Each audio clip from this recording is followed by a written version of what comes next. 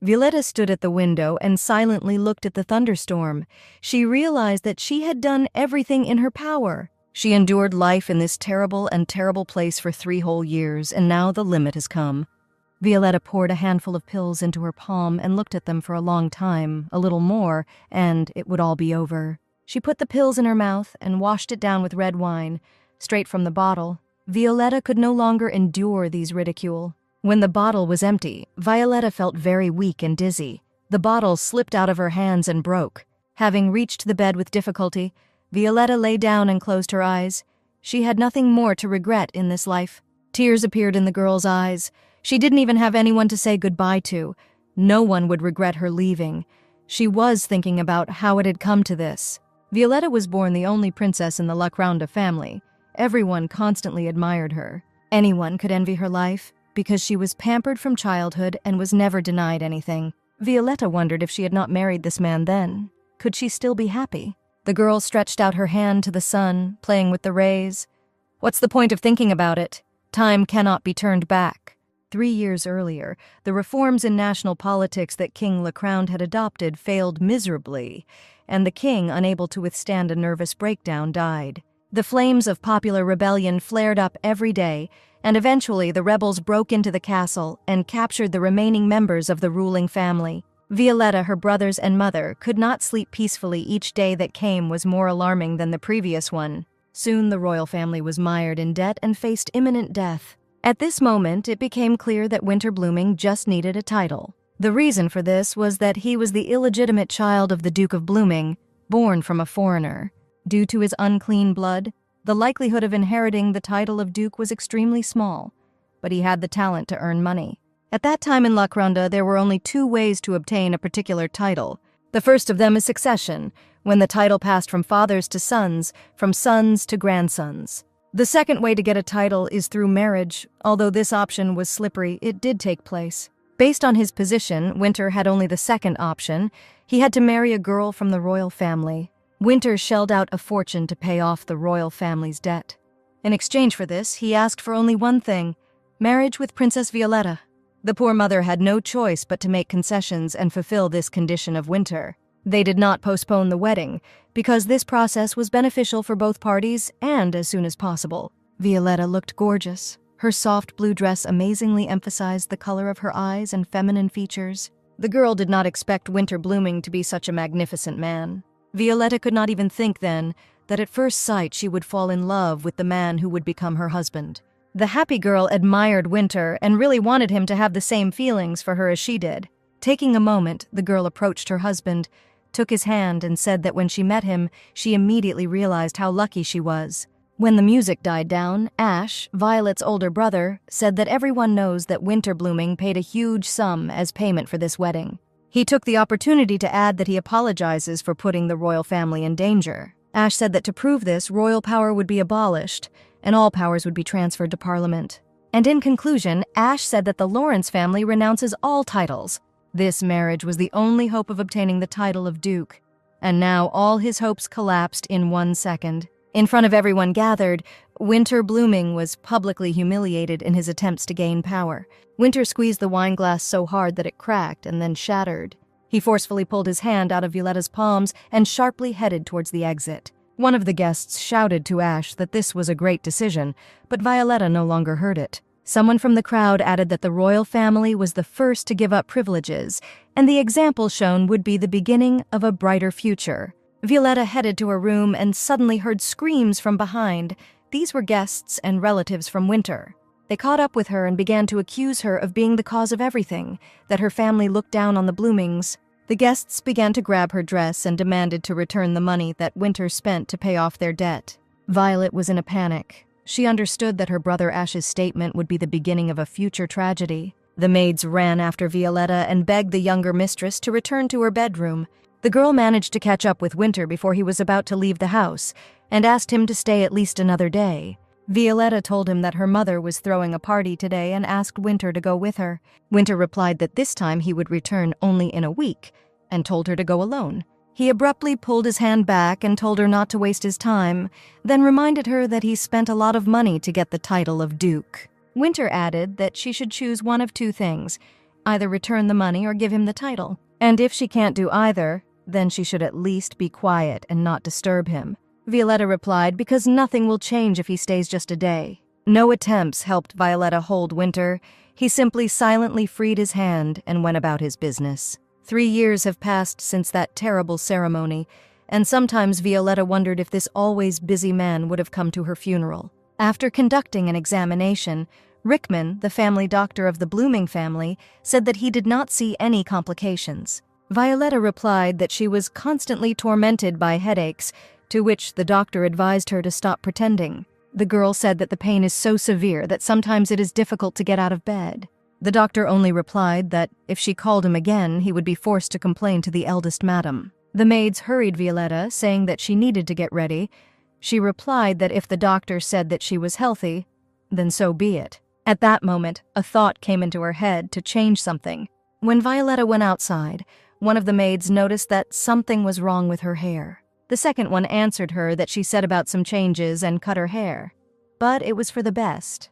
The maids were annoyed by constantly combing her long hair. Violetta really didn't want to go to this party. She understood that there would be no place for her there. Everyone would ignore her. But she also couldn't help but go. On the threshold, she met Winter's mother, Duchess Kasorin, and his brother Diev. The Duchess said that she was worried that she was constantly sick. The family doctor noticed Violetta from afar and shouted that, since she came, she was definitely faking it. There were censures from everywhere, apparently. She didn't want to be at her husband's family's party so much that she pretended to be sick. Winter's mother said that she was a princess, so a small pain would seem big to her. In the midst of the fun, Violetta stood alone on the side and thought that this party would end quickly. Diev approached her and said that, apparently, his brother was away on business again if she was always alone. He said that the others were too strict towards her, constantly slandering and defaming her name. Diev took off his scarf and, tying it around Violetta's neck, added that it hurt him to see that no one would take care of her. He offered her a drink and added that he was ready to brighten up her loneliness. She needn't worry, no one would know. Violetta sharply pulled his hand back and replied that he should not worry. Diev came close to her and told her to behave smarter, and her brother was constantly absent. Violetta escaped from his hands and rushed away. Diev looked after her and quietly said that she would regret this. The girl ran across the yard and was in shock, the heir to the Blooming family, and her husband's brother was a libertine who had thought of molesting her. Violetta was lying on the bed. She was so tired and could no longer endure the eternal humiliation. Violetta said goodbye to her happy childhood. I said goodbye to a 3-year marriage that felt like hell. Violetta said goodbye to Winter. Violetta's hand, which had been reaching out to the sun, weakened and fell lifelessly onto the bed. A moment later, she woke up and realized that she did not feel heavy thoughts. The headache disappeared. She felt light and warm. Perhaps this was heaven. Violetta thought that if she had known that death was so sweet, she would have died 3 years ago. Winter began to wake up with the bright morning sun shining straight into his eyes. He wanted to call one of the servants, but suddenly felt that something was wrong with his voice. Winter looked frantically at his hands and did not recognize them. They were not his hands. He began to panic greatly and could not understand what had happened to him. It was at this moment that Violetta lay lifelessly in her bed, but suddenly her hand twitched imperceptibly. Violetta, in a great mood, went to the mirror and saw with horror that she had become Winter. Secretary Hale came into Winter's chambers with breakfast and said that Lowell Badelin had already arrived and he urgently needed to get dressed. Hale added that Winter had also overslept and they were running out of time. He put his clothes on the bed and asked Winter to put on a tie. After all, the meeting was official. Winter thanked Hale. The secretary was at first surprised by Winter's politeness, but then decided that he was trying to speak. According to etiquette, he reminded Winter that yesterday he had lost his temper. Winter grabbed his head and asked what happened yesterday. Hale began to say that they were discussing the supply of coffee beans, and Lowell was trying to raise the price. And then the secretary remembered the time and asked Winter to quickly change his clothes. Winter asked Hale to go out for a while. He was embarrassed to change clothes in front of him and then come and tie his tie. Kyle could not stand it and replied that Winter had not been himself since the morning, and he was starting to worry about him. When Winter got dressed, the secretary, tying his tie, advised him to return to his speech and, as usual, throw out his emotions through swearing. Winter headed for the exit, and Hale advised him that if Lowell got on his nerves again, so that Winter would not overturn the table. Violetta thought that in front of her, Winter had always been cold and reserved, but as it turned out, he could turn tables with others. She seemed to have gone crazy, because everything that was happening seemed to her to be just an illusion created by her sick imagination. Violetta entered the room and saw Lowell. Be that as it may, she could not ignore this contract, and tried to behave in much the same way as Winter behaves. She took the contract and began to study it carefully. Lowell showed his calculations and said that he would only sell coffee beans at this price, period. Violetta replied that they would not bear such expenses. Lowell laughed and said that this was a lie, because Winter had restored his hotels and they were thriving. Violetta thought that this was impossible. Otherwise, Winter would not have behaved like this with her.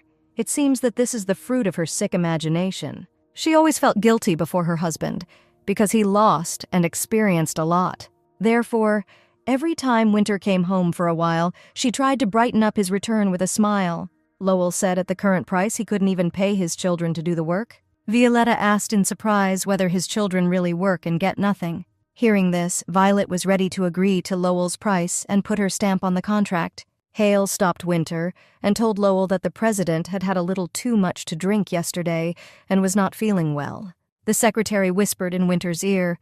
Had the president not sobered up yet to do such things? Violetta replied, but the children of Lowell are suffering. Hale replied that it seemed that Winter was affected by this because he was forced to work as a servant as a child. He added that this stingy guy won't pay the children anything anyway and just wants to make money at Winter's expense. Violet wondered what Winter would have done if he hadn't been hungover. She remembered that last time he turned the table as soon as it came to raising the price.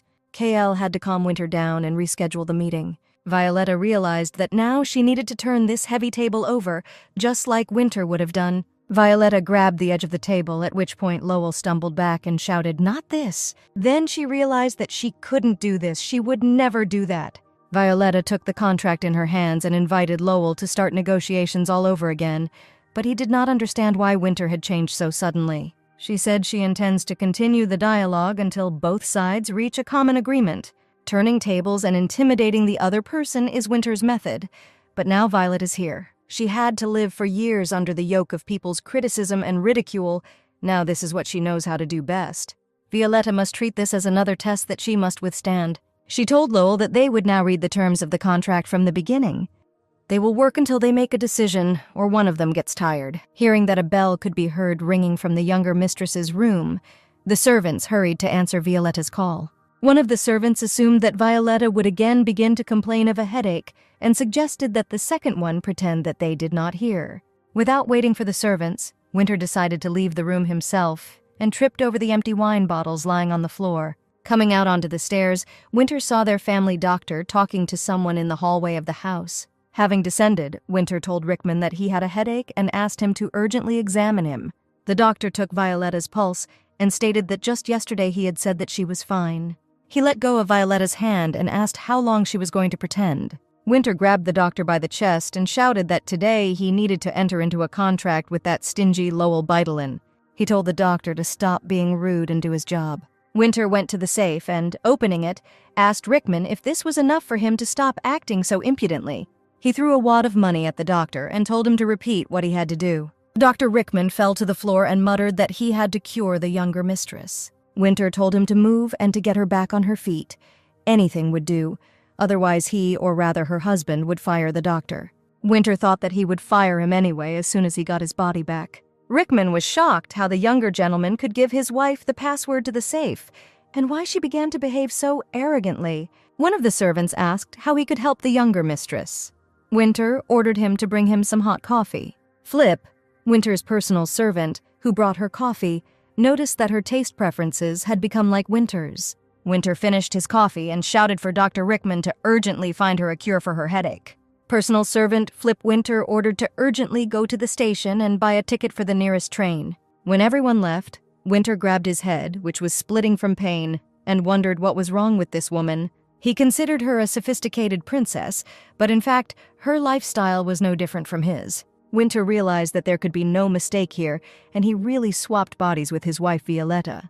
But for some reason this did not surprise Winter. It was better than being a slave in the land of the Lilliputians, or be stolen by some magician and subjected to his terrible experiments. Winter looked in the mirror. So much time had passed, and Violetta finally cut her hair. A year ago in the winter, a small conversation took place between Violetta and Winter. Before dinner, she said that she was glad that Winter would be home for 4 whole days, and they would spend several wonderful evenings. Winter, continuing to eat dinner, dryly replied that he did not see the slightest reason for joy. Violetta asked what her husband thought about her hair, whether it was too long. She added that maybe she could cut them shorter. Winter would like it. The husband answered Violetta that she could do as she wanted. He had nothing to do with it, and he didn't care. Winter then said that if she had nothing more to say, then he would go. He had a lot to do. That time, Violetta never cut her hair, and Winter decided that she had simply changed her mind. From that day on, all the questions that Winter didn't know how to answer so that she would be satisfied disappeared. A maid entered the room and brought medicine from the doctor, then added that the carriage would be ready in the evening so that Violetta could go to the station. Winter lay down and closed his eyes. The more he thought about Violetta, the less he understood her. Violetta woke up to the voice of Kale, who wished him good morning and was already carrying a cup of hot coffee. She wanted to get up, but the secretary suggested that Winter lie down because he did a great job and was inimitable yesterday. He recalled that Lowell gave up yesterday, then said that he was surprised that Winter learned cigar etiquette since he constantly slept in class. Lowell apparently was also surprised that this rootless stranger knew how to smoke cigars correctly. Violetta remembered that yesterday she told Kale to bring 10 bottles of wine with good cigars because there was a long conversation ahead. She smiled softly. Perhaps it was too much to torture Lowell for 47 hours. Hale replied how Winter could say that because he managed to conclude such a lucrative contract. Violetta managed. She didn't even think that her knowledge of palace etiquette would be useful at such a moment, and she was ready to spend eternity in this state. While Violetta was drinking coffee, Hale said that a telegram had arrived from Mother Winter. He added that the younger madam cut her hair and suggested that her son compliment his wife. Hale said that everyone cared so much about Violetta, and he did not understand why she could not find a common language with the blooming family. He heard that Winter was not interested in this. Violetta recalled that her husband never went to parties with her, and at family gatherings he only talked about work, not paying attention to her. How could he know about the contemptuous glances, whispers, and accusations? She is sure, even if he knew, he would not have done anything. Violetta was to blame for his troubles and had long ago stopped hoping for anything. At this moment it was reported that the younger mistress wanted to see her husband. Hale was surprised why she was here. Screams were heard in the corridor. They tried to hold Violetta back, saying that they shouldn't barge in so unceremoniously. Winter, in Violetta's body, burst into the room and ordered everyone to leave. She and her husband needed to talk. Violetta in Winter's body was afraid that now this dream would end and everything would be as before. Violetta's servant Flip, who brought the younger mistress, approached Hale and said that she jumped out of the carriage and rushed off so quickly that her tone could not stop her. Winter closed the door and said that he was right. They really switched bodies. He sharply asked what she did to make it all happen. Violetta replied that she had nothing to do with it. Winter grabbed Violetta by the chin and asked what kind of bottles were lying around the room and why there was such a pungent smell of cigars. And the moment they touched each other, they suddenly returned back to their bodies. Winter sighed with relief. He would finally get down to his business and forget about his headache. Violetta thought that the dream was over and she would have to live as before and endure contemptuous looks. Winter asked again how this happened, referring to the contract that Violetta signed for him. He said that his wife managed to extract favorable terms for him, and as soon as she was able to persuade this stingy Lowell, Violetta understood that she could not hope for changes in their relationship. But it seemed to her that Winter's words sounded like a compliment. She told her husband that it was important to find the reason for what happened, and drew attention to the fact that this time Winter was listening to her carefully. Violetta added that Winter descended from the Conic family, who emigrated a long time ago to Luckround. They said that among them were gifted with magic. Winter answered, "Does she really think that if a person was born from a foreigner, then he is definitely a sorcerer, and his dirty blood is to blame for everything?" Violetta said that she didn't mean it at all. She just wanted to find a reason.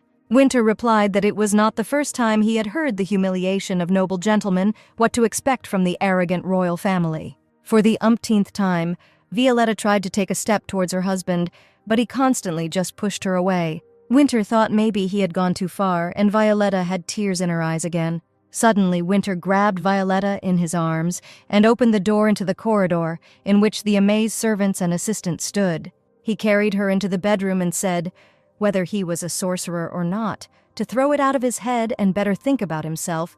He knew her condition, which he himself had experienced, and understood that she could barely stand on her feet. He placed her on the bed in his room, saying that she was the most comfortable in the house. Winter took off her shoes and told her to rest here while he was in the office, but Violet said she felt better today. He answered how she could call her condition the best. While he was in her body, he felt like he was dying. Her body was as heavy as a stone. How could she live in such a state? Winter sternly ordered Violetta to lie down. He would immediately make sure that the doctor examined her. Leaving the bedroom, Winter ordered to urgently find another doctor for his wife and choose comfortable clothes for his wife, to which Hale replied that the president, oddly enough, continues to display the image of a gentleman. The doctor came and carefully examined Violetta and said that she had obvious heart problems, then asked how long she had been taking medication. Violetta replied that she took the pills that their family doctor prescribed. The doctor doubted the doctor's qualifications, since these medications had not been used for a long time due to side effects such as headaches. As soon as the girl heard that her pain was curable, she immediately began to get out of bed. The doctor replied that in her condition it was better not to get up and lie in bed. But Violetta replied that she needed to go to her bedroom before the owner of the room arrived, which surprised the doctor that there was such a relationship between the spouses. The next day, Violetta's room was in a bustle from the very morning. The maids were running and fussing. Some offered her this or that dress. Others tried to help her choose gloves and style her hair. The head maid, Lulu, fussed and said that they would do everything to the highest standard and prepare her for dinner with her husband. The maids put one dress after another on her, and Violetta did not understand what it all meant. But most of all, she was at a loss when she heard about a joint dinner with Winter. Violetta herself wanted to choose an expensive and beautiful dress, but immediately thought about how the Duchess might react to this. Casorin will definitely not ignore this, deciding that her son Winter is spending too much money on her. Violetta decided to choose a more modest dress, but the maid said that the color of the expensive dress would suit her very well, noticing that the younger mistress was looking at it. And the girl still decided to wear this dress because it was her favorite color, and the style was very feminine. When Violetta started getting her hair done, she already understood that no one would contradict her or ignore her requests and interests. Lulu said that Winter is lucky. He is lucky to marry such a beautiful and kind mistress. Violetta replied that she was worried that Winter was spending so much money on her, and he was on the verge of bankruptcy because he paid off her family's debts, and today he bought her so many dresses. Lulu was surprised because Winter constantly buys dresses. This was a shock for Violetta. She had never seen them. The girl panicked. Then who owned all these dresses that he bought? Winter was nervous because Violetta was delayed and looked at his watch, and Hale asked him to wait a couple more minutes. Winter turned around and finally saw Violet. The girl came up to him and said that she was very glad to see Winter. Violetta usually dressed very modestly, but today she surprised her husband by choosing a beautiful and expensive dress. Winter said that perhaps she was hungry and offered to excuse her to the table. Winter caught a glimpse of one conversation among those present in the restaurant about the fact that an elevator was installed in his house. It was so convenient, especially if he was in poor health, and ordered Cale to urgently install an elevator in his house. Violetta felt embarrassed. She understood that all this trouble was because of her. Was her body really such a burden? At the table, Winter said that he had found out and was convinced that he was indeed from the Canic family. He found nothing in the records about witchcraft, but there is information about cases of body swapping, but it is not clear why this happens. Winter then said that while in his body, Violetta had signed a brilliant contract, and he wanted to express his gratitude to her. Violetta smiled and answered if instead of thanking her, she could ask for his consent to go together to his father's birthday. Winter replied that his time was more valuable than hers, and he wanted to express his gratitude with a valuable gift, asking what she wanted to receive. Although they were spouses, Violetta felt that they were like strangers, and said that she did not need gratitude. It was enough that everything ended well. Winter responded sharply that Violetta had again begun to irritate him with her behavior. Violetta said that she had long wanted to ask Winter one question. He replied that he was listening to her. She lowered her head and asked if Winter would have come to her funeral if she had died. He looked at his wife in fear, not understanding why she was having such terrible thoughts. Violetta added that it would be better to commit suicide than to continue living like this. Winter was furious. Even when he was beaten and humiliated, such thoughts never occurred to him. She doesn't even know what it means to work for days, be locked up, and go hungry. Winter was shocked that Violetta was now trying to threaten him with her death. The girl replied that she just wanted to know, then her husband could set aside one day of his life for this. At that moment, Hale was in a hurry to see Winter. He was in a hurry to show the president the estimate for installing the elevator. Winter abruptly snatched the papers from the secretary's hands and threw them, and, throwing them to the side, sharply headed towards the exit, leaving Violetta alone. Winter left without saying a word to Violetta, thereby causing her mixed feelings. The maids escorting the girl to the exit said that she must be tired and wanted to return to the estate. Violetta replied that they had not had an easy day either, and told Lulu to prepare the carriage. Suddenly, Ariella Lawrence, Violetta's cousin and famous actress, approached her. Ariella was glad to see her sister and asked why she was not visible in society. She needed to visit the capital more often. She then added that her husband Winter is a nice person. She often sees him at the Keisel Stadium and even found a common language. Violetta replied that she did not really like sports, which she was almost unfamiliar with, and in general she and her husband had different interests. Ariella said that her sister had not changed at all, and it was not surprising that Sir Winter was already tired of her. Hearing this, Violetta said, "How can Ariella say such a thing?" And she responded by saying that everyone notices this. If Violetta had been the same, she would have expressed everything to her face, but she understood that her words would be of no use. In their eyes, she is an insignificant princess who grew up in luxury and is unable to understand ordinary people. All of them would rather consider Violetta tiresome, perceiving her revelations as mere whims. In the carriage, Violetta asked Lulu if Ariella often stays at the Conic Hotel, and she replied that she did quite often and said that their hotels were the best. Suddenly, Lulu thought that these were the reason why the younger mistress did not know about the existence of the dresses. Winter was often not at home, but Violetta hoped to the last that he was not the kind of person who would cheat. She understood that her husband hated him, but until the last she hoped that he did not have another woman. Lulu poured tea for Violetta, saying that if she refused dinner, she could bring her dessert. She added that when you're full, life doesn't seem so hard if you're tired, and there's a haze before your eyes, then you just have to drink a cup of tea and everything will go away. Violetta took a sip and replied that it really helps. Tears appeared in her eyes. She then changed her mind and asked Lulu to cook her dinner to gain strength. Closing the door behind her, Lulu replied that she would soon bring dinner, which would be prepared by Turin, the cook who prepared a magnificent dinner in their restaurant. But for now, the younger lady could rest. Later, sitting down at the table, Violetta began to listen to Turin talk about his magnificent dish. Lulu interrupted him and began moving the dish she had prepared closer to the girl, chirping that she was also a good cook. Violetta found it amusing to watch how these two bickered with each other and each tried to get the girl to taste his dish. In order not to offend any of them, Violetta ate all the dishes they had prepared, then asked if her husband had returned.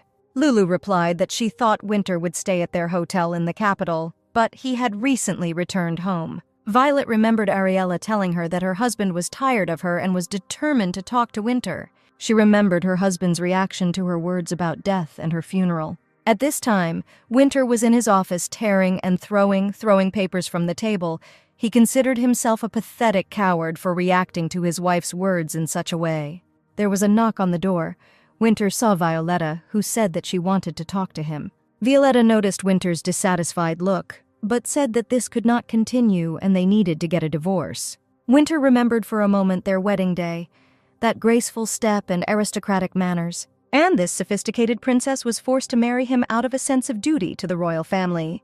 And he tried to buy a title only by his ability to make money. He had neither a title nor blood ties. The only thing Winter was capable of was to earn enough for his wife to bathe in luxury. It is his fault that with his indifference he brought Violetta to thoughts of death and divorce from him. For a second, Winter imagined what could happen to him if Violetta disappeared from his life. In response to her proposal for divorce, Winter said that they could divorce at any time.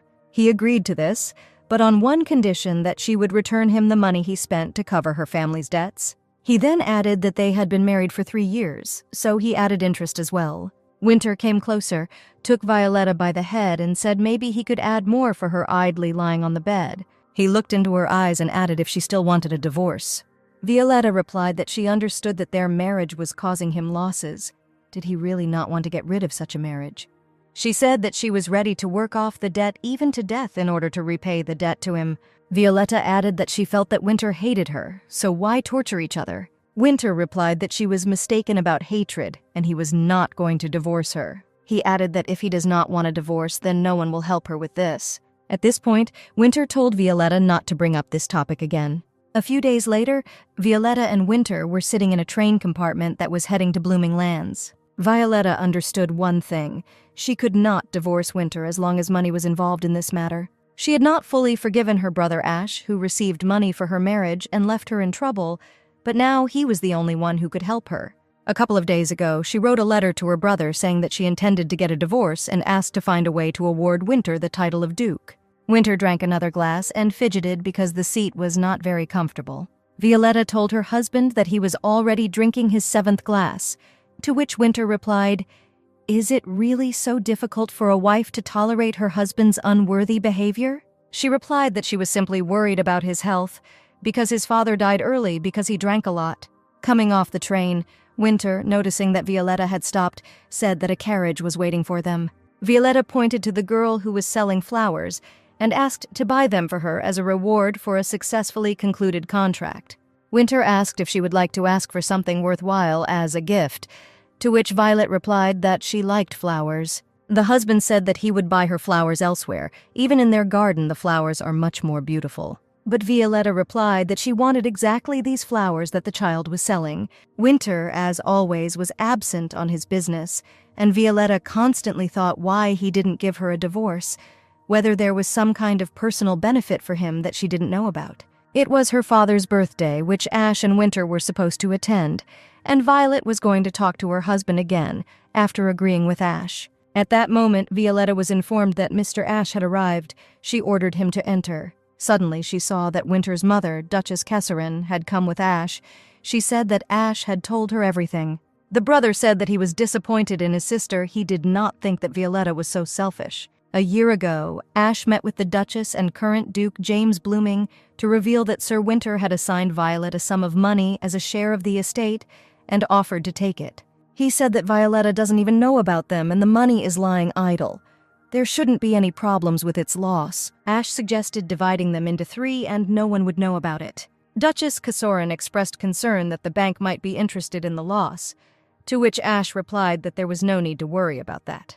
He reminded them of his situation, and it would not be difficult for him to cover his tracks. He had already taken care of everything. Ash offered them joint cooperation and waited for their decision. Entering Violetta's room, Ash asked how she could think about a divorce if he wants. He will make sure that she does not even dare to mention such a thing. The Duchess grabbed her head and said that she tried as best she could and was lenient, despite the fact that Violetta was feigning her illness. Violetta tried to object to the Duchess, convincing her that she had never lied to her. The Duchess screamed, calling her ungrateful, asking whether she was unhappy with Winter himself or his lack of a title. Kesserin continued to scream that it was her fault that she endured all this, but she did not intend to wish for it anymore. Violetta replied that the title had nothing to do with it. She wanted to get a divorce for another reason. Violetta no longer intended to endure humiliation. Duchess and Ash listened as the girl wailed that every party she had to listen to how she was a fraud. She added that Winter was deceived by her brother. She had nothing to do with it. Ash immediately interrupted her and asked the Duchess to correct his impudent sister, and he gives his consent to any measures. Kesserin looked at Violetta menacingly and said that she was punishing her for her own good, and she must understand this. She gestured to the maids, and they immediately grabbed the girl and dragged her by force. Violetta was immediately locked in the closet. She heard the Duchess say that she was hurt by her every action, and Violetta should think about her behavior. Violetta asked to open the door, and Kesserin told the maids to let her out by the beginning of the party. Because she had to be there. The girl cried and begged to be let out, but everything became quiet, and she realized that everyone had left and left her alone.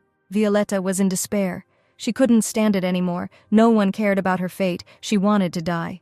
Guests began to arrive at the party, and after some time, Violetta heard that someone had opened the lock on the door of the closet in which she was locked. The girl left the bedroom, went down into the living room, and saw Winter. He was sitting on the sofa surrounded by his partners. Heading to her husband, Violetta said from afar that she was glad to see him return. She hoped that he would come to greet her. Approaching Winter, Violetta asked him to urgently talk to her. The husband answered dryly that he was currently having a very important meeting with his partners. Winter discreetly asked Violetta to return to the bedroom and said that he would come soon. The girl took his hand and, pressing it to her, replied that it was urgent. If not now, then never again. Winter felt uncomfortable in front of his partners at that moment, and he again asked Violetta to return to her room. The disappointed girl began to slowly climb the stairs. She was offended that the conversation with Winter did not take place. Violetta felt defeated and humiliated, and then she turned to the wall where the weapons hung. It was late evening when Violetta reached the end of the blooming property. It was a villa by the sea. An elderly woman who was watching over the villa came out to her. She was surprised by the appearance of the younger lady, who came here for the first time. She offered to make Violetta a cup of hot tea to warm up. The girl refused, saying that she would not be long, and asked the woman to leave her alone. She looked at the sea and thought that by demanding a divorce from Winter, she at least hoped to get at least a drop of his attention. After the betrayal of her brother and the humiliation of being in the closet, Violetta still believed that Winter would be the only one who would support her. But this last hope also collapsed. All these were empty hopes. It was an empty place for everyone. After finishing the meeting, Winter remembered Violetta. He was alarmed that she would behave this way in front of everyone, without even knowing what her wife wanted to talk about. And suddenly he saw traces of fresh blood on his palms. Violetta left them at the moment when she pressed his hand to her. Winter burst into Violetta's bedroom to find out where she might have gotten hurt, but there was no one in the room. He asked the servant if she knew where his wife was. She replied that she did not know. Winter ran around all the rooms and the area adjacent to the house. Violetta was nowhere to be found. He asked Kale if there were carriages heading to the capital. He replied that there was no such thing and asked the president to calm down. Winter shouted how he could be calm when his wife disappeared because she hardly knew the area. At that moment, a maid ran up to him and, quietly saying that Violetta was locked in the closet by her brother and mother, immediately ran away. Returning to the hall, Winter met Ash, who warmly said that he was glad to see him. Winter, not paying attention to Ash's speeches, sharply asked if it was true that he and his mother locked his wife in the closet. Ash calmly replied that Winter may not know this, but among aristocrats, this is a common and easy punishment. Ash added that he knows about his sister's desire to divorce Winter and her behavior is crossing all boundaries. At that moment, something happened, and Violetta felt herself in Winter's body again. While in Winter's body, she sharply replied that this was a personal matter between him and Violetta. And if it happened again, he would not leave it like that. Ash felt that something was wrong with Winter. Knowing his character and attitude towards his wife, he should have simply ignored Violet's punishment. Violetta went out into the yard and went to the coachman. She knew that she was in the villa and told the coachman to take her to one place. Now she understood why she and her husband were switching bodies for the second time, and this was not just a coincidence. Once Violetta chooses death, bodies are exchanged, no matter which way she chooses. Winter came to his senses and could not understand how he ended up in a villa by the sea, on the very border of their domain. The elderly maid was already running to the younger mistress to find out what happened and where the shot came from. And then Winter saw a revolver lying on the sand. The elderly maid quickly picked it up and took it into the house, not understanding how this weapon ended up on the shore. Winter looked around and couldn't understand why Violetta came to this place alone at night. He didn't understand why he and his wife switched bodies again. He approached the horse, but told the maid to call her a carriage, saying that she was too tired to ride a horse, but in fact he simply did not know how to ride it. Entering the house and waiting for the carriage, Winter thought that Violetta had done this on purpose, and that she was also to blame for their exchange. Violetta stood in the middle of the hall and looked at the ticket she had bought, which she bought without thinking. And Winter's wallet was in her pocket, so it turns out she stole her husband's money. But she did not want to return to the estate after the death of her father and the dissolution of the royal court. Mother Ella Felix left the palace with Ash and went to the lands of the Felix family. Now she lived by caring for her son, and for sure, there would be shelter for her daughter. Being in Winter's body, Violetta was already standing near the train. She knew that her mother loved her just as much, as long as she did not become an obstacle for Ash. On the train next to Violetta, there was a girl who chirped all the way that she had run away from home. Her family reproached her for not knowing how to spend money correctly and not having the slightest idea how to earn it. Violetta smiled and said that she was a very brave girl, and then the girl asked if by chance her interlocutor was Sir Winter Blooming. Seeing the young man's reaction, she realized that she was not mistaken and warmly said that she was glad to meet you. The girl introduced herself, saying that she was the princess of the Principality of Doss. Her name was Sharon, and she was a childhood friend of Princess Violet Lawrence. Violetta opened her eyes in surprise. Was it really the same Sharon, her friend, and she remembered her? Violetta replied that his wife often told him about the time when they spent their childhood together and studied ballet together. For a moment, Violetta forgot that she was in Winter's body and joyfully communicated with her childhood friend. At the same time, the carriage stopped near a house by the sea. Cale ran out of it and shouted to the president. Winter was surprised at Hale's quick arrival, but even more surprised at how the secretary realized that he was Winter. Hale recalled that Winter had recently asked him to find out about the exchange of bodies in the Canic family, and besides, the president's actions seemed strange to him. Hale added that he was finally convinced of this when Winter rode off on a horse, not knowing how to ride, and the younger mistress called a carriage. Sitting in the carriage, Hale asked Winter what happened. He replied that, apparently, Violetta decided not to go to the party and ducked out. Winter ordered people to be urgently sent to search for Violetta and was calm only in the fact that in his body she should not be in any danger. Hale replied that it would be so, and added that Winter needed to do something when they returned to the estate. Entering the hall, Hale said that Winter should attend the party in place of his wife while they search for her. To avoid panic, Winter agreed to do this and began choosing an outfit. But he didn't like anything. He considered all Violetta's dresses dull and boring. And then an idea occurred to him, and he headed to his dressing room. Hale tried to stop him, thinking that it might anger the younger mistress. Hiding in the fitting room, Winter replied that he should be angry because she was now using his body as she pleased, so he would repay her in kind. A few minutes later, Winter was ready and, opening the curtains, walked out of his fitting room. A year ago, Hale brought Winter a report on his financial condition and said that the situation had stabilized, and he could breathe easy. Winter remembered that he never gave Violetta a wedding gift and ordered to buy her several expensive dresses and take them to her dressing room. But after some time, the president was informed that Violetta had returned the dresses, saying that she did not need them, leaving only one wood-colored one. In addition, Winter was brought a letter from his mother, which said that the dresses were luxurious, but Violetta's family was modest and advised her son to take better care of restoring his finances. After reading the letter, Winter ordered new dresses to be sent to his wife. Perhaps she just didn't like them. But everything happened again and the dresses were returned again. Winter decided to leave this idea for now and ordered all the returned dresses to be placed in his dressing room. When Winter came out of the dressing room, Hale saw that the president had put on almost all the jewelry he had given to his wife and said that it was too much, but Winter did not listen to him. Cale tried to convey to the president that a normal noblewoman would not dress like that. People would not like it. Winter grumbled, not understanding how this dress was put on. Hale offered his help.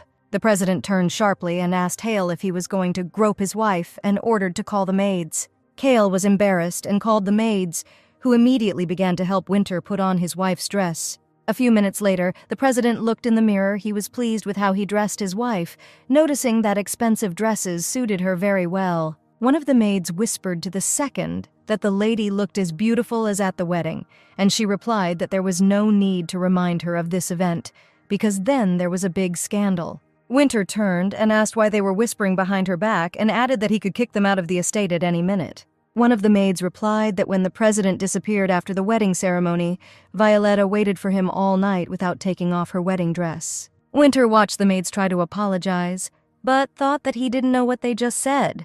Did no one really tell her then that he just urgently needed to leave on business? As the maids did his hair, Winter realized that the wounds inflicted that evening would never heal. Perhaps this is one of the reasons why Violetta asked for a divorce.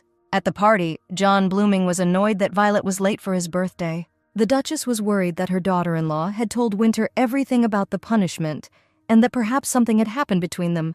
And in the hall there were whispers between the guests. Someone discussed Violetta's health. Someone said that in 3 years they had not had a child. The Duchess, having heard this conversation, said that perhaps Violetta did not accept her husband because he was the son of a foreigner. The discussions continued. Violetta is no longer a princess, but she neglects her husband, and not showing up for her father-in-law's birthday is just impudence.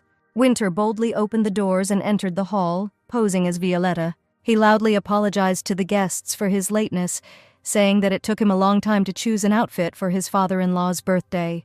The Duchess and John walked towards her, and Casorin said that the party was dedicated to her husband. Was she dressed too flashily? This was what Winter had planned. He replied that it was a special day and she dressed like that at her husband's request because he spoils her with gifts. These words did not arouse suspicion among the Duchess because Violetta did not have her own money, and she said that since this was Winter's request, she would not object. Winter noticed the impudent expression on his mother's face and rude manner, and decided that as soon as he congratulated his father, he would immediately leave. After delivering his congratulatory speech, Winter turned around and walked away. The Duchess shouted that this was impolite. She did not even listen to her father-in-law's answer. The Duchess could not find an answer why Violetta began to behave so impudently.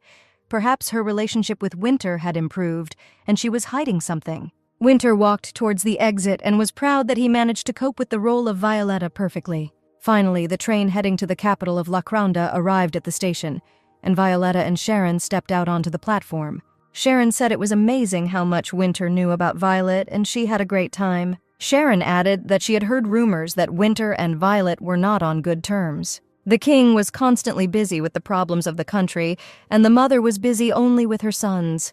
The girl added that Violetta was really looking forward to having her own family. Violetta remembered how, as a child, she and Sharon often played with dolls, and she always got the role of a girl, a child. She also got along well with Farron, Sharon's brother, and it was a good time. Sharon said that she was happy for Violet that she had met such a wonderful person as Winter and wanted everything to work out for them. At that moment, a station employee approached Sharon and said that the carriage that would take her to the hotel was at the exit from the station. Violetta asked Sharon if it was true that the Principality of Dawes gave new citizenship. The girl replied that it was so. They have few inhabitants, so the Principality gives citizenship to anyone who wants it. After that, Sharon waved to Winter and said that she had a lot of fun. Left alone, Violetta understood that, planning to get a divorce, she needed to think about the future. If she fails to get a divorce, she will simply flee to the Principality of Dawes, obtain citizenship there, and thereby be freed from suffering. Violetta was sure that Winter would not even look for her when he found out that she had disappeared. Violetta thought about finding a place where she could stay, but at that moment someone called out to him. She turned around and saw a policeman who asked for a strange request, for cooperation, and the Duchess could not find a place for herself. She tried to understand what had happened, because Winter never paid attention to his wife. 12 years have passed since Winter entered their family.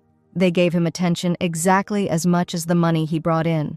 They gave him love for money, which he accepted unconditionally. It was a deal beneficial to everyone.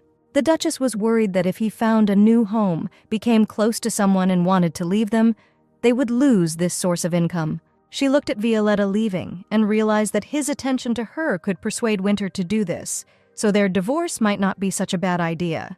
Winter asked Hale to find out if Violetta's friends and relatives were at the party and ordered him to greet them. Hale replied that he would not be able to recognize them because Violetta had not been to any tea party. Winter was very surprised by this and realized that he already knew 2 reasons why Violetta wanted a divorce. He told Kael to take a closer look at the guests and hoped that the right people would come up and talk to him. Winter looked at the guest standing nearby, and assuming that she might be from Violetta's side, he smiled sweetly at her. The guest did not answer. She just looked at Violetta with an arrogant look. Kael whispered to Winter that they didn't seem to know each other and suggested they go to others. But the president replied that something was wrong here, and now they simply ignored him. And the guest, to whom Winter smiled, went away to others and began to gossip that Violetta had no dignity, since she, not seeing her husband's attention, was already flirting with his secretary. Winter began to become convinced that everyone was deliberately ignoring his wife's presence. He remembered when Violetta asked him to go with her to his mother's party. He should have asked the reason then. While Winter was thinking about all this, one of the assistants approached Kale and whispered something quietly in his ear. The secretary approached the president and whispered to him something that concerned his wife Violetta. Hale tried to do everything to ensure that President Winter caught the last train heading to the capital. As he put his luggage away on the top rack, he had no idea how the younger madam ended up at the police station. Winter doubled over from a sudden attack of pain, his lower back falling off and his stomach throbbing strangely. Kale asked the servant to immediately get the medicine.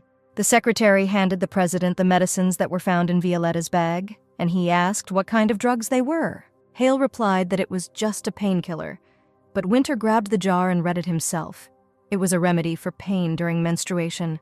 The president threw away the bottle of pills and grabbed his stomach. He could not stand this aching pain. Finally, he agreed to take the medicine and asked for a glass of water. Violetta was sitting in the capital's police station and finally heard footsteps. It was Winter. He approached Violetta and asked how long this would continue, now they had already met at the police station. Violetta did not expect that her husband would find her so quickly, and now she would no longer be able to do what she had planned. Winter said that not even half a day had passed, and his wife had already done something again since she was here. Violetta replied that upon arrival at the station, police approached her to check her documents. She understood that this was their job and, taking out her identification card, handed it to the police. When they saw Winter Blooming's name, they couldn't believe their eyes and immediately apologized for causing him inconvenience. She wanted to ask why they were apologizing, but the police quickly left.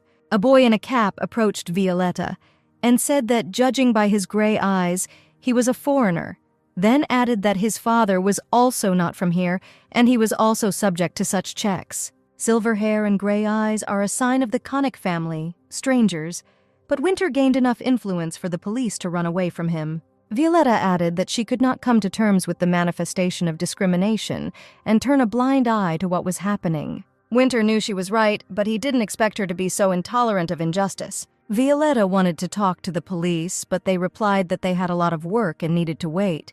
She was again ignored. Disappointed, she stood up. Winter wanted to calm her down and lightly touched her shoulder. Just like last time, the same thing happened. Winter and Violetta returned to their bodies. The president said that Violetta needed to rest. Her body was in terrible condition.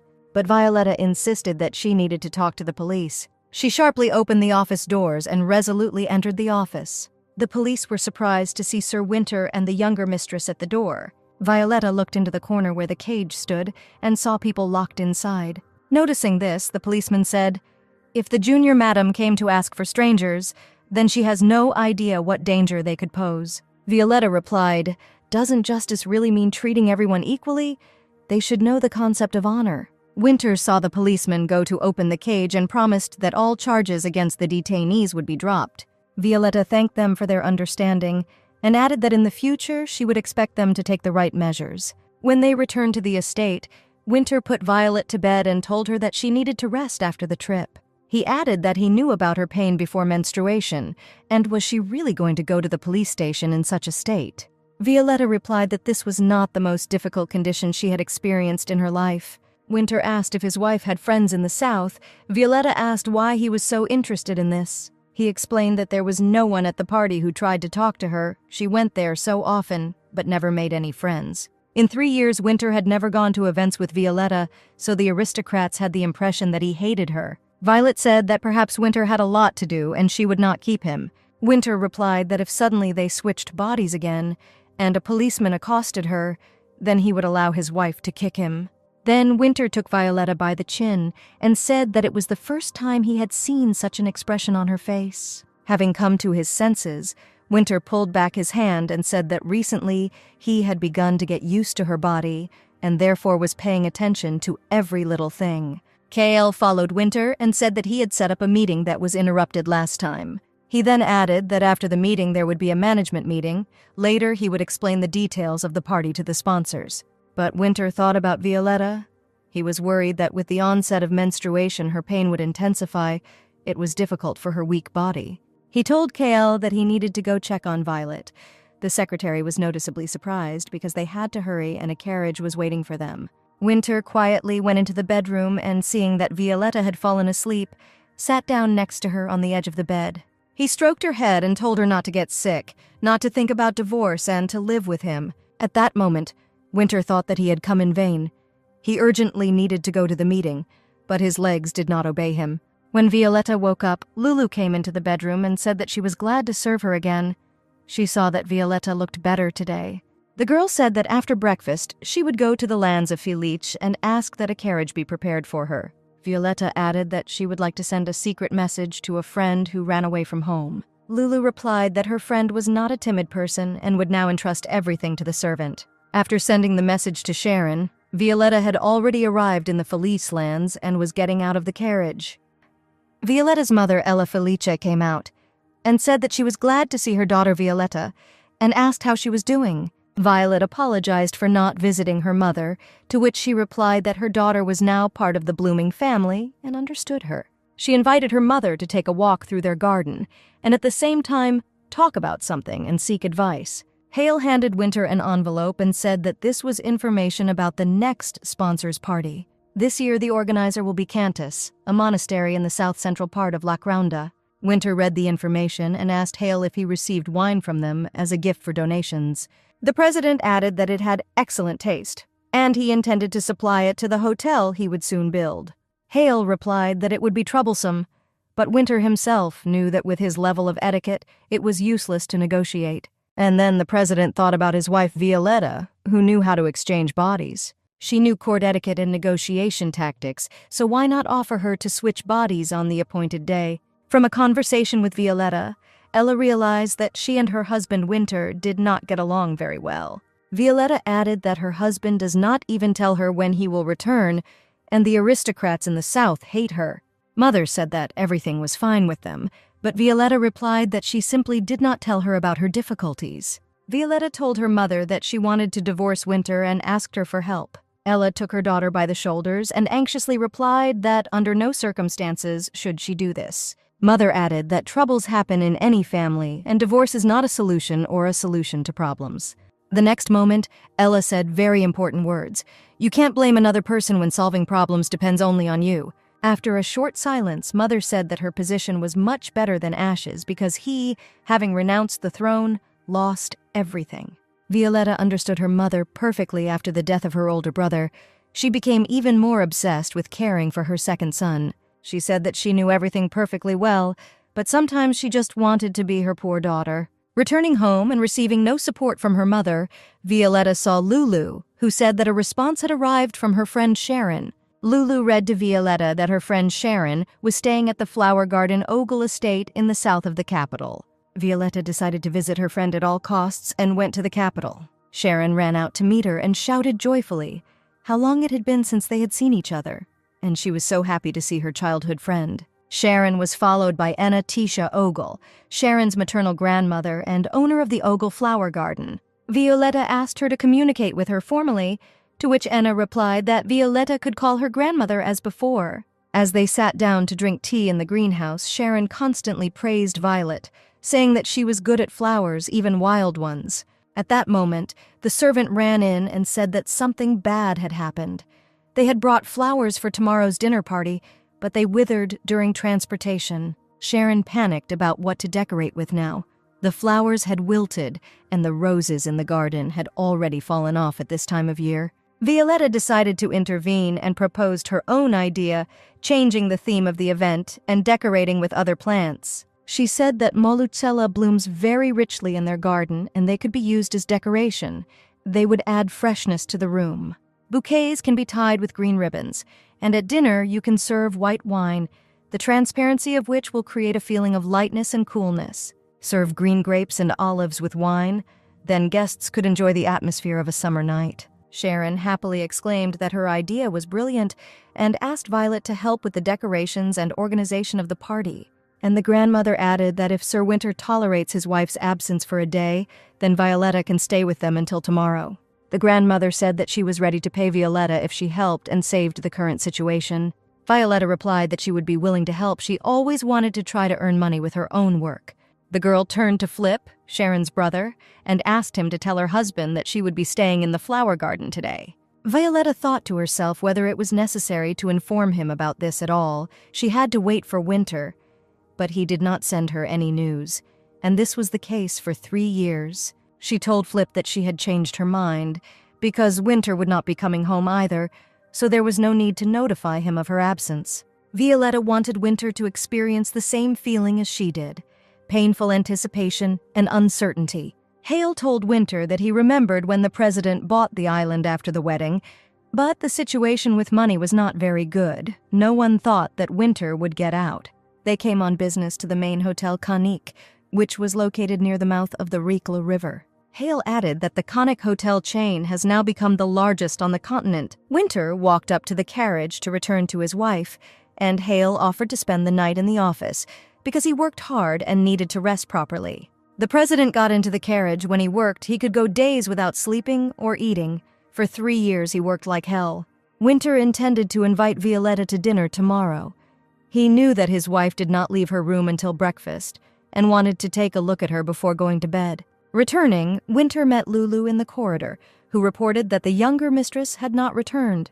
She assumed that Violetta was having a wonderful time with her friend, since she did not return yesterday. Winter was surprised that Violetta spent the night away from home and, moreover, did not warn him that she would be delayed. The president knocked on Violetta's bedroom door, but there was no answer, and Lulu repeated that the younger mistress had not returned.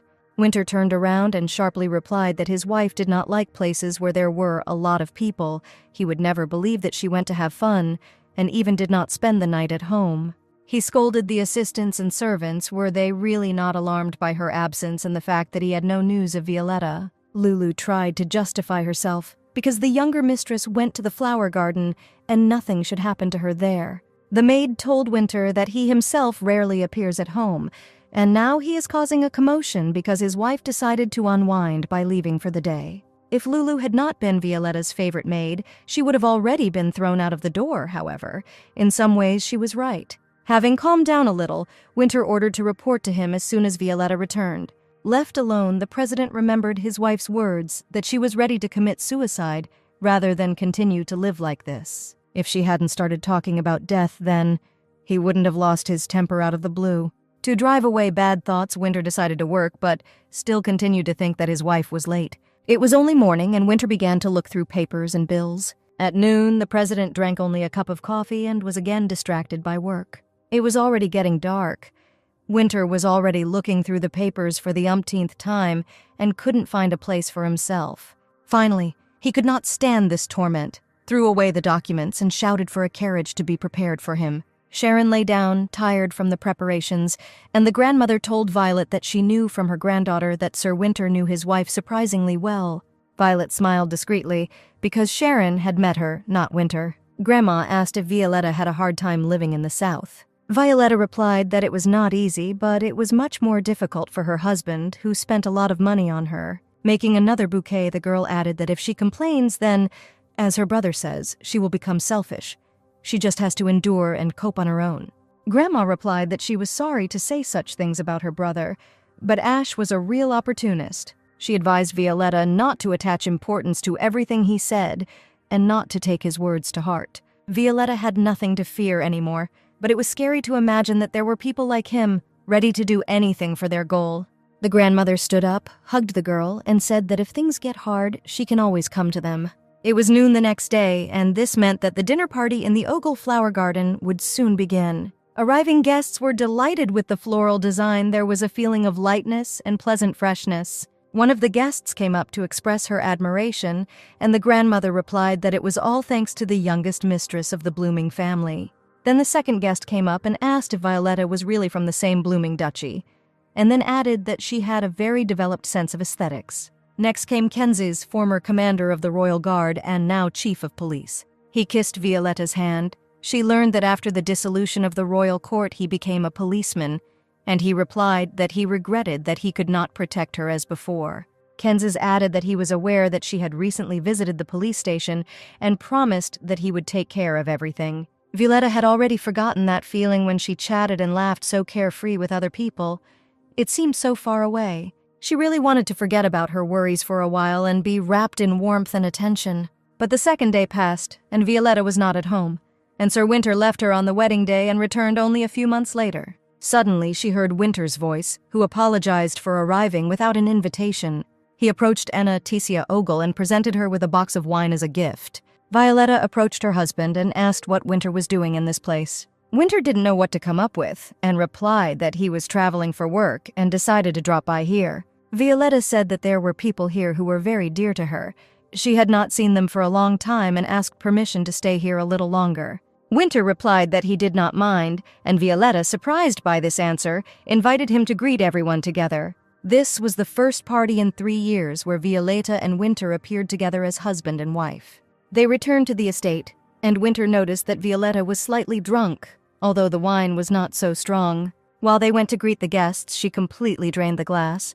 Apparently, she really liked the wine. Violetta smiled when her husband said that she even got drunk decently. She replied that she had always dreamed of saying at a party, "Meet, this is my husband." Violetta added that she was very nervous that Winter would soon be leaving on her own business. Winter leaned her head against him and suggested that she sleep and not worry about him. Violetta said that she wanted to talk to her husband. Winter replied that if she was talking about a divorce, then he had already answered that this would not happen. The girl took Winter's hand and said it was time to talk about their child. She would like to save the marriage but move away from her relatives and have a child. Winter abruptly released his hand and replied that he did not want a child. Violetta said, "Is this really all his reaction, and he won't even explain the reason for the refusal?" Winter became gloomy and did not answer Violetta. Violetta said that a child is a guarantee of saving a marriage. Winter replied that he knew this very well, but could not give the opportunity for this child to be born. The next morning, they had breakfast in silence. Violetta wanted to ask what Winter wanted from her. She understood that it was not without reason that he came to her room in the morning and then offered to have breakfast together. Finally, Winter asked if Violetta wanted to talk today, believing that she had a lot to tell him. Violetta replied that they had already discussed everything and there was no need for these belated conversations. Winter began to get irritated and said that he was ready to listen to her, and his wife began to be sarcastic. He asked his wife what the secret was to exchanging bodies, to which Violetta replied that she would not tell. She needed to have her own weapon. Violetta asked a counter-question why Winter didn't want to have a child. Winter replied that they would talk about it when she stopped insisting on a divorce. Violetta said that she felt like something that was bought at an expensive price, but was not suitable for use. It's like a product bought by mistake, lying around in the attic as unnecessary. But it's a pity to throw it away because of the money spent. She is useless. But Winter doesn't want to let her go, so what's the point in her life? Winter said that he was not going to leave Violetta. He had no such thoughts. He added that thanks to the body swap, he knows how she feels and will try to find a solution.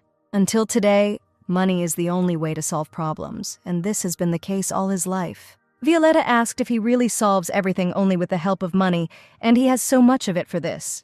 Winter answered who he would be if he didn't have money and didn't solve problems with it. He led Violetta to the window and offered to look at the open spaces that he owned. Winter said she was acting this way because he demanded money from her during a divorce conversation. He added whether she really thought that this amount meant something to him, since he had so much money. If she thought her divorce proposal would make him happy, then she doesn't know him well. Winter said he would try to understand her and asked Violet to do the same. He then added that if Violetta had not planned anything, then in 2 days he would ask her out on a date. 2 days later, Violetta's whole room was filled with flowers, and she asked Lulu if it was all too much. Lulu looked at the younger mistress and replied that perhaps Sir Winter had gone too far with the gifts, but she looked very pleased. The maid asked where they would go on their date today. Violetta replied that she had no familiar places, and they would go where Winter was. The girl told Lulu that she would have breakfast in this room and asked her to bring breakfast here. Lulu, making the bed, said that Mr. Turin had bought excellent butter. It's a pity that Sir Winter doesn't eat it. Violetta replied that she did not know that her husband did not like butter, but preferred vegetable oils. Lulu added that his childhood was not easy, so he was not used to haute cuisine, which is why he liked vegetables more than meat. Violetta was once again convinced that she knew nothing about her husband, just like he knew about her. When Violet and Winter arrived at what her husband called their date, she was a little confused by what she saw. Seeing the naked torsos of tanned and stocky men, Violetta now knew what queso competitions looked like. Winter was in a good mood. He told his wife that he would not be jealous because she was looking at other people's men. He handed Violetta a bottle of alcohol, offered her a drink, and said that here you can drink straight from the bottle. Violetta, taking the bottle and trying to relax, realized that so far everything was not so bad. She looked at Winter. She liked that today he was not dressed as pretentiously as usual. His casual style suited him very well. At that moment, Ariella Lawrence approached them and, surprised that Winter was with his wife, asked what they were doing here together. Winter replied that he and Violetta had a date here. Ariella laughed. How can real spouses act so coldly towards each other? She added that considering how cold Violetta is, this is not surprising. She has been so ideal since childhood that it is not interesting to be with her. Suddenly, Winter grabbed Violetta and sat her on his lap, hugging her tenderly. Winter answered Ariella that watching his wife was much more interesting than watching the competitions taking place. Ariella made a displeased face and immediately walked away. Winter breathed out a sigh of relief. He was pretty tired of Ariella's pestering, and he couldn't be rude to her since she was Violetta's cousin. Violetta calmed down that her husband is not close to Ariella. She is trying to flirt with her husband. The cousin was jealous of Violetta since childhood and always wanted the same thing as her sister. In the end, Ariella could have what Violet couldn't: freedom and glory. Violetta asked Winter to let her go. It seemed to her that this was no longer decent. Winter asked how many times he would hear the word indecent from his wife, and Violetta replied that not one. Then Winter invited her to argue. He said if she wins, he will spend time with her at 3 parties, whatever she says. Violetta replied that if Winter won, she had nothing to bet on. Winter offered her a body swap for one day. Her help would be very helpful. Violetta looked at her husband in disbelief. Did he really need her now? She thought that in any case, nothing was keeping her alive, and it didn't matter if the exchange worked or if she actually died. Violetta replied that she agreed to help her husband even without a bet, and asked when they should exchange bodies. Winter said that a bet is a bet and offered to bet on a kiss. He added that there would be one condition in the kiss: it would last until he was satisfied. Violetta thought that in order to win the argument, she just needs to be more attentive and careful. She will be in the black anyway, and she agreed. At that moment, it was announced at the stadium that the competition was beginning. The wrestlers ran into the arena and a real massacre began. Violetta was in real shock. She did not expect the competition to be so aggressive. For her, the behavior of the fans, who were not shy in their expressions and behaved rudely, also seemed wild. Violetta pulled herself together. If she controls herself, she will not lose. At that moment, the boy who accepted the bets ran up to them, and, greeting Winter, was surprised that Princess Violetta was present. Winter said that if the boy recognized her, he should immediately kneel down, and the boy did so. Violetta jumped up, and approaching the guy, said that there was no need for such honors. The royal court had long been abolished, and her husband was joking. Winter took the board and began to write down the name of who he thought should win. He explained to his wife that it was the same as at a horse race. Only you bet not on the horse, but on the fighter. Winter invited Violetta to place a bet, but she replied that these were people, and she could not do it. Her husband suggested that she imagined that these were horses she needed to choose the most thoroughbred that could win the race. Violetta was seriously angry. How could Winter suggest such a thing? It's not decent. The next moment, she covered her mouth with her palms, and, seeing Winter's satisfied face, realized that she had lost. The husband said that he did not think that their argument would end so quickly. He was even a little sorry. Violetta replied that her husband expressed himself rudely, and he replied that he deliberately provoked Violetta so that she would lose. Winter told her not to be angry and make a bet, as is customary in fights. Violetta looked at the wrestlers and pointed to one of them. Winter replied that it was Centaur Tan. The wife made an excellent choice. After 20 minutes of the fight, the judge announced that the victory was awarded to Centaur. Winter said that Violet won this argument. Violetta felt that if you get used to it, excitement appears, like junk food that whets your appetite even more. Winter got up and headed somewhere. Perhaps he saw some acquaintances. He stood nearby and chatted affably with some young couple. Violetta saw Winter smile for the first time. She thought that if she died, Winter would become freer. He called her over to meet his friends, and she thought about how it would benefit him that she continued to live. When they returned to the hotel, they were brought some crumpets that Violetta had never seen before, but they tasted excellent. Winter said that these are cheap baked goods from the night market, because today they are making and trying things that they have not done before. Violetta liked them so much that she even smacked her lips with pleasure. Winter smiled and said that she looked very cute now. Violetta was chewing a bun and didn't know how to react to her husband's words, because for the first time he called her cute. Winter reminded his wife of the promised kiss and added that now they were alone for this very reason. He warned Violetta that this would not be the childish kiss she thought about. Winter said that Violetta had a specific upbringing. She is modest, sleeps in clothes, is not used to being touched, and does not make unnecessary sounds. Violet looked at Winter and asked if this kiss was not just a touch of lips. When Winter sat Violetta down on the table, she tried to say that it was indecent, but her husband replied that it was okay during a kiss. Winter said that he wanted this for all 3 years and endured it, and Violetta wanted to know what kind of kiss it was and why she was so worried. Behind the door stood Lulu, who wanted to straighten the younger mistress's bed, and Hale, who was hurrying Winter to work. Violetta felt ashamed because she heard voices outside the door and asked Winter to stop. Winter held Violetta close to him and said that he had worked as a servant for a long time and would be able to handle the bed, and it would be made by tomorrow. Violetta tried to say that Winter should be ashamed of such words. Finally, the doors to the room opened, and the girl apologized for not opening it right away. Judging by the expressions on the faces of Lulu and Hale, they guessed everything. Winter displeasedly told Cale that as soon as he decided to rest, he immediately appeared. And Lulu asked Violetta in surprise what happened to her hair. As he was leaving, Winter said that if Violetta was going to a party, she should tell him and they would go there together, but only twice. Violetta answered because she lost the argument, and her husband said that he decided to show generosity to her. She looked after her husband leaving and thought, I wish I could argue like this more often. Lulu, entering the room, was surprised that it was hot there, although no one lit the fireplace. Having done all the necessary things, Lulu wished Violetta good night and left. Violetta lay there and remembered how the day had passed. Winter's behavior seemed strange to her, but she was not disgusted by it. 4 days later, Violetta and Winter were returning to the estate. Everyone liked Violetta so much that they didn't want to let her go. They wished her health and advised her to eat well. Winter noticed her behavior and said that she seemed to like the hotel employees. Looking at the servants, Winter said he could take them to the estate and compensate for the cost of moving as a salary. Violetta flatly refused. She didn't want the servants to see what she was like there on the estate.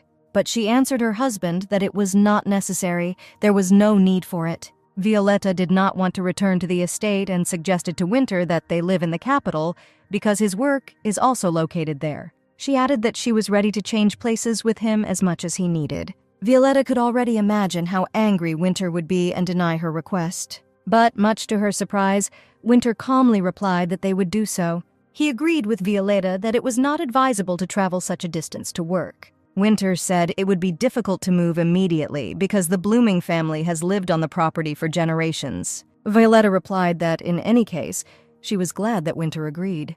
The president said that it is still difficult for him to understand her emotions because she behaves so restrained, even when she is happy. Violetta remembered the people who were very dear to her and dreamed of returning to the capital again. At this point, a train employee announced that they were forced to stop for a short time due to problems with the railway track. Violetta and Winter heard that the stop could last 2 hours at Long Riad Station. They got out of the car and a large valley opened up in front of them, flooded with the rays of the setting sun. Violet told Winter that she always wanted to thank him for giving this valley to her. She added that her brother Ash told her about it on their wedding day. Winter replied that he could not allow his wife to starve. Violetta smiled. She was glad that lately she and Winter could communicate so freely and he didn't get irritated like before. Winter suggested finishing the walk as their train was ready for further travel. Violetta was grateful to Winter for such a gift, but in the event of their separation, she wanted to return these lands to him as untouched. She knew that Winter was a person with a strong sense of responsibility to her family, but she caught herself thinking that she still loved him, even when he was away from home for a long time. A few days later, Winter told his parents that he planned to move out in the near future. The Duchess and Duke were stunned by this message and asked why so suddenly and what the reason was. Winter replied that it was too far from the estate to the capital for work, and he and his wife intended to move to the capital. The Duchess asked if this was Violetta's proposal, to which Winter replied that it was just hard for him. The Duchess said that they rarely see each other anyway, and she is afraid that if he moves, he will not return. The son promised his parents that he would come as soon as they called. They should not worry about it. The mother decided to press for pity and asked if she and her father had really done something wrong to him. She began to sob and say that apparently he could not accept them as family. Winter replied that he did not say that and they were always kind to him.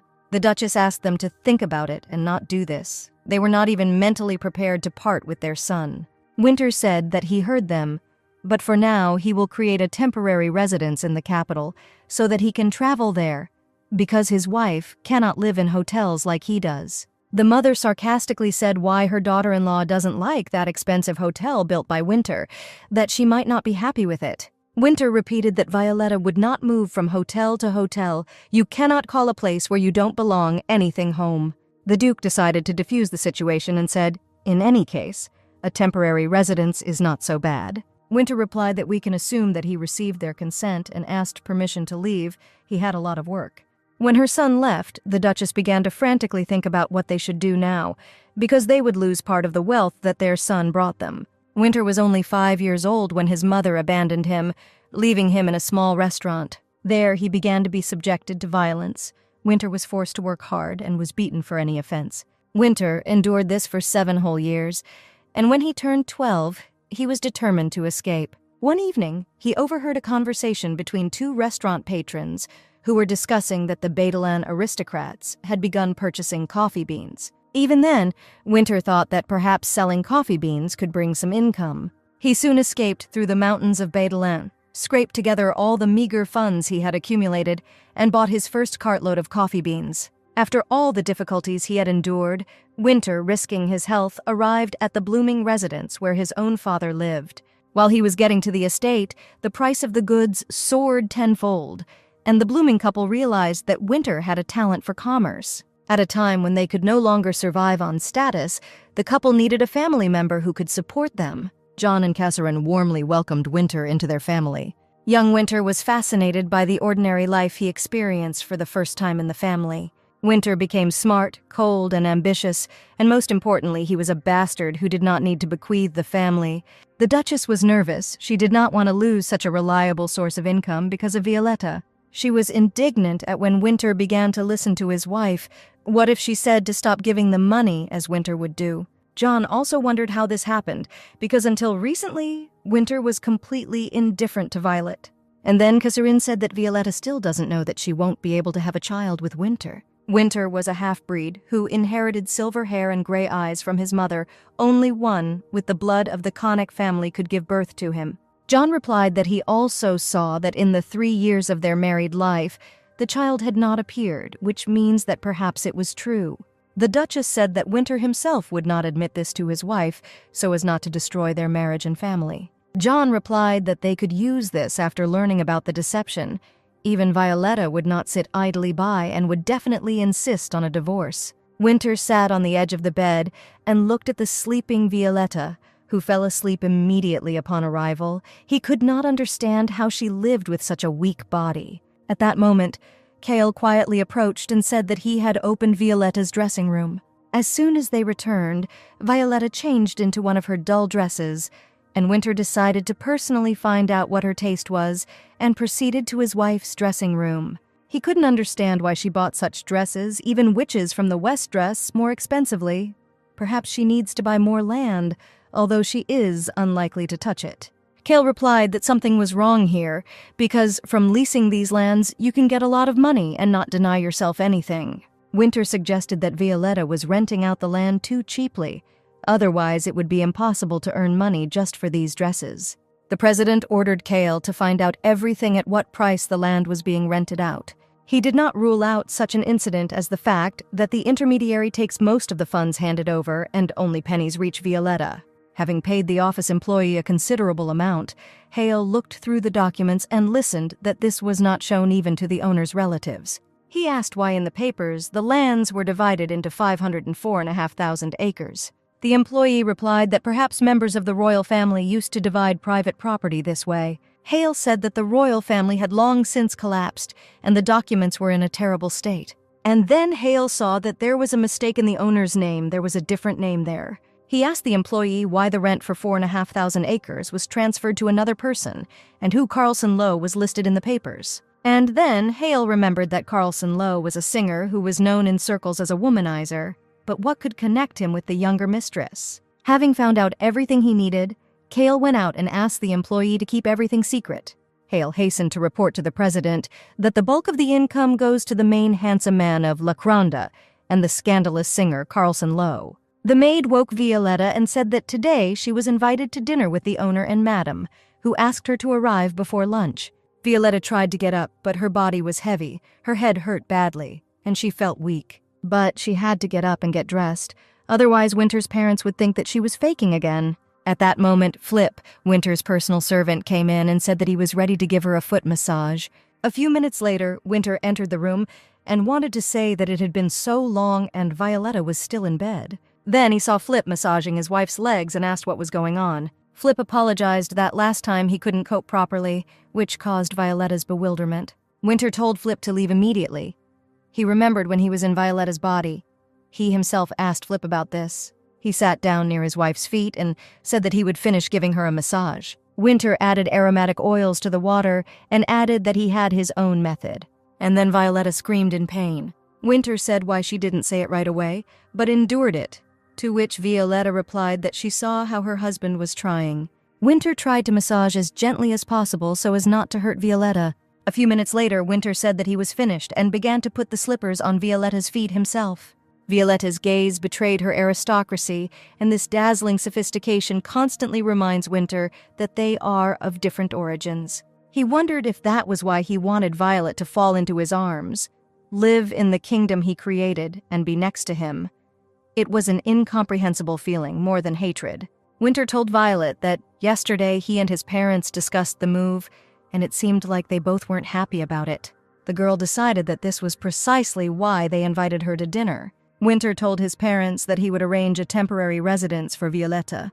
In the future, he would buy an estate there and take his wife with him. Violetta replied that she could easily live in a hotel, but Winter replied that it would be easier to throw parties in her own house. Violetta realized that Winter was doing all this for her sake, and quietly snuggling, she thanked him.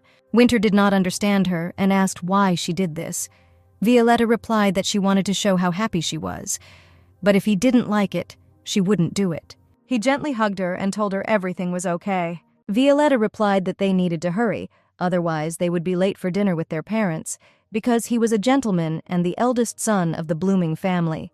Winter replied that she did not know how aristocrats behave towards him. Violetta can't imagine how they react when he introduces himself to them as the eldest son of the clan. They looked at him like he was a rat who belonged in the slums. Violetta replied that she learned about his attitude when they changed bodies, and this is not disdain. They are afraid of him. Violetta added that they are trying to put pressure on him with status, but he does not need to be arrogant, because he is already an aristocrat himself, whom everyone fears. She said that there was no need to think about these nonsense, and Winter felt her warm and gentle palm on his cheek.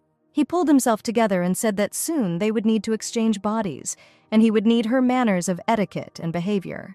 Winter added that there will be a sponsor party at the Cantus Monastery in September, and he wants to monopolize their wine for sale, but he needs to act arrogantly. Violetta replied that she would help him as a thank you for moving, and Winter said that the princess had a sense of humor. The girl no longer felt Winter's hatred, and besides, he listened to her request to move. But would he feel her sadness? The more hope crept into her heart, the more intense was the feeling of fear of death, but she promised her husband. Violetta was afraid that if Winter understood her feelings, she would no longer be able to exchange bodies with him. At dinner, the Duchess said that she would very much like Winter and Violetta to live with them a little longer, because she is not asking for much. She sadly added that they would no longer be able to get together and have dinner together. Her husband John asked her not to get upset ahead of time because they were still close to them. Violetta realized that her husband's parents were stronger against the move than she thought and was afraid that Winter might change her mind. The Duchess turned to Violetta and asked how her health was, because she had been missing parties due to poor health. She added that she was worried that the move would have a bad effect on her condition. But Violetta replied that she was already much better. Winter interrupted their conversation and said that Violetta was still ill and had difficulty coming down for lunch. He added that their family doctor Rickman was a charlatan and gave Violetta medications of poor quality. Winter was sure that the doctor was embezzling money that was allocated for the purchase of drugs and said that he would definitely throw him in prison. The Duchess exclaimed that she did not know this and told Violetta that she must have suffered so much. Mother added that if she needs something, Violetta can always turn to them because they are one family. Winter's father, who had been silent until then, asked Violetta why she wanted to move out of their house. The son wanted to answer that it was his idea, but John said that Winter should not cover for his wife. The father added that he, as a father, and having known Winter since he was 12, understands perfectly well that he was not the first to talk about moving. John continued to press Violetta and asked if perhaps she thought the capital was more suitable for raising a child. Winter stood up abruptly and said if dinner was over they would go, and told Violet to follow him. Violetta tried to say that they had not finished the conversation yet, but Winter sharply replied that he had already said that there would be no child, and there was nothing more to talk about. The Duchess and her husband quietly glanced at each other, and John asked what it meant that there would be no child. Violet responded that Winter told her he didn't want to have children. The Duchess said that Violetta must convince her husband, but she herself knew very well that Winter was stubborn and suggested that Violetta calm her husband down. When Winter and Violet left the dining room, the Duchess said that she did not think they had become so close. John replied that it was obvious to the naked eye that Winter had begun to care about his wife Violet. In addition, they constantly began to appear everywhere together, like real husband and wife. The Duchess said that now they know for sure that Violetta does not know that she cannot have a child with Winter. John took a bottle from his inner pocket and said that he had prepared the necessary medicine for Violet. The Duchess called the servant and ordered to immediately invite Violetta's new attending physician. Winter stood in front of his parents' front doors and eagerly waited for Violetta, who promised to come out soon. At that moment, Hale approached him and said that he had found out something about the private property of the younger mistress. Hale wanted to tell the president what he had learned, but then Violetta came out. Violetta persistently asked to tell the reason why Winter refuses to have a child. The husband replied that she did not need to know the reason and that they should go home. Violetta said that she would not leave him alone and would still ask him to tell him everything. She understood that Winter was very stubborn. Maybe she should be content with his answer. Winter asked why Violetta did not manage her land, which he gave her. He added that she doesn't buy jewelry for herself, and her dresses are the cheapest and most inconspicuous. Maybe the money goes somewhere else. Violetta calmly replied that she was not doing anything like that. Winter believed her. He offered to buy her something, but Violetta replied that she did not need anything. She said there was something she would definitely like to try. Violetta walked up to Winter and, taking his hand, said that this was exactly what she wanted now. Winter was surprised and answered, "Is this really all she would like?" But suddenly Winter pulled his hand away and said that holding hands was not serious. Apparently, they really had nothing in common. The next moment, Winter himself took Violetta by the hand and said that he had done what she wanted, and said that now they would buy her something that she would like. He pulled her along and said that they were returning to the estate, and Violetta replied that she thought that shopping was when you go to a busy street. Winter replied that he didn't have time to walk the streets. He could just call a busy street here. Violetta remembered that when she stood in front of her future husband on her wedding day, she was very worried and did not know what she should do. The only thing that came to her mind then was to take Winter's hand. Later, she always regretted that she had let go of his hand. Winter put Violetta into the carriage, but then Cale came up and briefly reported on what he had learned. The president said that he knew Carlson Lowe, but did not understand why he received part of the rent instead of his wife. Winter suggested that the property was divided because of taxes, but it was unclear why another recipient would be needed. When the president said that Hale could go, he was surprised that Winter really didn't want to sort this out. Winter replied, "Perhaps there is nothing wrong if another man uses her money, but if there is an affair between them, then Hale can deal with Carlson Lowe." The president said if Violet doesn't love Lowe, then it's okay and he can forgive her as long as they are together. Although he pushed his wife away, citing work, Violetta is not the kind of woman who is capable of cheating. But Winter wasn't entirely sure of this. So many people with nice faces do bad things. Violet screamed as Winter squeezed her hand tightly, and he apologized. And at that moment, the girl thought that finally their relationship began to improve. Winter decided that he would not suspect his wife of something that he did not know for sure. Beautiful dresses and various jewelry flashed in front of Violetta one after another, and the workers vying with each other offered to choose one or another outfit. Violetta said that she now understood what it meant to invite the street here, and her husband replied that it would be indecent to buy just one dress from them. A lot of time had already passed, but Violetta could not decide on a choice in her thoughts. She tried to decide whether this decoration would suit that dress, or whether the color was too bright. Winter watched Violetta and finally said that they were buying everything they delivered to this estate. After some time, the whole room was littered with boxes, and Violetta sat on the bed and watched as the enthusiastic servants sorted them out. She lay down and thought that Winter had been paying her a lot of attention lately, giving her expensive gifts, and she caught herself thinking that she didn't want to divorce him. At that moment, one of the servants approached her and asked where to put this purchased item. The girl's name was Jen, who said that she would now serve the younger mistress. Violet remembered how Winter had once told her that he was going to change half the staff at the estate. She told Jen that she was doing a good job and added that she wanted to join her and sort out the gifts she had bought. The new servants whispered that the younger mistress was not as they said about her.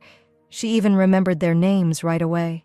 At that moment, Winter entered the room and, finding Violetta unpacking the boxes, pretended not to notice it. He said that he needed to go to the Hafit region for work, and it would take about half a month. Violetta asked in surprise why he was telling her this, because he never informed her about his departures and arrivals. Winter did not answer anything, only added that it was unlikely that all this would fit into her wardrobe, and suggested throwing away everything old. He boldly walked over to her closet and opened it to begin collecting old clothes. Suddenly he noticed scratch marks on the inside of the doors that had a bloody tint. Winter shuddered and remembered how he was locked in a closet as a child, and he scrubbed his fingers and nails until they bled. He remembered that party at which Violetta left blood on his palms and then suddenly disappeared. Winter turned to his wife and asked if Violetta had been locked in this closet. Violetta had to tell the truth that she was really locked in this closet. Winter thought maybe the teacher did it for disciplinary purposes, but his wife had always been a diligent student. Violetta said that there was no point in talking about it, and her husband might be late because he was in a hurry to go to work. But Winter sharply replied that she should not avoid answering and would immediately tell who did it to her. The girl said that, apparently, Ash did not like the fact that she wanted a divorce, and he asked his mother to convince her. Winter replied that this was nonsense, his mother would never do such a thing. But Violetta replied that she was angry that Violetta allowed herself to talk about divorce. Winter asked why his wife didn't tell him about this, to which Violetta replied that she tried to do so. She reminded her husband that she had approached him during an important meeting and asked him several times to talk to her. Winter remembered that evening, apparently. Then he thought that his wife had come to occupy his time with meaningless conversations about divorce. When they first got married, Violetta always smiled and offered to talk, and then she got angry at her husband's refusal. Violetta apologized for what she decided to do that evening and steal his body, but she didn't know what to do. Then Cale entered the room and told the president that it was time for them to leave. Winter turned around abruptly and ordered Cale to leave. Hale left, and Violetta said that Winter was angry with her again, as always. Winter looked at his wife in surprise and said, "Has he really looked furious with Violetta all these 3 years?" The girl approached him and, looking into his eyes, seriously replied that he did not seem like that, he was like that. Violetta headed to the bed to lie down. She reminded Winter that Hale and Work were waiting for him outside the door. And suddenly Winter followed Violetta, lay down next to his wife on her bed and closed his eyes. Surprised, Violetta said that this was her bedroom, and Winter replied, "What a shame, couldn't he just lie down?" After a couple of minutes, Winter became quiet, and Violetta thought that her husband had fallen asleep and turned to look at him. Much to her surprise, Winter lay there looking at her silently. Violetta turned away, and Winter said that he would leave as soon as she fell asleep. He added that if she wanted him to leave, she should quickly fall asleep, and covered her with a blanket. Violetta closed her eyes. She thought that a person who knew nothing but work suddenly began to behave like this. She thought that no matter how much she got to know Winter, she still did not fully understand him. Winter went out into the corridor to tell Cale that he would be late and returned back to Violetta's room. A few days later, Winter arrived at a party hosted by his mother, Duchess Casorin. The Duchess said that she was glad to see him here, but what brought him here and whether this visit would affect his work, because he was so busy. Winter looked seriously at Mother and asked if it was true that she locked Violetta in the closet. Casorin realized that she could not avoid answering and said that this was done only for his sake. She added that it was very painful for her to watch her son being hurt by the news of the divorce. Winter replied that Violetta is not a small child to receive such punishments, and this is too much. The Duchess said she was sorry. If it had offended Violet so much, she would go and apologize to her immediately. Mother made a face of remorse and added that she just wanted to help them both not do anything stupid. Winter said that this time he forgives her, but this should not happen again in the future. The Duchess promised that she would not do this again and would definitely apologize to Violetta. Winter said it goes without saying, but he won't give them any more money for parties this year. Mother looked at Winter and asked if Violetta really advised him to do this to them. Winter replied that Violetta knew nothing about their conversation and that it was entirely his decision. Winter said that he had work waiting for him and headed towards the exit. The Duchess tried to come to an agreement with her son, explaining that without parties, she would not be able to influence society, but Winter no longer listened to her. 2 weeks later, Violetta arrived at the book club, which was located in a silk store on Rian Street.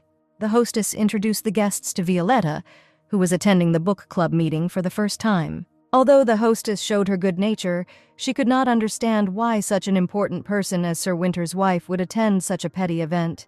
She told Violetta that she was a little ashamed of her little shop and offered her a more comfortable chair. The princess replied that she did not deserve such honors, she just wanted to thank her for inviting her to the party. The hostess thought that Violetta was much nicer than she had thought about her at first. Before attending the book club, Violetta was nervous. She really wanted to make friends. But everyone treated her warmly and welcomingly, even regretting that she visited them for a short time. These half-months without Winter flew by unnoticed for Violetta. Thanks to her husband, his mother no longer threw parties, and Violetta spent this time in peace and quiet.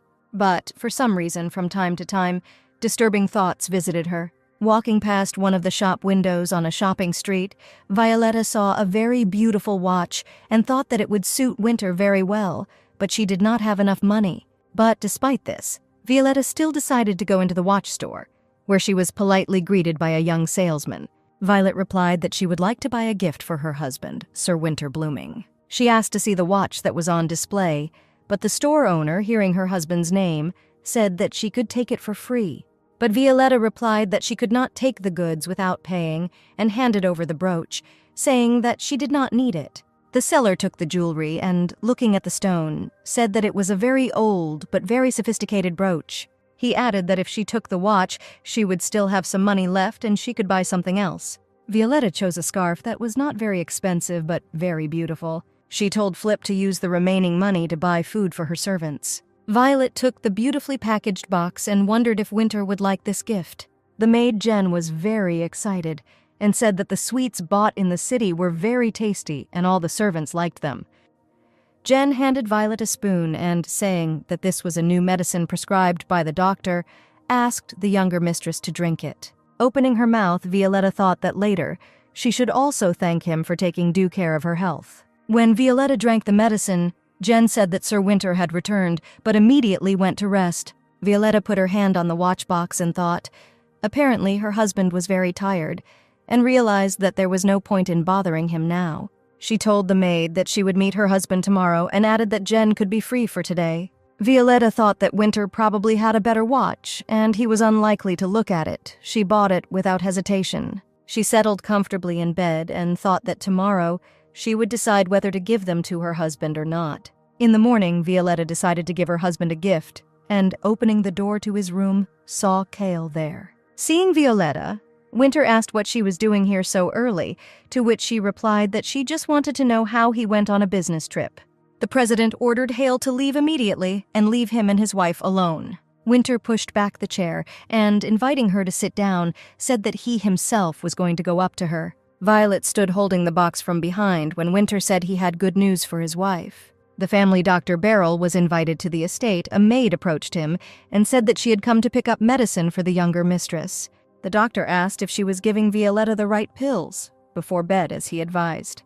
The servant took a new bottle of medicine and replied that she strictly followed his instructions. She added that she felt sorry for the lady, wanting a child in such poor health. If the maid had not mixed up anything, then the doctor thought it was strange, because the Duchess and Duke Blooming had told him exactly the opposite. He remembered when the two arrived, the Duchess handed the doctor some pills and asked them to prescribe them for Violetta as a catalyst for a safe pregnancy. The Duchess asked the doctor to keep secret the fact that their son and daughter-in-law did not want to have children yet, and generously rewarded him for his silence. The doctor, with a sharp movement, snatched the pills from the hands of the servant. Beryl wondered if he should confess everything before anything happened to Violetta. Either way, can he get away with what he did? The doctor handed the pill back to the frightened servant, saying that he just wanted to make sure he was giving the right medicine.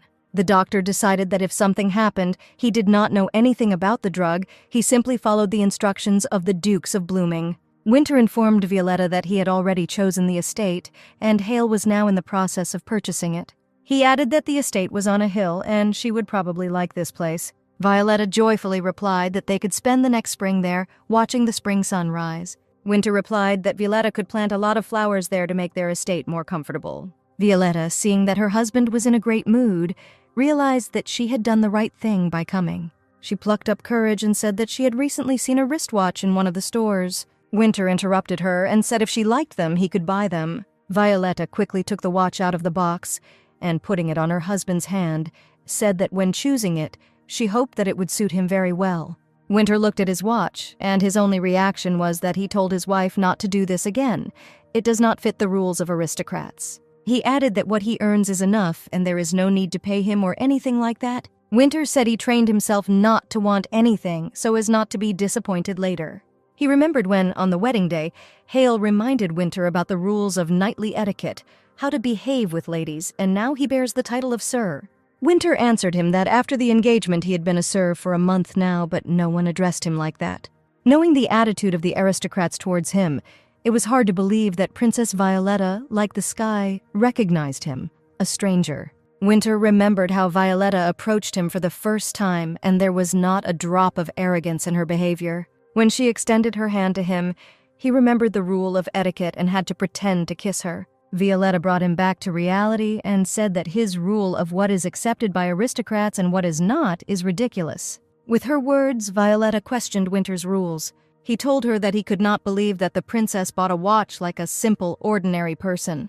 Winter said he liked the watch and would wear it without taking it off. He began to see Violetta as a simple girl who did not need to prove her existence with money. In the evening, Violetta reminded Winter that they were supposed to spend the night together for 2 days, but this did not happen because of his business trip. Winter replied, "If the princess doesn't mind, they can do it today." He looked into Violetta's eyes and thought how sweet and unpretentious she was.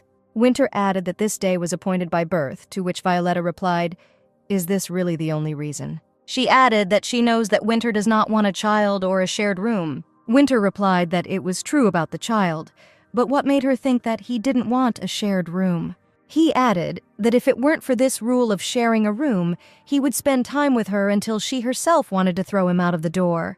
Violetta listened as Winter said that he was ready to deviate from the rule of sharing a room, but it would not happen so quickly and he was ready to sleep with her. Winter asked if he could kiss his wife now. Violetta agreed, but would like it to be like last time. Winter laid Violetta on the bed and kissed her tenderly on the lips. He began to slowly pull the strings on her robe, taking them with his teeth. Violetta was very surprised and asked why he was doing this with his mouth, because he could untie it with his hands. She wondered why smart people become dumber in bed. Later, Winter took a hot shower, but his thoughts were on Violet. When he returned to the room, he saw that Violetta had already fallen asleep.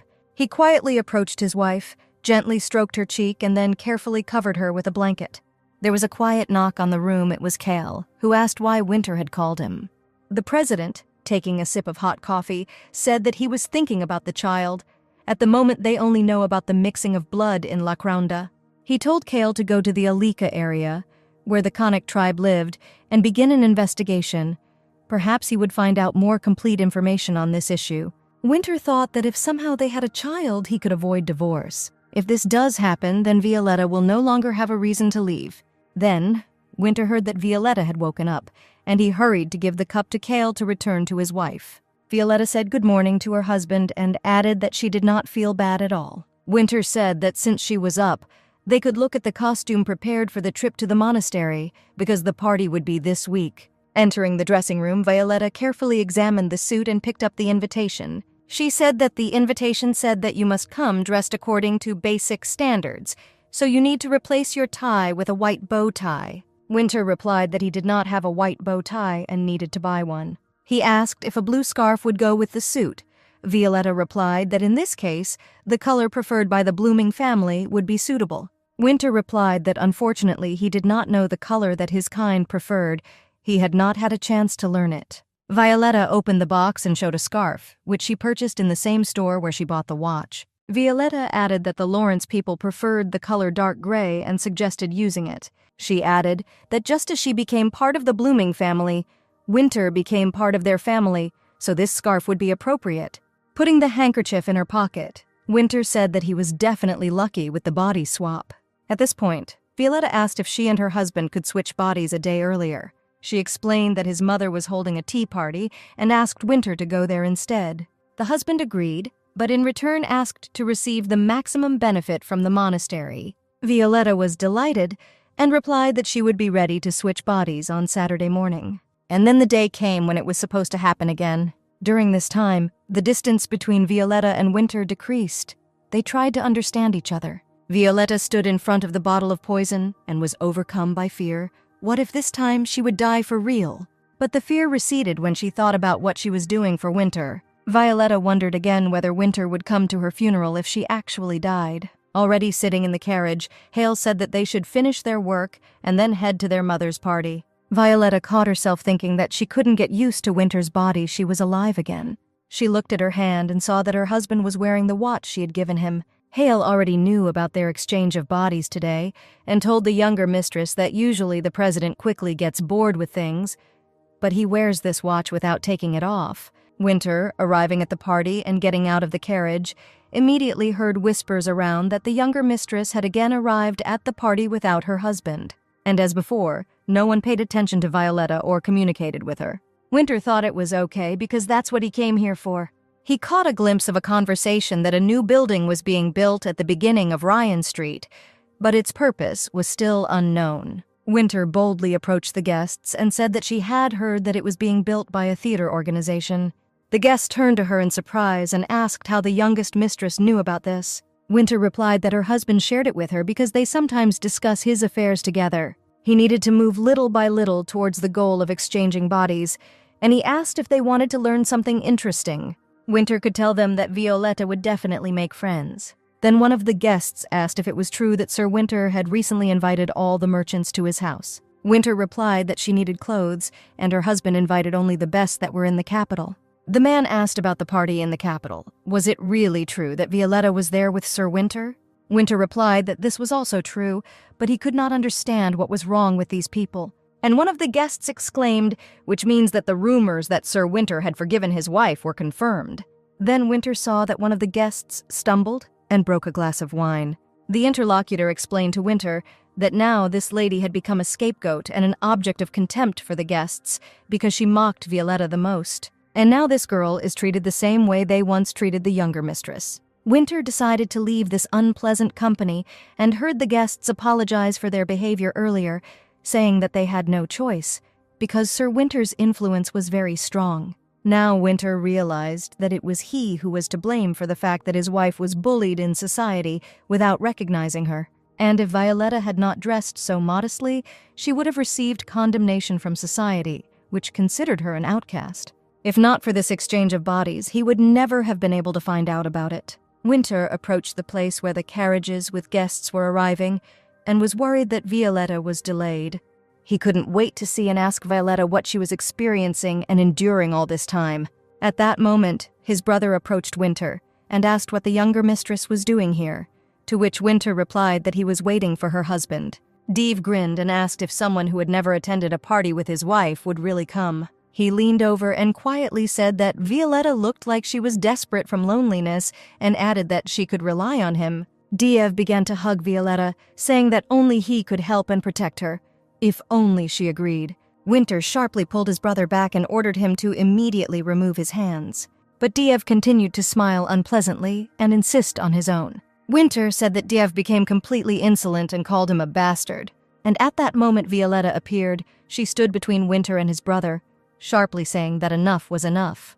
Diev pulled back in surprise and asked why Winter suddenly appeared here, because he had never attended a party with his wife. Violetta stood silently opposite Diev and glared at him with a menacing look. Winter's brother had no choice but to simply leave them and hide in the estate. Winter turned to Violet and asked how long his taking had been bothering her. Violetta replied that Diev has been behaving this way since the very first party she appeared in their house. Winter, seeing his wife's condition, wanted to reassure her, saying that he would sort it out, and extended his hand to Violetta.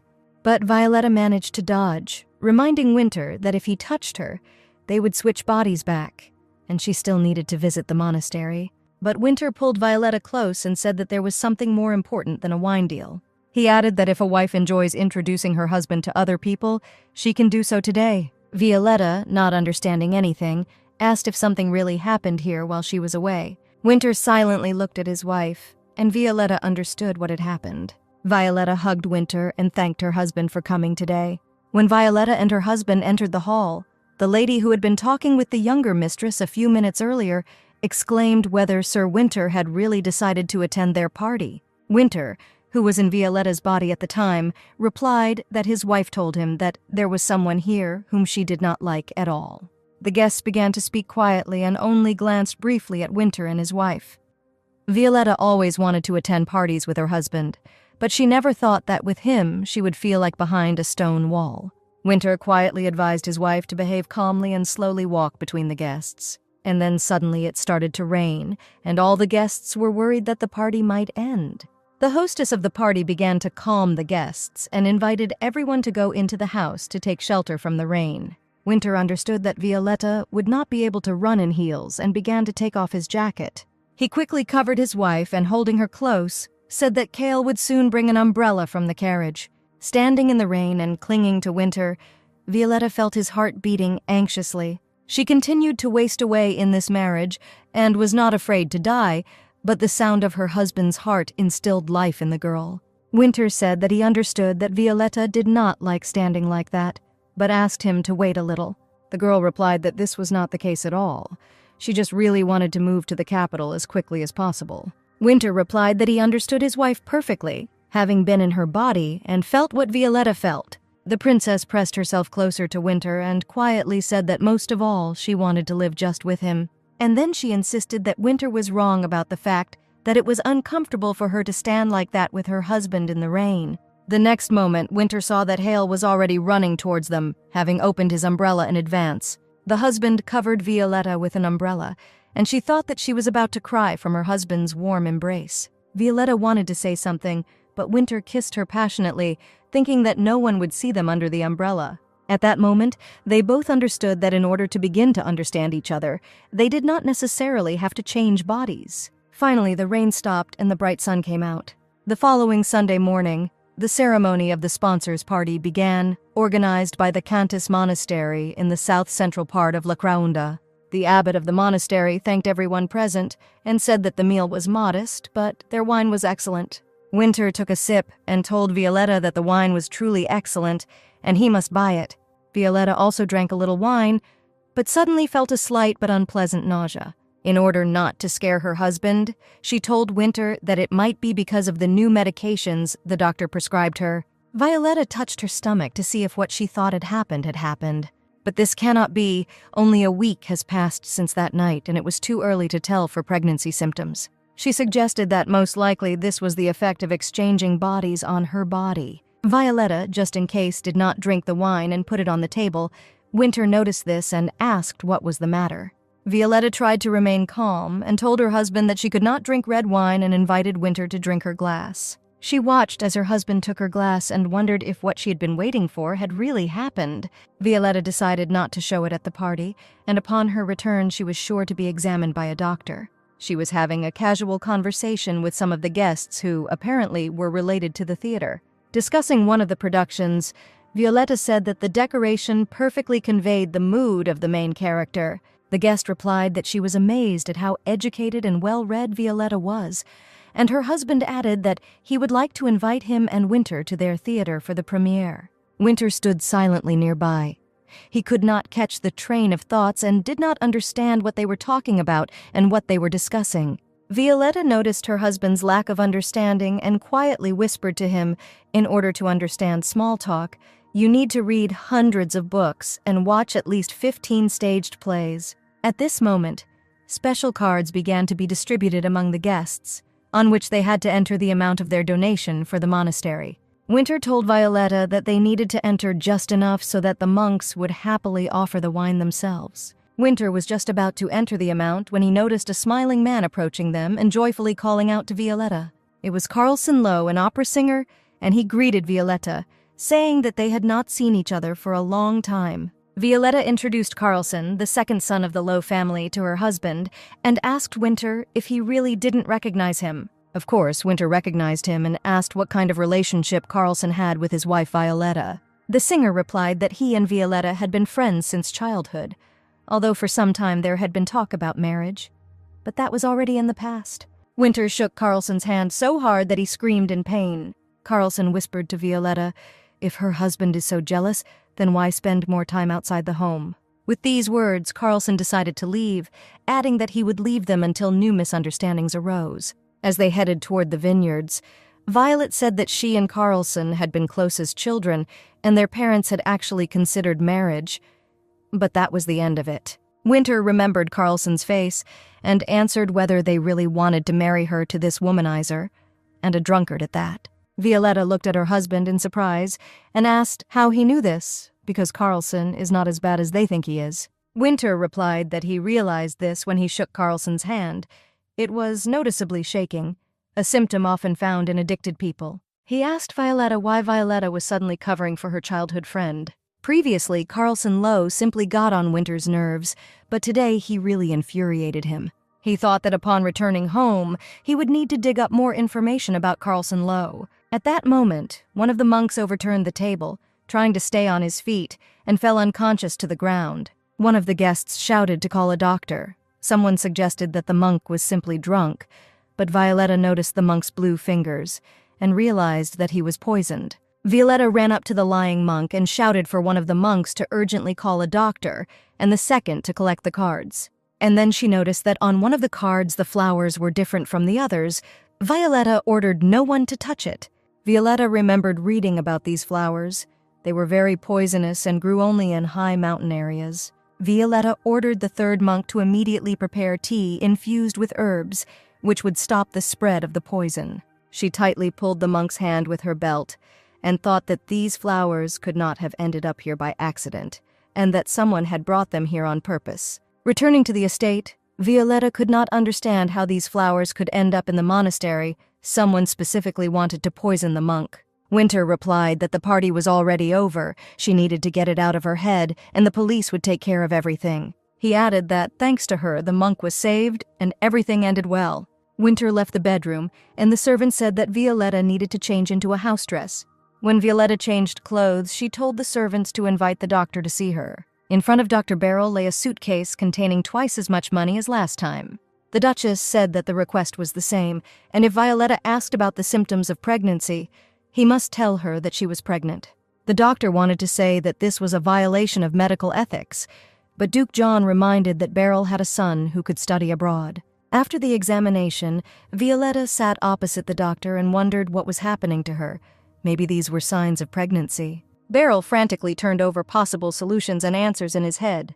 He had to tell Violetta that everything was to blame for the medications she was taking on the recommendation of the Duchess, that her menstruation would soon disappear, and that the pregnancy was false. But the doctor congratulated the younger lady, saying that she was pregnant. Violetta exclaimed, "Is this really true?" Because, thanks to the doctor's care, her condition improved and she was able to get pregnant. Violetta asked Beryl to keep this a secret for now, because Winter does not want to have children. She herself will tell him everything, choosing the right moment. And the doctor only reassured himself that nothing bad would happen from this lie. Choosing the moment, Violetta decided to tell Winter about the pregnancy, but he said that he was looking through the documents, and negotiations about wine went haphazardly due to the incident at the monastery. And then he looked at his wife and said, after all, she saved the life of one of the monks, and he should come and thank her. Winter added that, according to etiquette, he would ask for a return of gratitude, then the question of wine could be raised. Violetta replied that she did not save the monk for the sake of a reward, and to use someone else's fortune for personal gain is inhumane. Winter replied that if it was unpleasant for her, then they could switch bodies and he would do everything himself. He added that if Violetta knew what he had to do to become rich, she herself would faint. Violetta was sure that her husband had not done anything wrong, to which he replied that his wife still knew him so poorly that she started talking about divorce. Winter invited Violetta to sit down and asked what she wanted to talk about. Violetta asked if Winter didn't want to have children with her, or if there was another reason. He replied that he simply didn't want to.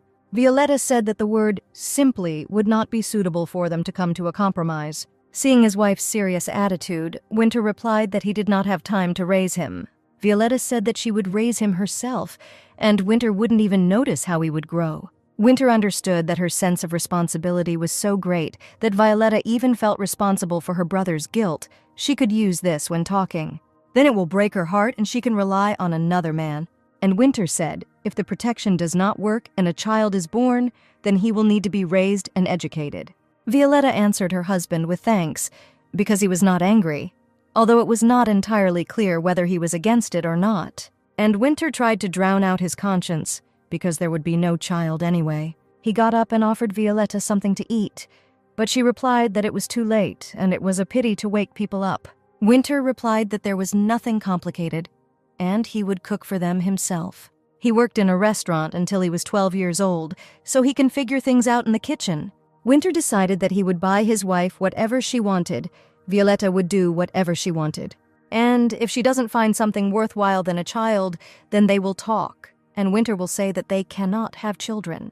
Kale informed the president that a letter had been received from the monastery, and they were interested in how they could thank him for saving the monk. He added that he touched on the topic of wine, and they willingly agreed to a meeting. Hale said that thanks to the younger mistress, everything was resolved quite easily and safely. Winter knew that he would be preoccupied with this issue for some time, but for some reason he was not so inspired by the good news. Winter wanted to quickly finish his business and return home. He knew that Violetta was waiting for him. She would greet him with her sweet smile and gentle gaze. While having casual conversations with her, Winter will watch how her facial expression changes. But then Hale interrupted Winter's thoughts, saying that a telegram had arrived from the Alec region. Winter instantly returned to reality, because he was interested in the question of half-breeds. Kael said that there are no half-breeds there. If a person belongs to the Kunnic people, then he cannot live in the Alec region. The secretary added that this is a closed area, and even half-breeds cannot immigrate there. Kael was silent for a while and then said that he managed to find out that the president's own mother was in Alika. Winter is speechless. Maybe Hale is wrong. He remembered his last conversation with his mother, who handed him a bag of beans and said that if he eats this, she will soon come back for him. Winter looked after his leaving mother, holding the bag, and believed that his mother would return, but she did not return. Then he thought that the mother simply did not have the means to feed her son, but when Winter became rich, she did not look for him. He himself wanted to find her, to compensate her at least for the difficulties she experienced in giving birth to him and caring for him. It turns out that the problem was not money. His mother simply could not bring him to a place where there is no place for half-breeds, and his mother had to abandon him for her own well-being. Winter was disappointed. He was wrong about the reason why his mother left him. From the very beginning, he was a man who had no place anywhere, and he had ceased to be surprised by this. Winter told Hale to get rid of everything he had acquired for the meeting with his mother and cancel all plans. Seeing that the president stood up abruptly, Kyle asked if he was going to wipe out Alec's region from the face of the earth. Winter ordered the secretary to urgently prepare the carriage. He is going home. He now needs a wife. Thanks to the help of the merchant community, Violet threw a party for an occasion. One of the party organizers told Violetta that this green dress suits her very well. Then the second assistant in the organization came up and said that they were glad to help Violetta throw a party. Violetta replied that this was not really a party. She decided to arrange a romantic evening for her husband, at which she wanted to tell him an important thing. At that moment, the servants were already running to Violetta to report that Sir Winter had already returned. The assistants quickly got ready, glad that they managed to organize everything before the early arrival of the mistress's husband. Violetta, seeing Winter, said that she was only expecting him for dinner, but was still glad to see him. Winter silently walked up to his wife and, hugging her to himself, put his head on her chest. Violetta, noticing her husband's pale face, motioned to dismiss the servants and asked what happened.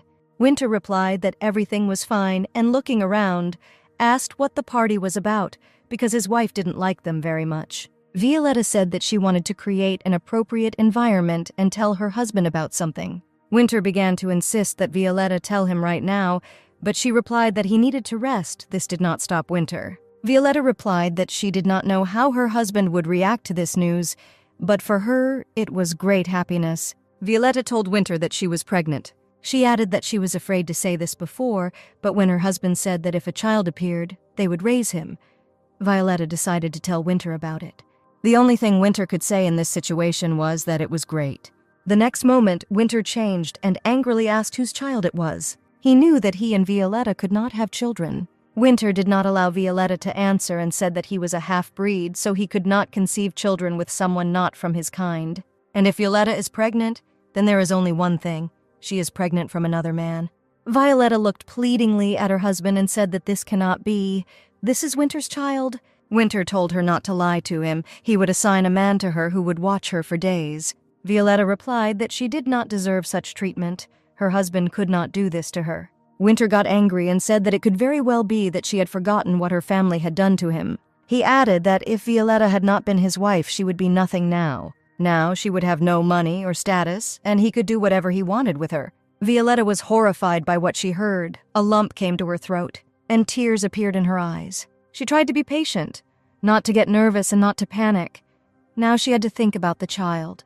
Violetta summoned all her will and told Winter that he would regret this. She added that when the baby is born, it will look like Winter. Violetta said that he would definitely regret that he did not believe her and slandered her, insulting her with dirty assumptions. Without saying another word, Violetta walked away, leaving Winter on the festively decorated lawn. A few days later, entering the president's room, Hale could not stand it and told him to stop moping. Winter was lying on the bed and there was complete chaos around him. There were empty bottles lying around and the smell of tobacco smoke. Hale opened the curtains and asked the president to get out of bed. Winter replied that if Hale was going to lecture him, then he had better get out of the room.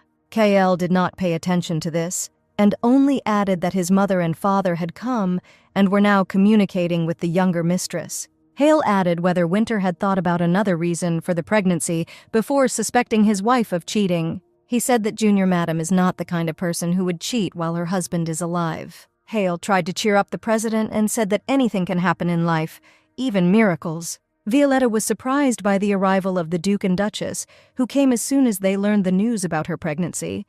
Perhaps it was Winter who told them everything. Catherine felt sorry for the girl that she could not eat anything but fruit, and then asked if Violetta was taking the medicine that the doctor prescribed for her. Violetta replied that she was afraid that it might harm the child, and then added that they should not worry. Violetta would be able to bear and give birth to this child. The Duchess said that she knew that she and Winter could not have children. Violetta replied that how could they know and not tell her about it, because for 3 years she was blamed for the child's absence. Duke John said that Violetta and Winter had nothing in common except money, and this marriage would have taken place anyway, no matter whether she knew about it or not. Violetta replied that if she had known about this much earlier, she would have simply accepted this bitter truth and continued to live. The Dukes looked at the girl reproachfully, and Violetta tried to justify herself and asked to wait for the birth of the child, then they would recognize him. Then Winter burst into the room and said that he heard everything. Parents have no right to say that to Violetta. He attacked his mother, saying that before they condemn his wife, they should answer what they have been doing all these 3 years. For the money that Winter gave them all this time, they had to take care of her, and he is the only one in the family who is doing something useful. With a sharp movement, Winter pointed to the door, letting his parents know that they had nothing to do here. The Duchess told her husband not to be angry with his son, and it was better to leave now. Violetta, almost crying, sat on the bed and claimed that this was Winter's child. Winter replied that he had nothing to say in response, but he also could not prove it. He would only believe in what could be believed. Violet said if Winter can't believe her truth, then the divorce proposal is still valid. Winter was seriously angry when he heard that Violetta was talking about divorce again, and added that now we are talking about the child. He will not allow others to judge him because his wife gave birth to another man. Winter leaned over his wife and said that he had paid a bribe and checked her cadastral records, which contained evidence. After all, this bastard Carlson Lowe, it's not for nothing that he receives rent from the lands owned by Violetta. Violetta looked at Winter in surprise, and asking what this meant, asked him to explain everything. Winter said he wouldn't believe Violet didn't know Carlson Lowe's name was there, and he wouldn't believe her excuses. Violet replied that she really didn't know about it. She stood up to show Winter the papers on the ground that she had. Winter looked and said that he was not talking about these 500 acres, but about the remaining 5,000. Violetta replied that she only had these documents, and she did not own that part of the land. Perhaps those lands became the property of the kingdom. Winter, looking at the documents, said that she originally received 500 acres from her brother. Violetta replied that this was so. But then Winter gave his wife 5,000 acres, whether for sale or for rent, They should have belonged to her. So how, without her permission, Lo was able to transfer these lands into royal ownership?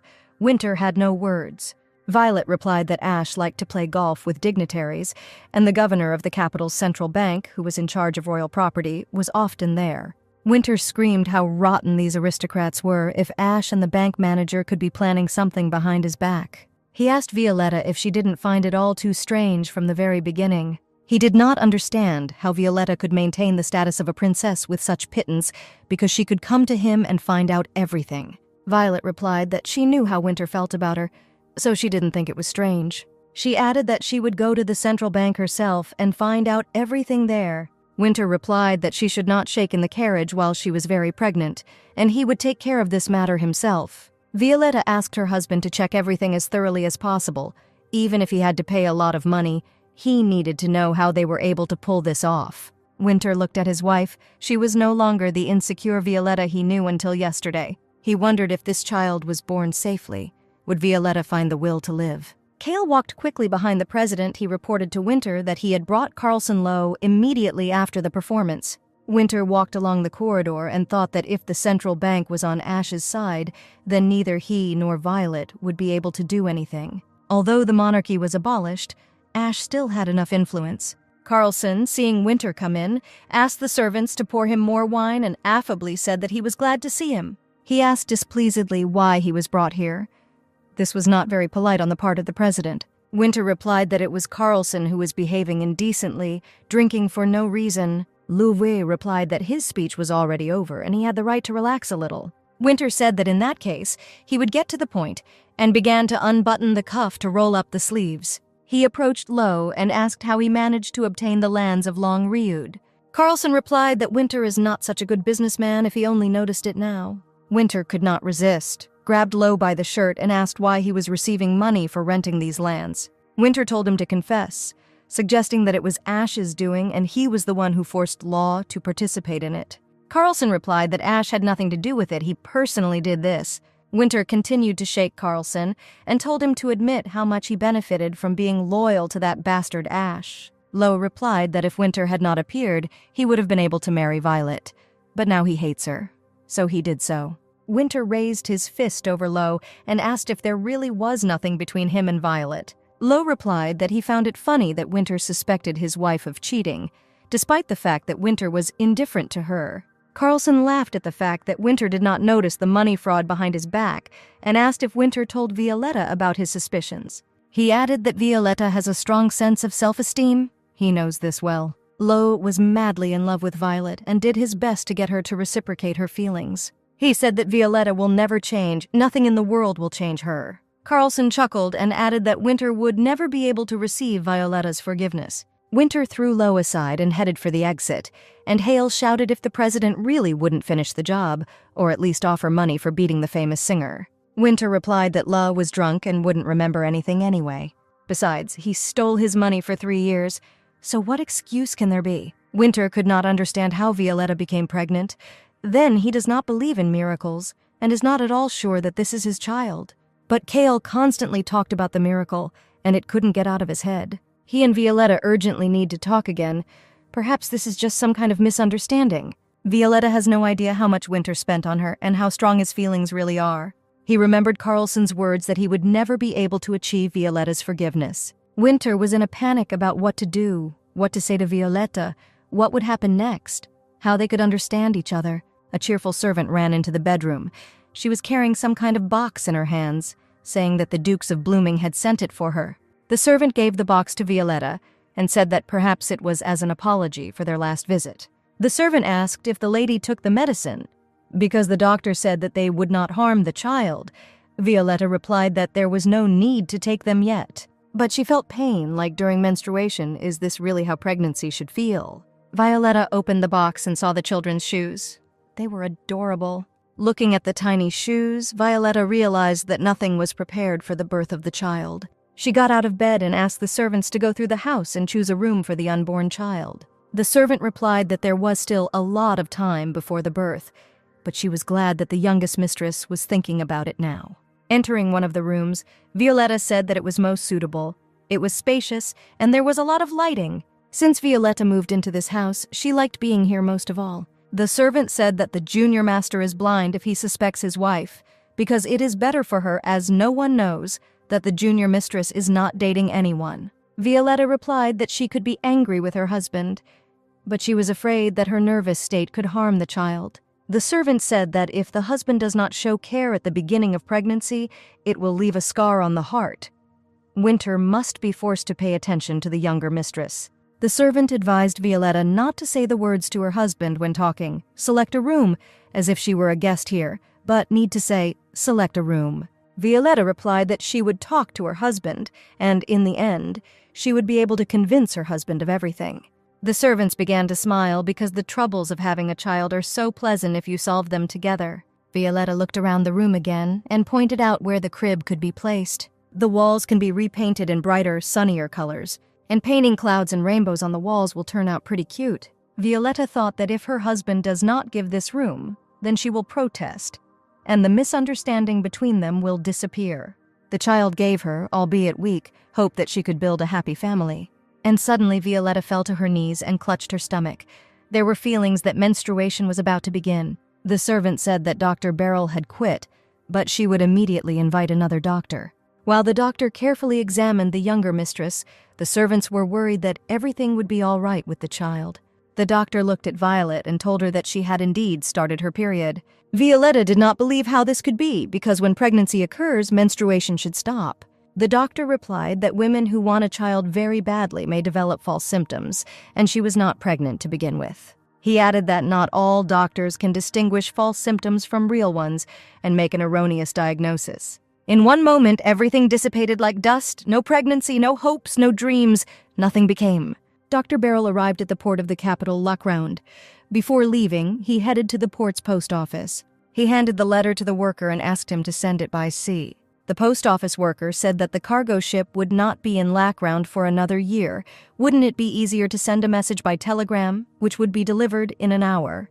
But the doctor replied that the letter should be sent by sea. He had his own reasons for this. He knew that Junior Madam had stopped taking her medication, and it would soon be revealed that she was not pregnant. Beryl could no longer hide it, and this letter was a belated repentance to Violetta. He remembered how, before he left the estate, Violetta ran up to him after learning about his dismissal. She handed the doctor a bag, saying that it contained sweets for his son as a token of gratitude for his work. Smiling, the younger mistress assured that his son would really like them, because Violetta chose them herself. The boy shouted to his father that the carriage had already arrived, and he couldn't wait to see the new place where they were moving. Dr. Beryl and his son left the post office to get into the carriage and not miss the train. The letter said that the medicine that Violetta was taking was given to her by the doctor in collusion with the blooming spouses. And in fact, this medicine only provokes symptoms similar to real pregnancy. Dr. Beryl asked for forgiveness for such a grave sin, and so cowardly ran away without telling everything to the younger mistress. Entering the house, Winter looked at the servants and asked why there was such a heavy atmosphere in the house. Hale replied that the younger lady felt bad. A doctor was called, who reported that Violetta was not pregnant. Winter did not understand how this could be and ordered Cale to explain. Hale replied that, according to the doctor, Violetta wanted a child so badly that she was experiencing false symptoms of pregnancy. He added that this news shocked the younger madam so much that since yesterday she has been silently sitting on the bed, not eating anything and not reacting to what is happening. Winter replied that all this was nonsense, and he should see his wife himself and make sure that everything was in order. Entering his wife's bedroom, he walked with her, asking why she had been sitting like that since yesterday and hadn't even gone to bed. Winter said that if she couldn't sleep, she should take sleeping pills. But Violetta sat silently and didn't answer. He took sleeping pills from the cabinet and asked the servants to bring water. Winter said that Violetta needs to walk more. Then she will be able to fall asleep without sleeping pills. The servant brought water and said that the junior madam had been refusing food and drinks since yesterday. Winter began to get nervous. He told his wife that today she needed to eat and sleep, and tomorrow they would go to the capital because they now have a house there. He could no longer see Violetta sitting motionless and said that she at least cried or got angry. Suddenly, Violetta turned to Winter and quietly said that she had never dated another man, but it no longer mattered to her whether her husband believed her or not, whether he was angry or not. She didn't care. Finally, Violetta lay down on the bed and added that she so hoped that she would give birth to a healthy child, similar to her husband, and Winter would accept him. She desperately wanted to have a happy family, where everyone loved each other, trusted each other, and raised a child carefree. Winter replied that all the circumstances had been revealed. He did not suspect his wife of cheating, and asked for forgiveness for such a misunderstanding. He felt guilty not only because he did not recognize the child. With his indifference, he inflicted very deep wounds on her, and his own selfish feelings were to blame. Winter abruptly left Violetta's bedroom and decided that something needed to be done and something changed. To begin with, Winter decided to fill Violetta's room with various gifts, hoping that by doing so, he would show his love and his wife would feel better. It was nice warm summer weather outside, but Violetta's windows were closed. With the onset of rainy autumn, nothing had changed. Her bedroom curtains were also drawn. Winter came, and from the street, Violetta's windows looked as if no one lived in this room. The doors to her room opened and a servant entered, saying that a letter had arrived from Lancia. She reminded Violetta of that incident in the monastery and suggested that this was a letter of gratitude from the saved monk. The servant added that it turns out that that monk is the second son of the Lancia family from the west of the mainland. But Violetta did not pay attention to the servants who came in and did not listen to what she was saying. The servant was disappointed by the indifference of the younger mistress and said that she would put the letter next to her on the bed, and Violetta would read it as she saw fit. The distressed servants left Violetta's bedroom, leaving her alone in a room littered with gifts from Winter. Violetta sat up on the bed, feeling that she was freezing, and looking out the window, realized that Winter had already come. Finally, she took the letter lying next to her and opened it. The letter was from the mother of that same monk, in which she thanked Violetta for saving his son Reyes and reported on the results of the investigation. The culprit was Lancia John Faze, her husband's younger brother. The eldest son was bedridden, so the youngest, Reyes, was chosen as the head of the family, and the brother-in-law, having learned about this, decided to poison Reyes in order to inherit the title. If the youngest son left this world, they cannot imagine how they could live without him, and she is grateful to Violetta for saving their son. At the end of the letter, it was written that they were ready to do everything possible to thank Violetta and asked what she would like. Violetta sat down at the desk, took a pen and a piece of paper to write a reply letter. Violetta called the servants, and she was immensely glad that the younger mistress had come to her senses. Having finished the letter, Violetta handed it to the servants and ordered it to be sent as soon as possible. The servant happily replied that she would do this immediately and order breakfast to be prepared for the younger mistress. Seeing that the whole room was littered with gifts, Violetta sat down on the floor and decided to sort them out. A minute later, Winter entered the room apparently. He had already been informed that Violetta had gotten up. He approached his wife and said that she definitely needed to have breakfast. Winter noticed that his wife's lips were chapped and went to the dresser to get some moisturizer. Approaching Violetta, he asked her to turn towards the light so that he could apply cream for cracks on her lips. Violetta asked in surprise how he knew about the cream, to which Winter replied that he used it when they changed bodies. She looked at her husband and said that he too could use some lipstick, and Winter replied that he was a man and he didn't need gloss on his lips. Violetta herself applied the cream to his lips, saying that as long as he was at home, there was nothing to worry about. Winter said that he was glad that Violetta had returned, because he had not found a place for himself for 2 whole months due to her condition. He added that his wife needed to get up and suggested going to the capital before it got colder. Violetta replied that there were too many things and packing would take too much time. Winter suggested that she throw away everything she didn't need, like this toy that he bought without thinking. Violetta replied that dolls like this one are used mainly in puppet theaters. At that moment, Winter began to control the doll and spoke for the doll that, oh, how hard it was for him to meet Madame. This made Violetta laugh a lot, and she laughed. Violetta took the doll by the hand and, deciding to play along with Winter, said that she was very glad to meet the gentleman. Winter put the doll aside and lay down on the bed. He said that they needed to quickly move to the capital, and Violetta would undoubtedly like the new house. Violetta looked at Winter. She herself wanted to leave this estate as quickly as possible and move to a new house in the capital. 3 days later, almost everything was ready for the move, and the workers said that as many as 3 carts had to be used, which is a lot even for a rich noble lady. Violetta replied that all these things were very dear to her and asked her to be careful with her luggage. She watched the departing carts, and the servant said that Sir Winter went there first to prepare everything for the arrival of the younger mistress. And then the servant added that she noticed that one of the carts was not hired by Winter, and her things were loaded there. And there was the coat of arms of their aristocratic family. The servant looked anxiously at the silent Violetta and asked where she had sent this cart. Violetta replied that this cart was going to the west of the mainland to the Lancia family. She added that they decided to buy all her personal belongings from her at a good price, and then empty boxes would arrive in the capital. If Violet couldn't die, then she had to move on, so she decided to leave this place. She felt guilty towards Winter, so she would like to return to him what he loves most, money. In exchange, she and Winter will break up. She will live and appreciate life, earn money in order to one day repay his debt. She may not be able to give the entire amount at once, but money is the only happiness she can offer Winter. Winter was upset because Violetta would arrive soon and it was raining outside without stopping. Hale, holding an umbrella over the president's head, asked if Winter could start work now, because a lot of unsorted papers had accumulated on the table in 2 months. Winter replied that he specifically brought workers with him if Hale could not even cope with these responsibilities. Hale said that if he knew that the president would put so much work on him, he would not change his salary and pay him as before. Winter replied that if Hale doesn't like something, then he can get lost. Knowing that Hale would not be offended by his words, Winter said that they needed to test the lights again. Hale came over and turned on the switch to reassure the chairman that everything was working without interruption. The area instantly lit up with a bright light, and Winter thought that when Violet saw this, she would surely understand how much money meant. He dreamed that Violetta would hold noisy parties here, and all the celebrities would want to be invited here. Violetta will finally be able to easily win the recognition of society while admiring their blooming garden. Winter could no longer wait here for Violetta and told Hale that he was going to the train station and would wait for her there. Hale responded in surprise that the younger mistress would arrive only tomorrow.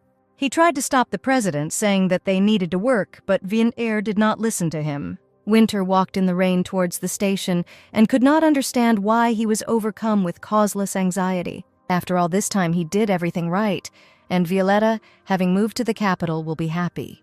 And then Violetta's happiness will make them both happy. At that moment, Violetta was in the central bank and was very surprised that she received an amount tens of times greater than what she expected. The worker told her not to be surprised. This was the owner's gratitude, because it was not easy for them to buy Lacrown's things. Violetta looked at the check and was sure that such a large amount would suit Winter quite well. She said she would like to meet the bank manager and thank him personally for his generosity. Following the worker, Violetta thought that if she disappeared, Winter would simply give up on her. But for some reason, she tried to hold on to the fragile hope of having a child with Winter. But then perhaps she will again be subjected to attacks, suspicions, and interrogations by his family.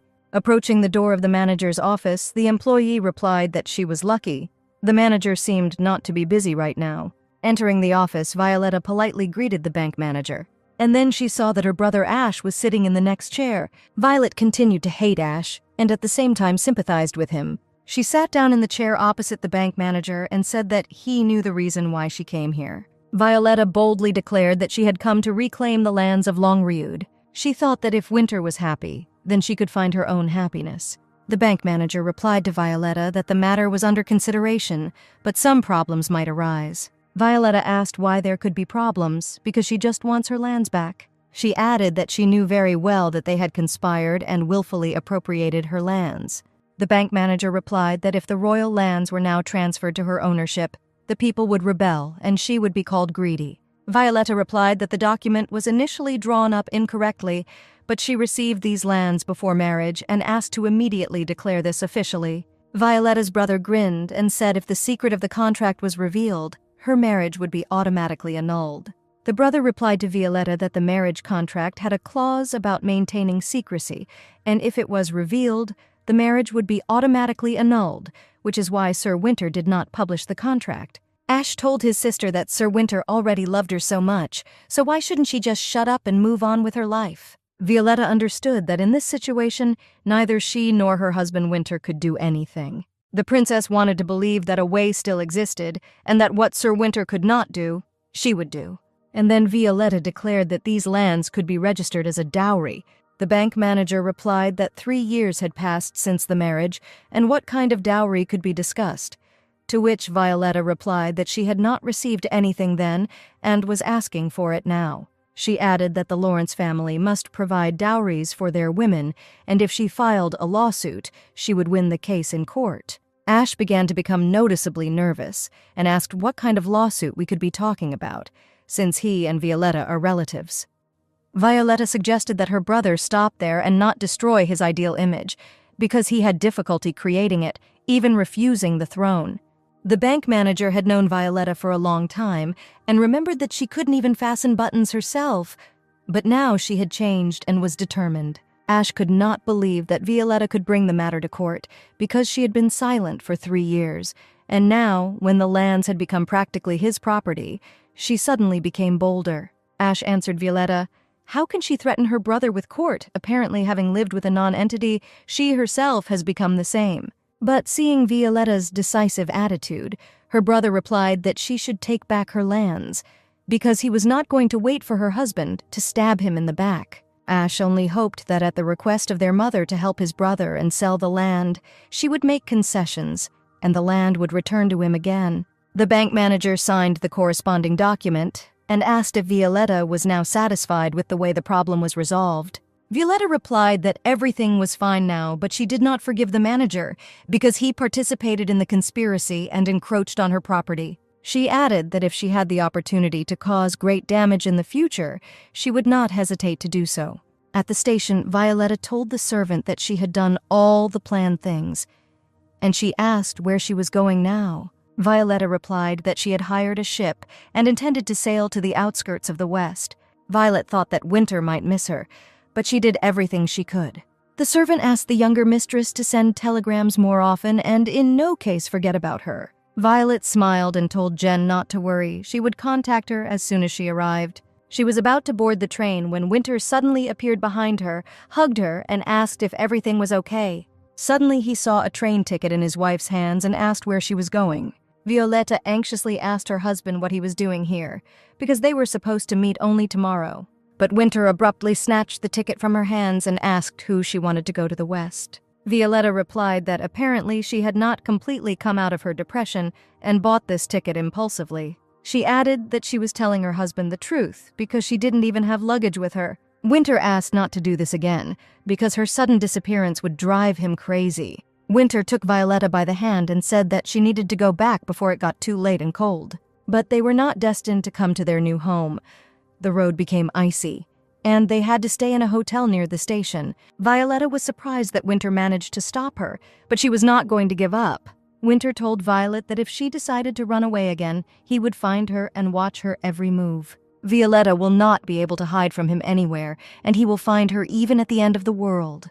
Violetta replied that she did not bring any benefit to her husband and had no value for him. When Winter replied that she was wrong, Violetta asked if he was still trying to get some benefit from this marriage. Winter hugged his wife and said that he had already lost too much in this marriage, and he only had one Violetta left. He added that he would not allow himself to lose her, and when he touched his wife's robe, Violetta asked to turn off the light. She only hoped that after intimacy, Winter would fall asleep soundly, and then she could escape in the morning. Violetta wanted to be in her husband's arms for the last time, because they would never see each other again. When Winter fell asleep, Violetta was already dressed. She was sitting next to her and was ready to leave this house. She gently ran her hand over her husband's cheek and said that since childhood she had been drawn to everything fairy tale and mysterious. Violetta quietly said that, not yet knowing Winter, she fell in love with him in absentia and did not even realize that he would turn out to be even more amazing than she thought.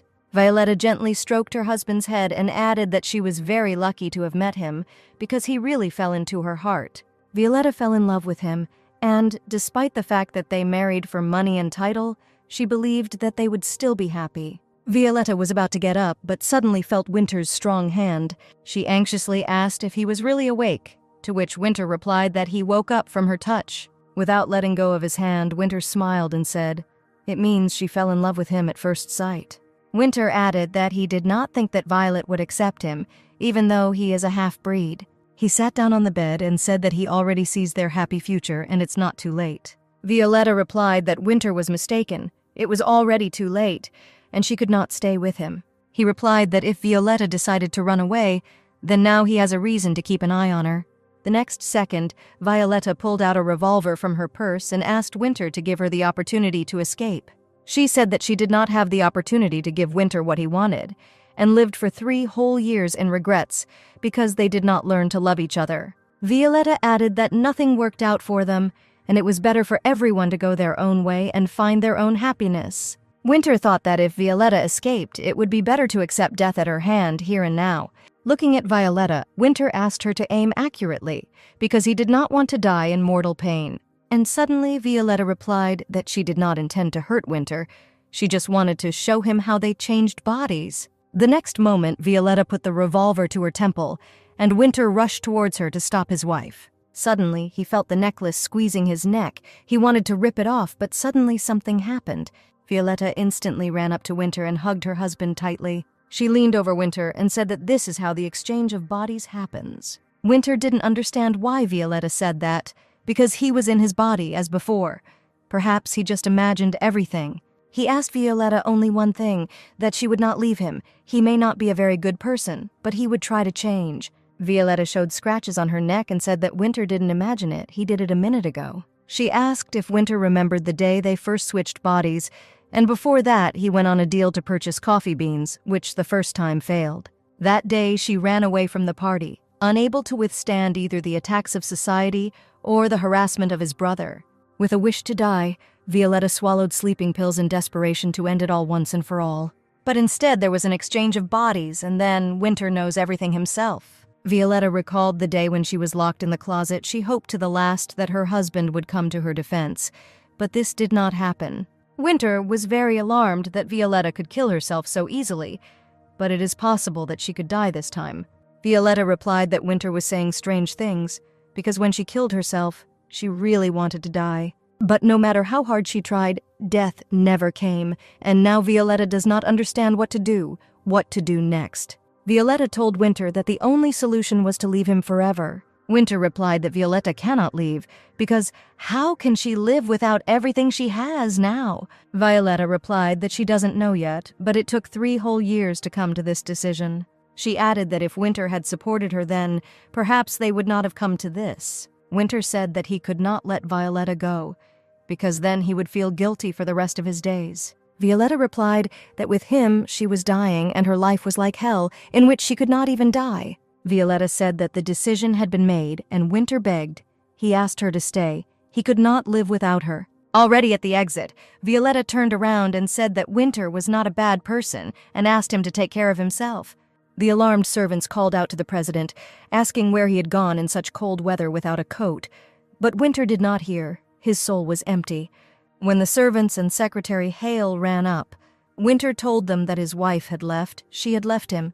Winter, by all means, wanted to return his wife, but not now. First, he needed to let her go. Violetta told Winter that she was having a hard time with him, but he hoped that she would return when she felt better. He raised his head and looked at the snowflakes falling from the sky. She must return. He cannot live without her.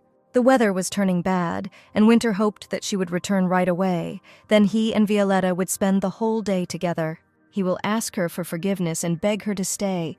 Otherwise, death would be better. The next moment, Winter's head began to spin, his legs gave way, and he fell unconscious to the ground.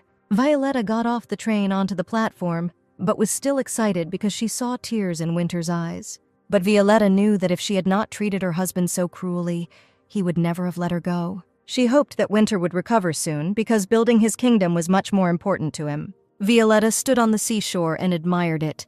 It was very warm here in the southwest. Previously, she considered herself weak and thought that she could not do anything alone. But having managed to hold out until this moment, Violetta realized that she really wanted to live. She was sure that she just needed to give herself a chance and believe in herself. At that moment, someone joyfully called out to her it was Sharon's friend and her brother. Violetta looked at her approaching friend and thought why she considered it a punishment that God stubbornly did not want her to die. She thought she would count it as her blessing. On the island between the eastern and western continents was the Principality of Dos. A little to the west of it on the peninsula was the village of Kirin. In the past, when pirates were rampant in the kingdom of Corsica, the Principality of Dos allocated a large number of naval forces to them, and as compensation she received the territory where the village of Kiron was located.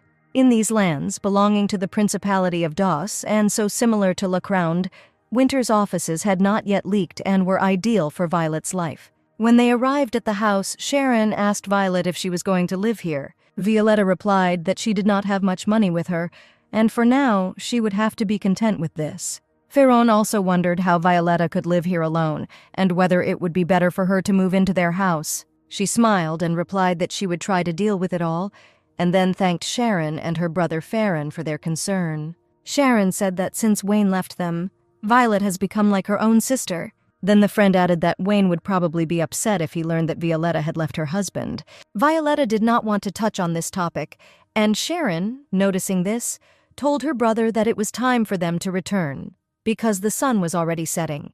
The house was abandoned and there were cobwebs everywhere, and Violetta stood in the middle of the hallway and wondered where she should start. Running her hand along the windowsill, she realized that the first thing she needed to do was replace the door and windows. She also needed to visit the Afimchuk family, the most influential family in the area. Perhaps she could find work with them. Violetta looked at the walls covered with cobwebs and understood that now she would have to do all this herself. If she slips up, it will turn out that Winter was right about her being a princess and good for nothing. Violetta took a broom and began to remove cobwebs from the corners. She would not allow anyone to think about her like that. Violetta had difficulty cleaning up the trash and understood that she was a princess after all. The bright sun was already shining outside, and Violetta was still in bed, because she was very tired from yesterday. But suddenly she woke up abruptly. Someone was persistently knocking on her door. Approaching the door, Violetta opened it and saw a man who asked if she was the new owner of this house. He introduced himself as the headman of this village and said that the girl needed to go to the town hall and apply for residence. The man added that it is also necessary to use a breakwater because even if one of the residents does not pay, problems will arise. Violetta knew that forests are called breakwaters, but according to Lacround's laws, they should not have an owner. She told the headman that this land was Dawes, so the same law should apply here, and then asked who they were paying money to use it. The gathered people began to be indignant, because they were told that the forest belonged to the Efimchuk family, and the villagers themselves were monitoring its care. The headman muttered indistinctly that he had urgent business at the town hall and immediately left. The villagers rushed after the headman, demanding an explanation from him, and Violetta wondered if she had intervened in vain. Returning to the house, Violetta suddenly saw unfamiliar women wiping dust and washing the floors. One of the girls replied that they noticed that the cleaning was not finished yet, and since they came, they decided to help her. Violetta guessed that most likely they were wondering who settled in this house. Besides, they always maintain close relationships in the village. The girl, who seemed more sociable, approached Violetta and said that her name was Fim. Now they were one family. Violetta had already lived in the village for a year. She made friends with the residents and even began to look different. Children burst into the house and, while running, asked if they could hide in her house. Before they had time to hide, a neighbor entered the house and asked if her tomboys had run in here. Violetta smiled and pointed to the table, from under which the children's legs were sticking out. The boy asked how his mother found them, and she answered that they hide in this house every day. Did they really think that they wouldn't get caught? The second neighbor brought boiled potatoes and said that Violetta was too lenient towards them, and she replied that she liked it when children's laughter was heard in the house. Violetta asked where such good potatoes came from, and the neighbor replied that strangers arrived at the port yesterday. Violetta invited her neighbors for tea, and they admired that after the renovation the house looked like new, and Violetta seemed to like it here. One of the neighbors added that Violetta previously did not know how to wash or clean, but now she copes with all household chores. The second neighbor laughed and said that indeed, Violetta did not know how to do anything, as if she were a princess who had arrived from a distant kingdom. The neighbor added that thank God Violetta learned everything and now does not experience difficulties. Violetta smiled and thought, it wasn't difficult for her to get used to life without Winter. He was constantly not at home. But despite this, Winter sometimes came to her in her fantasies. Violetta imagined that Winter lived with her and loved this house very much. She imagined how Winter, because of her height, hit her head on the ceiling and began to grumble and grumble. But Violetta tried not to think about Winter and convinced herself that everything was fine with her. Regia, the eldest daughter of the Efimchuk family, asked Violetta how she styled her hair. Violetta replied that she washed her hair and then simply dried it. But the neighbor did not believe Violetta. She believed that simply drying her hair could not lie so beautifully. Although Violetta did not tell herself anything, Regia was sure that she came from a noble family. Aristocratic speech, behavior, and manners gave her away the moment she came to get a job in their family. Regia really wanted to be like her. Violetta told her that if a girl wants to enter secular society, then she should avoid harsh expressions and remember to maintain her posture. And she answered with offense that everyone was laughing at her because they considered her too tall. Violetta reassured the girl and said that she had wonderful height, and if she slouched, it would not reduce it at all. Violetta advised Regia to accept herself as she is and carry herself with dignity. The girl immediately straightened her back, straightened her shoulders, and sucked in her stomach. Violetta smiled and said that this is exactly how she should behave. Regia asked to teach her how to drink tea correctly, walk with a beautiful gait, and all sorts of other little things. Violetta replied that she had work to do now, and the girl would still have a lot of time to learn everything and worthily enter secular society. Regia persistently asked to teach her now, because a party in honor of the opening of the Conic Hotel would soon take place. Hearing about this, Violetta shuddered and almost fell off the stepladder. Violetta asked if she had heard correctly, to which the neighbor replied that Conic would indeed open a hotel, and for this, they bought the land behind the fortress wall. The girl added that many strangers had arrived on this occasion, and Violetta remembered the potatoes they had brought. Violet thought it might just be a coincidence that Winter couldn't find her and build a hotel under her nose to show off his wealth. Going to the market, Violetta tried not to think about Winter because his affairs did not concern her at all. Suddenly, she accidentally bumped into a passerby and politely apologized for her clumsiness. Violetta was very surprised to see Flip at the market, but her surprise knew no bounds when she saw Kale nearby. They asked her to immediately go with them to the courtyard. But before she had time to turn into the yard, she heard a familiar voice from behind calling Kale. It was Winter. He saw Kyle and asked where he had been and why Flip was not next to him. Hale replied that there was an urgent matter. It was necessary to find the vice president, and Flip was with him now. Winter ordered the secretary to go to the 4th alley and buy everything there that would be needed to organize a menu for a special room service. When Winter left, Flip told Violetta that she could safely go out.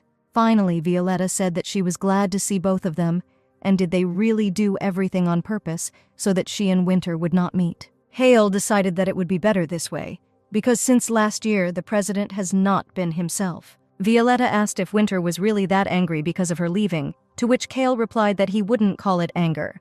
It's much more complicated. He added that the president has become very sensitive to reacting to everything. He can't even sleep peacefully.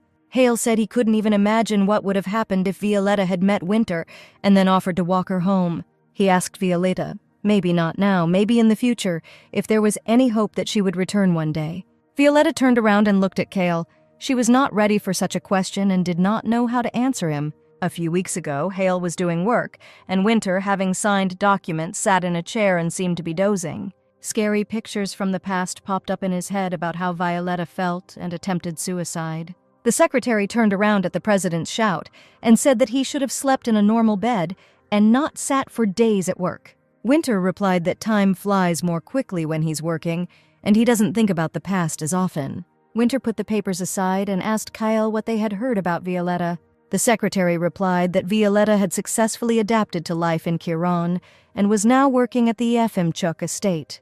He added that he was informed about this by the employee who was assigned to look after Violetta, and Winter need not worry. Hale added that there was something else, and handing the envelope to Winter, said that Violetta had sent money again.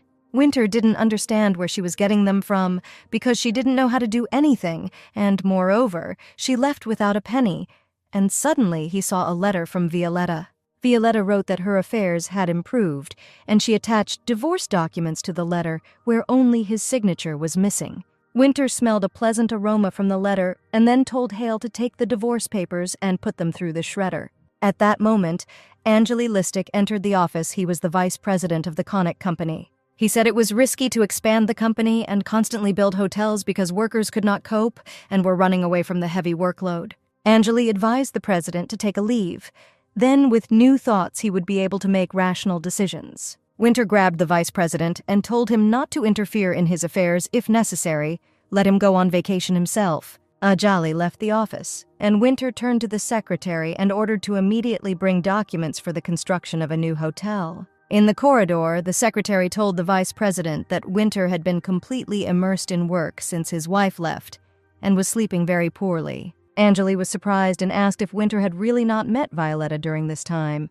Cale replied that he waited 3 months but then plunged into work, losing hope. Anjali himself saw the state the president was in. Perhaps the news of Violetta's return would bring him back to his senses. Cale replied that he did not know what was in Violetta's soul, but in any case he could not delay any longer. Hale told Violetta that since her departure, the president's condition has become unstable and the companies are in a critical situation. He added that he was confident that Violetta's return would be able to influence the president's condition and improve the situation. Violetta turned away from the secretary and replied that she had no desire to go back. She added that she could talk to Winter, but only after the divorce, to which Hale replied that the president tore up the divorce papers. Now Violetta understood why the signed documents were never returned, and she told Cale that she was happy here and was not going to return to the time when she was unhappy with Winter. The news that came from Violetta's attending physician further worsened Winter's condition. He sharply told his mother and father that they should no longer rely on his financial support. He added that he learned from the doctor everything that they did behind his back. Winter was angry. Did they really think that he would get away with the way they treated his wife so easily? The Duchess tried to justify herself, saying that Winter had understood everything wrong, to which he replied that he did not want to hear any excuses, and both of them should not even try to contact him in the near future. Thus, having escaped from his parents, Winter ended up in the same place where Violetta lived. He still considered his wife to be his support, but he could not become Violetta's support. In his own eyes, Winter became the most hated and disgusting creature in the world. At Regia's request, Violetta came to work earlier than usual, but she claimed that she was late anyway. The girl was noticeably nervous, holding some kind of envelope in her hands. Regia said that this is an invitation from Connick's company, and they are inviting her to a private party.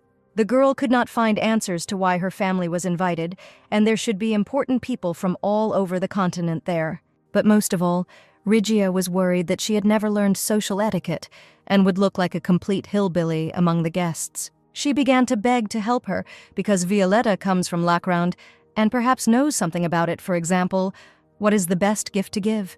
Violetta knew Winter well and everything he liked, so she advised the girl to give olive oil as a gift. She added that it is much colder in Lacrounda, and olives do not grow there, so the olive oil produced by the Efemchuk family would be an excellent gift.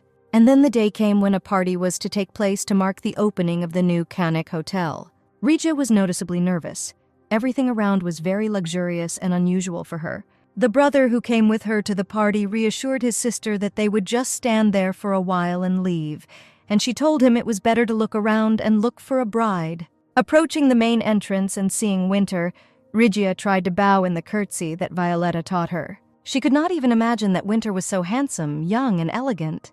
The brother quietly whispered in Regia's ear that the rumors were not lies, and that pressure was really being felt from Sir Winter. The girl once again bowed into a deep curtsy and said that her name was Regia from the Efemchuk clan. Introducing her brother Geordie, the girl handed Winter a box and said it was a small gift from their family. Regia opened the lid and said that she knew that Sir Winter really liked olive oil. Winter was surprised and asked how she knew this, and the girl replied that a man from Lacrown told her about it. Winter, after tasting the oil, said that Regia has excellent taste in gifts. And suddenly Winter said that he had a business proposal for their family regarding olive oil. Winter took the girl into the living room and asked her to wait a little. Going to the kitchen, Winter thought that Violetta worked for the Efemchuk family, which means he did the right thing by sending them an invitation. He had no doubt that Violetta had recommended this gift based on the preference of the recipient, knowing that it was Winter. Now the most important thing for Winter was that Violetta remembered what he liked. He continued to harbor hopes, to hope that he and Violetta would someday live together. Winter saw the secretary and wanted to ask him to add this oil to all the hotel's dishes, but then he heard Hale telling the vice president that the bluff about the company's bankruptcy did not work, and Violetta was not going to come back. Winter heard the vice president say that if Violetta returned, the president could even buy her the royal throne, to which the secretary replied that he had talked to Violetta and she was quite happy with her current life. They talked about how Violetta did not want to remember her past life and considered herself unhappy living next to Winter. Winter sat in his hotel room and, rereading the letter, realized that his dreams had collapsed and Violetta would not return. He tried to take over the whole world, and now the people living in La Craunda walk on his land. Now Winter understood that all this was in vain, and Violetta, being next to him, would still remain unhappy. He stood on the railing of the balcony and understood only one thing: Violetta would never return. Winter looked at the watch that Violetta gave him and took a step forward. I felt a familiar smell and opened my eyes. Violetta was horrified to find that she was in Winter's bed. Suddenly, she was seized with panic. She did not understand how she ended up here and, in general, what could have happened. Winter opened his eyes and looked at his hands in surprise. They were Violetta's hands. Finally, Violetta realized that she had switched bodies with Winter again. But how did it happen, and did she really die in her sleep? At that moment, Cale entered the room. He was glad that Winter woke up and was worried about him. Approaching the president's bedside, he added that he needed more rest. Otherwise, he was already losing consciousness on the move. The secretary told Winter that he was found at the castle walls by a guard, and it was good that everything worked out, because he could have been kidnapped by robbers. He could not calm down and urgently demanded that the president rest for at least a month. And suddenly Winter said that he was glad that the secretary was taking care of his husband, and Winter must know about it. Hale instantly fell silent, and looking at the president in surprise, asked if it was really the younger madam in front of him again. After getting dressed, Violetta thought about why Winter was discovered near the walls of the fortress and what he was doing there. Perhaps this time it was he who caused the exchange of bodies. She thought this time either Winter died or he found another way to exchange. Violetta found no reason why Winter would want to die in any case. She had to meet her husband. But suddenly the secretary stopped her and asked if she could sort out her husband's affairs, which he had put off and left unfinished. He added that first she needs to attend the meeting that Winter has been missing lately, and also look at the documents that the president signs without reviewing because of his condition. Hale told the younger madam that all of Winter's actions or inactions ultimately led to his business being in decline. At that moment, the vice president entered the office, but the secretary hastily stopped him, saying that the president was not feeling well today. Violetta stopped the secretary and asked the vice president what happened. The vice president placed an envelope on the table and said that this was a statement of his resignation. Hale remembered very well how the president behaved last time and grabbed the vice president by the clothes and told him unnecessary things, although he was wrong. The secretary understood that this statement implied that Winter should reconsider his behavior and his attitude towards the vice president. But Violet didn't know this. She told the vice president that he had done a good job, especially recently. Hale was in a panic because the junior madam had to refuse the dismissal, and if the vice president left, the company would collapse in the current situation. The secretary, taking advantage of the fact that he was behind the vice president, began making hand gestures to Violetta so that she would refuse the dismissal. Violetta immediately understood Hale and told the vice president that she hoped that he would work just as hard in the future and took the application back. Then the vice president said that he no longer intended to remain silent and wanted to know how the president was going to get out of the impasse if he was constantly only expanding and expanding the company. Violetta approached the vice president and, placing her hand on his shoulder, apologized for not listening to his advice and asked him to take care of business in the future, and Winter trusts him. She asked the vice president how bad things were, and he replied that he could provide the documents, but hoped that Winter would not put them aside this time. Violetta sat down at her desk and told the vice president to bring the documents, promising that she would look at them right away. The vice president brought a huge stack of papers to the office and told the president that going through them would take a very long time. Violetta took the first document and told the vice president that he knew these papers better and asked to work together. The vice president looked at the president in surprise and did not understand why he was so calm, because another time he could simply grab him by the clothes again and get angry at so many documents. Cale decided to leave them alone and hoped that, thanks to the exchange of bodies, Violetta would be able to put the company in order and get it out of a loss-making state. Winter lay in bed and, feeling very unwell, heard some women's voices around. Someone wanted to take her temperature, someone wanted to cover her warmer, and someone said that it was all because of the children who were constantly running into her house. One of the women, who covered Violetta with a blanket, said that she brought her hot soup and told the others to leave so that the girl could be in peace and quiet. Leaving the house, the women said that if Violetta needed something, she was sure to tell them. I didn't suffer alone. Sitting up on the bed, Winter looked at the table. He was surprised that the women came unceremoniously into the house and even tried to feed him food of unknown origin. He was beginning to realize that if I, Violetta, could live here and eat strange slop, then life with him really was so unbearable. Standing in front of the mirror, Winter understood that he could not die and felt what Violetta felt in those moments. Now he felt a huge sense of guilt for accusing Violetta of pretending. Winter remembered all the words he said to Violetta, and it seemed that he was ready to go crazy. And then Violetta hurriedly entered the house. She was in a hurry to touch Winter in order to switch bodies back. A minute later, Winter put his hand to her forehead and said that she was not feeling well. He knew this because he had just been in her body. To which Violetta replied that she was much more interested in knowing how they switched bodies and why Winter was found at the walls of the fortress. Winter said that they haven't seen each other for so long, and Violetta doesn't even say hello, to which she replied that the answers to her questions are much more important now. Winter looked at Violetta and did not recognize his wife. Her eyes were filled with incredible power. Lately, Winter has lived without noticing anything, but now, having seen Violetta, it seems that his feelings have begun to come to life again.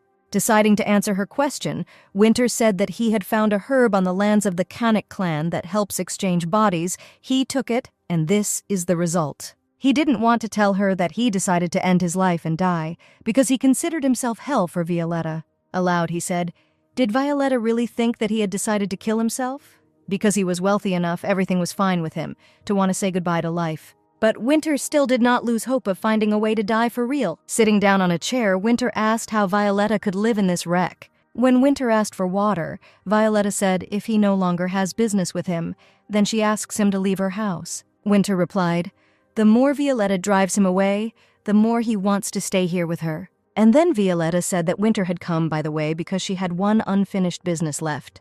Looking at Winter with a serious look, she said that she still demands a divorce from him. Violetta added that they no longer live as spouses, and it is impossible to continue or start a relationship in the current situation. At that moment, the door opened and the neighbors came in. They were glad that Violetta had already gotten up, saying that they had brought her stew. The next moment, he was noticeably embarrassed when he saw that Violetta had a guest. Winter asked Violetta why strangers hang around so freely, and Violetta replied that he should not interfere, because this is not his home. And then Winter declared that Violetta was mistaken, and that, as her husband, he had the right to interfere. And then one of the neighbors took Violetta aside and asked, since her husband was such an influential and rich man, where did she get the debt that she was talking about? To which Violetta replied that it was her husband who owed money.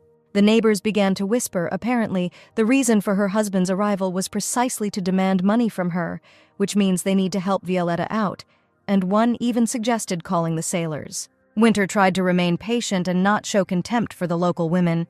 Then he turned to one of the women and said that, judging by her apron, she was selling fruit. Winter handed her a wad of bills and asked if this amount was enough to pay for all the fruit in her shop. Taking the money, the woman replied that this was enough even to buy fruit from the new supply. But then, looking at Violetta, she said if she could take this money because it belonged to her husband. Violetta replied that everything was fine, because she knew very well how much a woman needs money lately. Leaving the house, the women said that if her husband suddenly did something to her, she should immediately run to them. While seeing her neighbors off, Violetta said that Winter still continues to waste money. Then Violetta said that she needed to go to work, and suggested that Winter should think again about her divorce proposal. Winter could not give a divorce to his wife, because the only reason was that she should become the heir to his fortune. The princess must have a kingdom, and he must create it. In the future, everything was supposed to go to Violetta, because that's what was written in his will. Winter could only find a way to die. This was the best thing he could do for Violetta. At sunset, returning from work, Violetta was already approaching her house. And suddenly, she saw Winter and asked why he was here again and did not return home. She asked Winter to leave because she was very tired after work and wanted to rest. And suddenly, Winter said that he was ready to divorce Violetta, but only after he had thought about everything for 3 months. Sitting at the table, he reminded his wife how much property he had, and that it would take time to sort it out. In addition, Winter was sure that their parents would not accept the news of their divorce so easily. Violetta asked if it was just that and not because Winter was lonely in bed. Winter replied that during a divorce, the spouse is always given time to think, and this is natural. And this time will give them both the opportunity to understand themselves. Winter only asked for 3 months to see if he could fix the relationship or if it was too late. Violetta replied that her condition was that Winter would not give her luxury goods and other gifts with which he tried to solve problems. She added that this is not the only condition, and she will add clause by clause, drawing up a contract in which the conditions must be fulfilled one by one. Violetta told Winter to set a deadline of 3 months, and on May 20th their relationship would come to an end. She carefully read the document and said that they would no longer have a reason to meet. Winter was confident in Violetta's serious intentions, but knew that in these 3 months he must find a way to die. But the only thing that pleased and reassured him was that before his death they would be able to see his wife during these months. Winter clarified whether this period really suggests that they should try to avoid divorce. He added that they need to indicate the exact number of meetings and kisses, to which Violetta replied that she would agree with her interlocutors, but kisses were excluded. But Winter was persistent and asked to indicate at least 3 kisses. Violetta caught herself thinking that she tried in every way to break this connection, but her husband's kisses were very sweet. She was afraid that these kisses would drag her back into the abyss of hell. She has already managed without Winter for a year, and perhaps with a kiss, she can test her feelings whether they have completely faded or not. Violetta looked at her husband and said that she agreed to these 3 kisses, but in return their touching would be limited. Winter smiled and replied that without touching and hugging, kissing would look ridiculous. Violetta had to agree to Winter's persuasion, and having added this to the contract, she put the document aside. A minute later, after exchanging signatures, Violetta said that the contract had been drawn up and came into force right now. Winter put his copy of the contract in the inside pocket of his jacket, and the next moment grabbed Violetta into his arms. Violetta timidly said that this was very unexpected, to which Winter replied that he was not going to wait until the next meeting. He began to gently blow into Violetta's ear. Violetta didn't understand why Winter was making her so hot before the agreed-upon kiss. She could smell his cologne, the faint scent of cigars and shaving foam. Every time she inhaled these smells together, her heart began to race. In the next second, Violetta could drown in a sweet kiss, but Winter pulled back and said that this was the first kiss and she needed to take care of it. And then he added that the 3 kisses specified in the contract, and Violetta herself can kiss Winter whenever she wants. Violetta said that Winter should be ashamed of such a proposal, to which he only smiled. He headed towards the door, and turning around, said that they would see each other again soon. The next morning, Hale was already standing on the threshold of Violetta's house. Violetta opened the door, and the secretary said that the president asked him to give her something. Winter, sitting at the table, asked what about the man who was introduced to Violetta, to which the secretary replied that he had sent a report.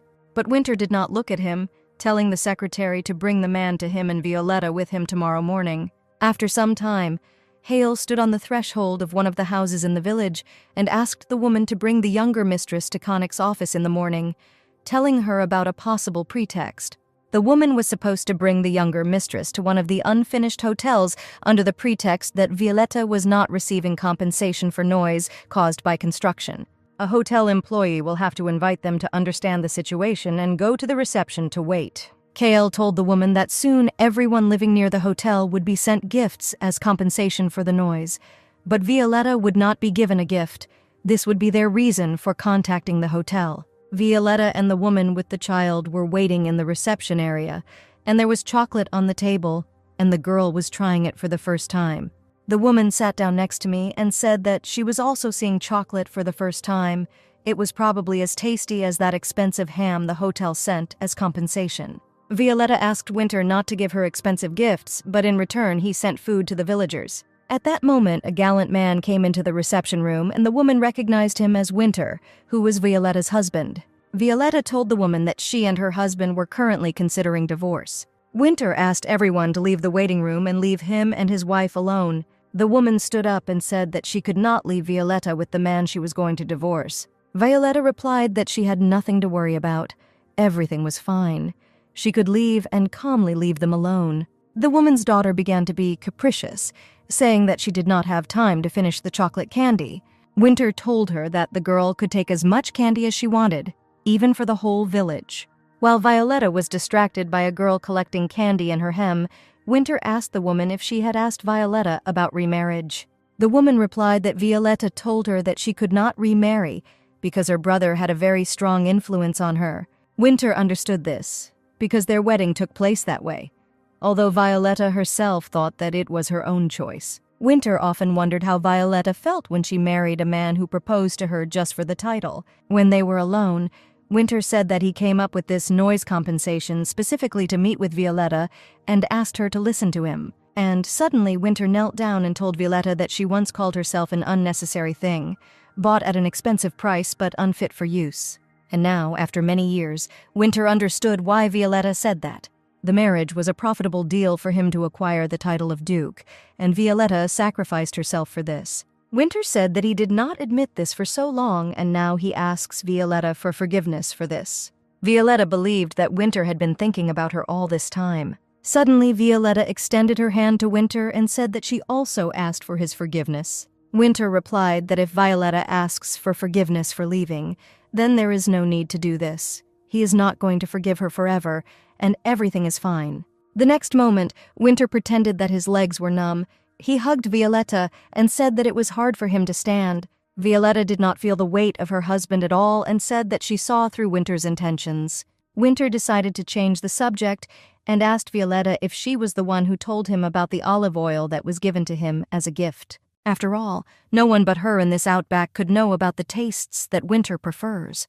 Violetta asked Winter not to call this place a backwater and seemed a little offended. He looked at Violetta and said that she was extremely beautiful. Violetta was a little embarrassed and said that he had never said such words to her.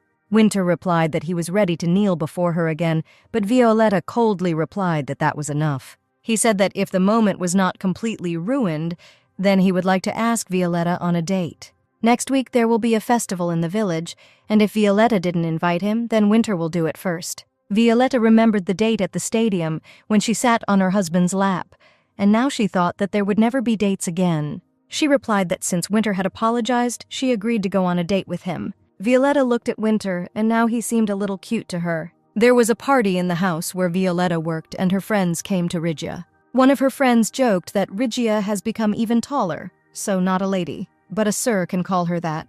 It was Elsa Aiden who mocked the girl's height the most. Friends noticed Violetta in the distance, who was busy with flowers, and, judging by her manners, decided that she was a noble woman. Rigia was offended to hear how her friends discussed Violetta, saying that she had no pride at all, since she had descended to the work of a servant. But the girl could not stand up for Violetta because in front of her friends she was nobody. She understood that she would only make a fuss in vain. Nothing good would come of it. Rigia approached Violetta, and she quietly tried to remind her that the girl should keep her back straight and not slouch. Violetta handed her a vase and ordered it to be placed on the table in front of the guests. She added that this is sometimes done at tea parties and social circles, and then you had to wait, and if the petals from the tree flowers fell into the neck, then you had to make a wish, and it would definitely come true. Violetta added that one more very important rule of etiquette must be observed. While drinking tea, you should never stick your little finger out to the side. Rigia turned her attention to Elsa and told Violetta that she was doing exactly that. Violetta grinned and replied that they were all young and inexperienced ladies and would probably be surprised to learn about this rule. Rigia approached the guests and began to talk about manners in secular society, which Violetta shared with her. The girls were glad to learn about new manners, and only Elsa considered it impudence. Early in the morning, when Violetta was still sleeping, there was a knock on the door, and she heard Winter's voice. She asked why Winter came so early, because they were going to meet later. He apologized for waking her up, and Violetta replied that she had a lot of work to do and returned at dawn. Winter replied that working until dawn is unhealthy, to which Violetta replied that she was going to open her own store, and for this she needed money. Violetta handed Winter a notepad with the possible name of a flower shop. She added that her favorite name was Violetta's Garden. Winter wanted to turn the page, but Violetta tried to stop him and asked him not to read what was written there. But Winter did not listen and turned the page and saw that one of the names was Blooming. Violetta grabbed the notebook and tried to justify that she had not intended to use this name. Winter replied that his last name translated as flowering, and it could also be a suitable name for the store. Violetta replied that she would change her last name in 3 months anyway, but Winter said that he would not be so sure about that. He added that perhaps during this time she would change her mind about getting a divorce, to which Violetta replied that this would not happen. She added that Winter will never be able to understand the feeling she felt the day she confessed to him that she was pregnant. What she remembered most from that conversation was that Winter claimed that the child was from another man. Violetta will never forget the feeling of being trampled and humiliated by her own husband. Winter looked at Violetta and quietly said that he might be gone in 3 months. The next moment, he picked her up in his arms and embraced her. Winter put her to bed and said that before the hour of their meeting came, she needed to sleep. When Winter lay down next to him, Violetta said that it was unceremonious, but Winter replied that he was not going to adhere to manners with a person with whom he had to leave in 3 months. And then Violetta saw Winter begin to unbutton his shirt. She strictly said that she did not allow this to be done, especially since a decent gentleman should not undress in front of a decent lady. Winter did not respond to her remarks. He said that he always undresses if he is uncomfortable, and Violetta could do the same. At the moment, Winter's behavior embarrassed Violetta.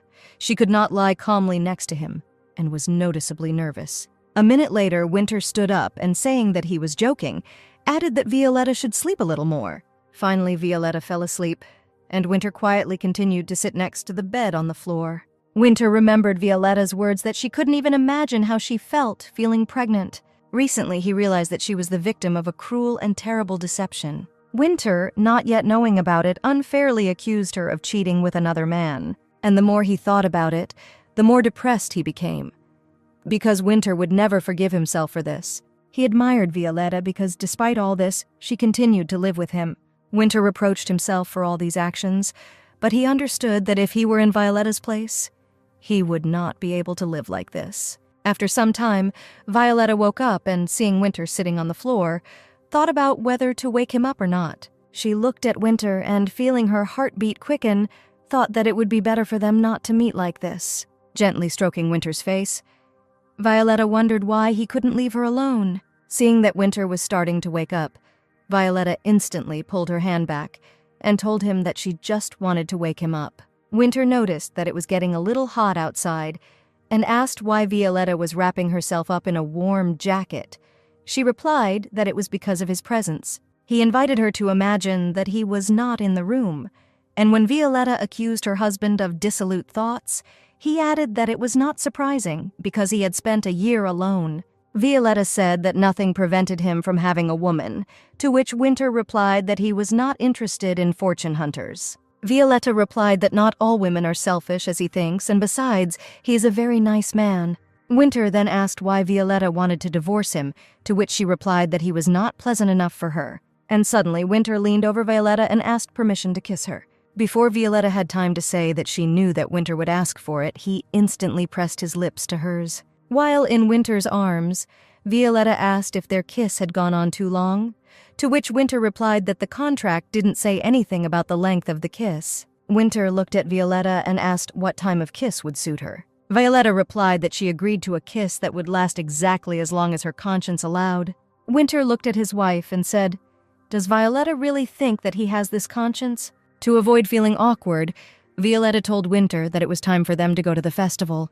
The sun was scorching outside, and Winter bought his wife a hat, and Violetta, apparently forgetting about the agreement not to accept gifts, said that she really liked it. Walking along the shopping street, Violetta asked how the blooming couple were doing. Winter replied that his parents send telegrams every day and ask him to send him money, but he does not. Violet said that there is a spring party coming up soon and it is quite expensive. Winter replied that she shouldn't care because it was their own fault for treating Violetta this way. He was thinking about stopping providing for his parents altogether in the future. When Violet stopped at a stand with paper dolls, Winter asked if she would like to buy one for herself or for the little one next door. Violetta replied that she remembered her older brother, with whom she often played as a child.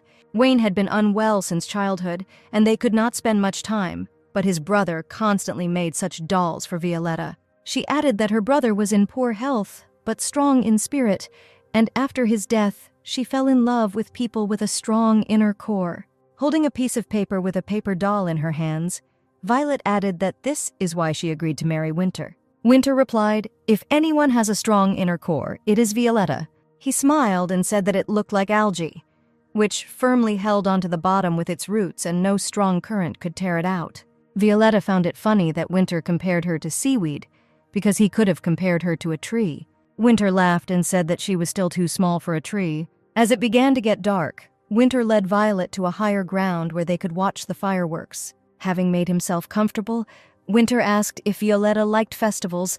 Then why didn't she go to Lacrounda's festival? Violetta replied that perhaps she would visit this festival in the future. Winter took Violetta by the arm and said, if she wants to say something, then let her speak directly. Violetta turned away and said that for 3 years, Winter had discouraged her from going to festivals. Winter asked why Violet didn't talk about this before. She replied that she tried to tell him about it, but he constantly left her to her own devices. But even when he did not come, Violetta continued to wait for him, doing needlework or preparing some kind of meal. But when Winter left, she dropped everything and rushed to see him off. Violetta tried everything possible to win Winter over. She turned to Winter and asked him not to talk to her anymore about the fact that she supposedly should have talked about it earlier. The next moment, Violetta pulled out her hand and asked not to pull it so hard, because he was hurting her. Violet stood up and told Winter not to try to force her to do what he wanted. Winter stood up, bowed to Violetta, and said that he understood why he wanted to run away on his wedding day. That day, he saw for his bride the courageous steadfastness and noble correctness to which he could only aspire. Winter once again apologized for the pain caused and promised that he would be careful in the future. At that moment, fireworks started and the sky lit up with bright flashes. For some time, they stood silently and watched the most beautiful spectacle in the sky. And suddenly, Winter took Violetta by the hand and asked them to return together to Lacround as soon as the hotel opened. He said that Violetta will be able to live as she wants and meet people dear to her because Lacround is her homeland. Winter added that in any case, Violetta could live there after they divorced. She replied that Winter was right. Although Kirin was a wonderful place, she could not live here all her life. Violetta added that she knew that in any case she would have to return someday. The next second, their conversation was interrupted by Ferran and Sharon suddenly approaching. Sharon smiled shyly and asked if they had been disturbed by their sudden visit. Violetta replied that everything was fine because they were just about to return downstairs. Violet introduced Ferran to Winter and said that the three of them had been friends when they were little. Ferran extended his hand to Winter and said that he had heard a lot about him. He added that he would be very glad if someday Winter would come to his Principality of Das. But without waiting for an answer from Winter, Ferran told Violetta that she could come alone and they would have a great time together. Seeing the expression on Winter's face, Sharon told no one to be nervous and suggested they celebrate the acquaintance with a drink. Ferran replied that the girl should go to the carriage and he and Winter would chat a little about business. Seeing Winter's intense gaze, Ferran told him that he did not perceive Violet as a woman, and he need not worry about this. He added that he was replacing Violetta's older brother. Winter replied, "What kind of brother can we talk about if they are not even blood relatives, and he is not going to believe in this nonsense?" Ferran asked Winter to refrain from harsh statements. He was only defending Violet instead of Vane. Having calmed down a little, Winter asked if the Principality of Das really lives off tourism and naval forces. He asked Ferran how he views establishing relationships in the tourism industry, and if he cooperates with the Canik Company, then Winter will be able to provide them with good financial support. Knowing from Ferran's expression, Winter said he was often misunderstood. He added that he could clearly see the contempt in his interlocutor's gaze. Ferran grew up in a noble family and was probably taught that discrimination is unacceptable. And the look with which Ferran looked at Winter showed that he looked at Winter as a stranger. But Winter did not blame him for this because he had long been accustomed to such views. And then Winter suggested that Ferran start this game of his older brother, at least while he was alive. Ferran reiterated that he does not see Violetta as a woman and is not considering any romantic relationship with her. Winter replied that Violetta would do just fine without his care. He himself would take care of her as he saw fit. Violetta stood near the carriage, and when Winter approached, she asked what they had been discussing for so long, to which Winter replied that it was about ordinary business. Having hugged Violetta, Winter said that it was already getting cold outside and it was time for them to return. The vice president and secretary were standing in front of Winter's office and discussing how his condition had improved since he started dating Junior Madam. Now Winter didn't lose his temper out of the blue, didn't skip meals, and got enough sleep. Kale was called out by one of the assistants and said that some guest had come to see the president. Before reporting to the president about the visit of some guest, Cale went to find out who it was, and when he saw it, he was stunned in horror. Winter sat in his office and, looking out the window, recalled the conversation that took place before parting with Violetta. He remembered when he took Violetta by the hand and said that she liked it. She replied that she no longer did. Winter looked into her eyes and said that now he likes it.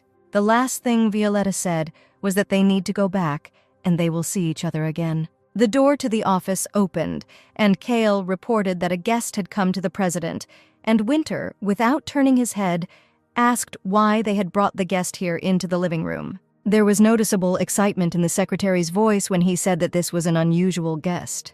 Winter turned around and saw an unfamiliar elderly woman. She folded her arms across her chest and told her son that Winter had grown and matured very much. While Hale was pouring tea, Winter asked his mother what she needed from him after so many years. The mother replied that she just wanted to see her son, but did not want to interfere, knowing that he was doing well. Winter didn't believe that she didn't need anything from him, because no one came to him just like that. The mother replied that about 20 years ago she married a man from Alec and gave birth to 2 twins, but she turned out to have heart disease. She added that this year they will turn 18 years old, but there is absolutely not enough money to purchase medicine for them. Looking at her son, the mother said that she knew that she was acting brazenly, but these were his brothers. Winter replied that the mother was right. It was indeed impudent to ask an abandoned son for help. The next moment, the mother heard with horror that Winter had plenty of money, but did not intend to share it with her. To which the mother indignantly asked, "Then why does the son provide for his own father?" Winter replied that he did not know how his mother knew about this, but since last month he had stopped providing for his father. The next moment, the mother fell to her knees and asked her son for help, saying that she would do anything for him. Winter turned to his mother and said that life is cruel, and her twins were simply unlucky, like he was once unlucky, to be abandoned at the age of 5. When Winter said that it was better for the mother to consider that fate had put an end to her sons, she could not stand it. In one movement, the mother was near her son and gave him a good slap in the face. Winter, without saying a word, gave the appropriate indication with his eyes. The next moment, the servants tried to force their mother out of the office, and she said that she was not herself and apologized. Winter sat down on the sofa. The screams of his mother could still be heard in the corridor, asking him to help his brothers. When the screams died down, Winter told Cale to catch up with his mother and give her the money. The secretary wanted to be indignant, but Winter said since he gave money to his father, then let everything be fair. When the secretary came downstairs, Winter watched everything from the balcony and noticed that the mother did not even turn around after receiving the money. He recognized himself in his mother's action when he left Violetta on the wedding day and also did not turn in her direction. Winter, completely wet but not noticing the rain, stood in front of Violetta's house. She was very surprised by his visit, but told him to immediately go into the house so as not to get sick. Violetta took Winter's hand and asked with concern what could happen if he came to her in such rain. But when, after some silence, Winter told Violetta that his own mother had come to see him, she was shocked. He told her that the mother suddenly appeared out of nowhere and asked him for money for her sick children. Winter began to take out his wallet and told Violetta that he would give her everything just so that she would help him. He added that he wanted to run away from all this and die, but he knew that this would not work because they would simply switch bodies. Violetta agreed to accept the money since Winter believes that it can solve everything in the world. She put his head on her lap and said that she agreed to help him, but on the condition that it would be as she said. After a short silence, Violetta said that when she was sad and lonely, she wanted someone to stroke her head in the same way because affectionate touches relieve pain. Seeing Winter's condition, she said that he could stay overnight with her today. While Winter took a hot shower, Violet wondered if she had done the right thing by allowing him to spend the night in her house. She wondered to herself how she could comfort a man whom she had hated for so many years. Violetta assumed that perhaps Winter was trying to get her into bed in this way. Suddenly, she felt Winter approaching from behind. He smelled of pleasant oils and freshness. The next moment, Violetta turned to Winter and, seeing his bare chest, did not understand what was happening to her. Trying to overcome an incomprehensible feeling, she told Winter that while he was in the shower, Hale came, because he immediately realized where the president could be. When Violetta saw that Winter was about to open the bottle, the secretary had said, she offered to make him hot tea. Pouring wine into a glass, Winter replied that no tea would help during depression. After taking a sip, he added that Violetta should go to bed and not pay attention to him. But she sat down next to Winter on the floor and asked him to pour her wine too. Winter was surprised at Violetta's request, because she didn't know how to drink at all, but he was even more surprised when she asked for a second glass. After a few glasses, Winter looked at Violetta and noticed that she was already drunk. Seeing that Violetta was already closing her eyes, Winter picked her up and carried her to the bed. Violetta replied that she did this on purpose so that Winter would get less because she drinks a lot. Already falling asleep, Violetta muttered that her father drank a lot, so he passed away early. She was just worried about Winter. He sat on the edge of the bed and thought that only Violetta cared so much about him. In the morning, Violetta was surprised that while she was sleeping, Winter drank the entire bottle, to which he replied that this was the norm for him. He said that to his surprise, he slept very soundly, as if he had taken sleeping pills.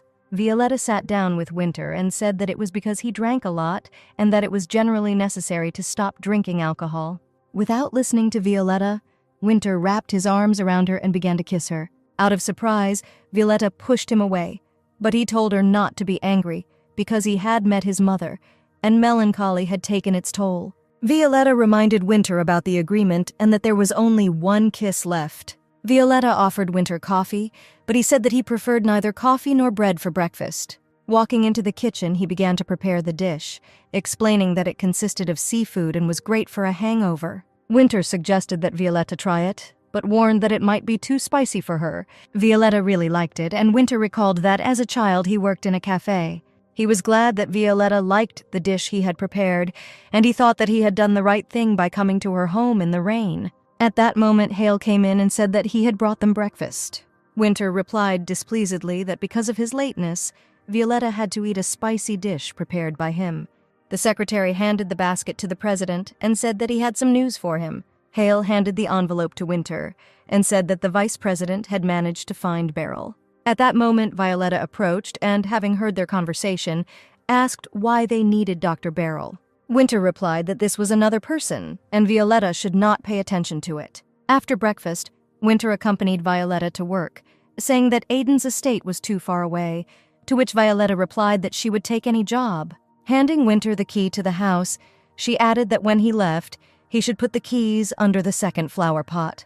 Winter looked after the departing carriage, and then told Kyle that he had intentions of moving Violetta's house to Lacrand. He told the secretary to invite a carpenter to assess whether the house could be dismantled and loaded onto the ship. He then opened the letter, from which he learned that Dr. Beryl had indeed given Violet drugs that caused pregnancy symptoms. During interrogation, he also confirmed that it was the blooming spouses who forced him to give the girl this medicine. At the end of the letter, the vice president wrote that the matter had not yet reached the police, but if Winter was interested in official proceedings, he should respond to this letter. The secretary asked Winter if it would be better to tell Violetta everything. Winter replied that he would tell her everything after the divorce and headed into the house. This was his fault, and if he tells Violetta now, she will not want to see him again. Winter knew it was selfish, but he didn't want to lose the barely acquired moments of happiness. Elsa turned to Violetta and said that she should understand how important the party at the Conic Hotel was to her. Violetta replied that she understood everything and offered the girl her help to choose accessories for her outfit. She suggested that Elsa try on a brooch in the form of a red bow, but the girl capriciously replied that she did not like it at all. Then Violetta offered the girl a decoration in the form of a white lily and said that this brooch would go perfectly with pearls. Elsa replied dissatisfiedly that it wouldn't even be visible on her outfit. Violetta tried to persuade the girl, but she categorically refused. Elsa turned to Violetta and shouted at her, what knowledge of etiquette could there be if she couldn't even assemble a brooch from flowers? Violetta realized that the girl was angry with her, and for that party at which she pointed out to Elsa the wrong manners of behavior. She mustered up her courage and asked Elsa for forgiveness for that evening.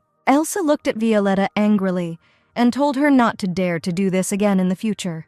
The next moment, the ceramic tray fell to the floor, and Elsa screamed for Violetta to get out, and she would find another assistant. Violetta timidly asked the girl to return her money for the flowers. This angered Elsa even more, and she said that she was not going to pay for the trash she brought. Elsa added that if Violetta needs money, she should clean up the place immediately. One of the servants sat down next to Violetta to help her collect the fragments, but she said that she shouldn't do this, otherwise she might be scolded. This really angered Elsa, and she screamed at the servants that no one was allowing her to help Violet.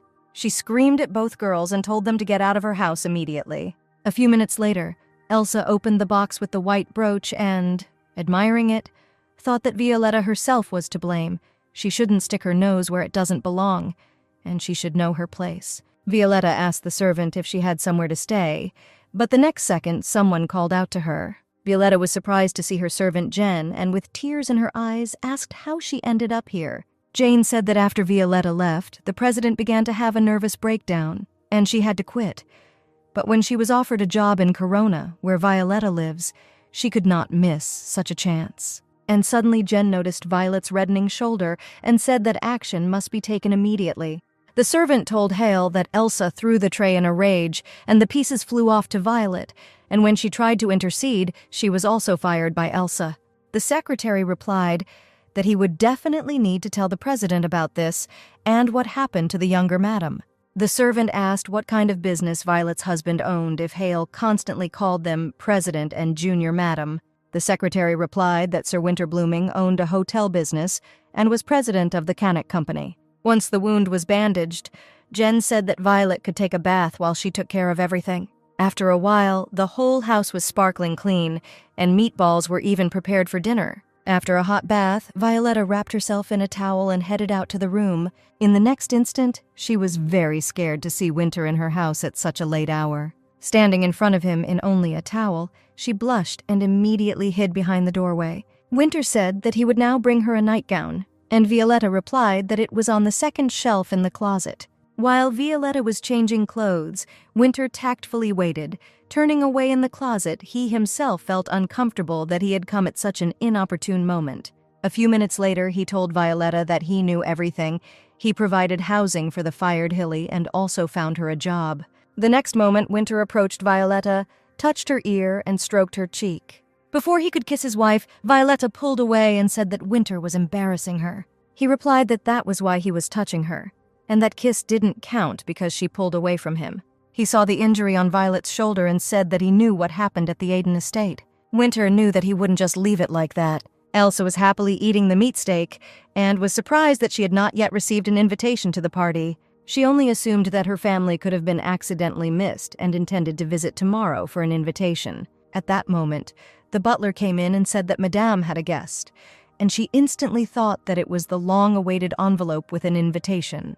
The butler announced that Sir Winter Blooming, the president of the Cannock Hotel, had arrived, and Elsa asked to be invited immediately. She immediately abandoned lunch, and sitting down on the sofa, began to wait for the president, surprised that he personally brought her an invitation. Winter walked into the room and silently sat down on the sofa opposite the girl. Elsa looked at Winter and eagerly awaited the treasured envelope from him. She was the first to ask what brought the president to her house. Winter took out an envelope from his breast pocket and, handing it to Elsa, said that he had brought an invitation for her. Looking at the president, Elsa thought that she was wondering what kind of man Winter was, but he turned out to be much more attractive than she expected. Winter said that he should have brought her an invitation, but advises her not to go to the party, otherwise she will have a lot of problems. Elsa's face instantly changed, and she began to fear further conversation with the president. Winter continued, telling the girl that he knew that she had treated his wife very badly. Elsa responded in surprise that she did not understand who he was talking about and who his wife was. Winter said that she was well known in aristocratic circles, and then added that he remembered that Elsa was not from a family of respectable aristocrats. Elsa replied that she would never allow herself to do such a thing, and perhaps Winter confuses her with someone. Winter said that it was impossible to mix it up because his wife was injured, and in addition, she did not receive the promised money. Elsa, with horror in her eyes, asked if this was really about Violetta. She tried to justify herself, saying that, knowing this earlier, she would not have done this to Violetta. Elsa couldn't believe that the girl she thought was a commoner turned out to be the wife of such an influential man. Winter said that he would not tolerate such treatment of his wife and ordered Elsa not to appear on the territory of his hotel. After finishing his cigar, Winter headed for the exit, and Elsa shouted after him that no one in the village knew who Violetta really was. She did not stop and shouted that even she, an expert in secular society, did not know about it. But when Elsa became aggressive, saying that the president had been gone for so many years and now he was pretending to be a caring husband, Winter stopped for a moment. She looked after Winter, who silently walked out and slammed the door behind him. Hale stood opposite the president and said that many more invitations needed to be signed. He added that a lot of business had accumulated since the last time the president visited the younger madam. But Winter read the list of guests invited to the hotel's opening party and crossed his parents off. He still couldn't forgive them for what they did to his wife. The next moment, Winter thought whether he had the right to condemn his parents, because he himself did not notice how they treated Violetta. He couldn't cope with the feeling of missing Violetta, but he knew that he was no better because he never told her the truth. Winter's greatest fear was that Violet would somehow find out the contents of the letter, reporting what his parents and Dr. Beryl had done. The vice president entered the office and brought documents for work. But Winter replied that he would look at them later, but now he urgently needed to go. Entering the bathroom, he mentally asked Violetta for forgiveness and turned on the water tap. Winter put the paper cutter to his wrist and thought about Violet's words when she talked about making it so easy. Cale had no one to go to in this city, and now he was in Violetta's house saying that he was going to quit. His strength was gone. Pouring another glass of wine, he complained that the president used to be obsessed with work, but now he abandoned everything and threw everything on him. Violetta saw Cale in this state for the first time. She said that he shouldn't drink so much, because he wouldn't make it to the hotel. She told Jen that Cale was very ill and urgently needed to bring him water. Jen looked at the secretary and was surprised because she, too, had never seen Cale in such a state. While the servants were pouring water, Violetta looked at the secretary and thought that Winter was very lucky to have him, because no one would take better care of him than Hale. The secretary came and asked Violetta to repeat the same thing to the president, and suddenly Violetta felt dizzy and her vision became very dark. Hale suggested that it was difficult for Violetta to date the president after the breakup, but then Jen came up and said that she once heard Winter say that he was not going to get a divorce because their marriage could be turned into profit. Violetta replied that there was nothing bad in these words and there would always be benefits. But the servants categorically stated that after the president's words, they would not want Winter and Violetta to get back together. And suddenly, Violetta looked at the servants somehow unusually. The next moment, she told them to shut up and stay away from her. Jen was stunned. She knew that Violetta could not do this and decided that a demon had possessed her and grabbed the bag of salt. Cale instantly sobered up and, jumping up from his seat, said that he would now explain everything. He told the servants that they might find it hard to believe, but the president was now in the junior madam's body. The secretary added that sometimes the president and Violetta change bodies, although he still doesn't know why this happens. The next second he received a kick in the back. Winter shouted why Cale told the truth. The servants were horrified and had no choice but to silently watch what was happening. The vice president managed to bring the president back to the table to continue working, and Violetta obediently sat down to look at the papers. At that moment, Eglin, the general vice president of the Conic Company, entered the office and asked the vice president to leave them alone. She needed to report something to Winter. She placed in front of the president the documents that Winter had asked for last time. Eglin asked not to give her such instructions anymore because the investigation into the case of Dr. Beryl is not within her competence. Violetta remembered how Winter had recently asked not to pay attention to this information, and we were talking about a completely different person. Eglin said she doesn't understand why the Bloomings would do this, giving a drug that caused pregnancy symptoms. The moment came when Violetta found out everything, and what Winter was so afraid to tell her about. An unfamiliar girl ran up to the bed where Winter was lying and said that her mother told her to play with Violetta. Winter answered the girl that he was not going to play with her, and turning to the other side, closed his eyes. After some time, the neighbors saw Violetta walking through the village with the girl and dragging a huge shopping cart. The little girl who went to the market with Violetta was very happy that she bought her various goodies. And suddenly the girl asked Violetta if she could buy so much because she was a beggar. Approaching the house, Winter saw that Violetta in his image was already waiting for him near the door. She immediately said seriously that he really needed to talk urgently. Winter apologized for the fact that Violet had to listen to the boring vice president and do his work for him. Violetta, without looking at her husband, asked when he was going to tell her everything. Winter pretended that he did not understand what Violetta was talking about. Violetta replied that she knew very well that the doctor gave her medicine on the orders of his parents. He did not know how to react to this, and only asked how Violetta knew about it. But she stood and waited for an answer from him, and Winter had to say that he wanted to tell her everything after the divorce. Winter added that he was afraid that Violetta, having learned about this ahead of time, would not spend the remaining 3 months of the contract with him. Violet hugged Winter and said that when she found out the truth about the cure, it felt like the shackles had been lifted from her heart. She remembered everything that happened to her at that time and wondered if she should forgive her husband.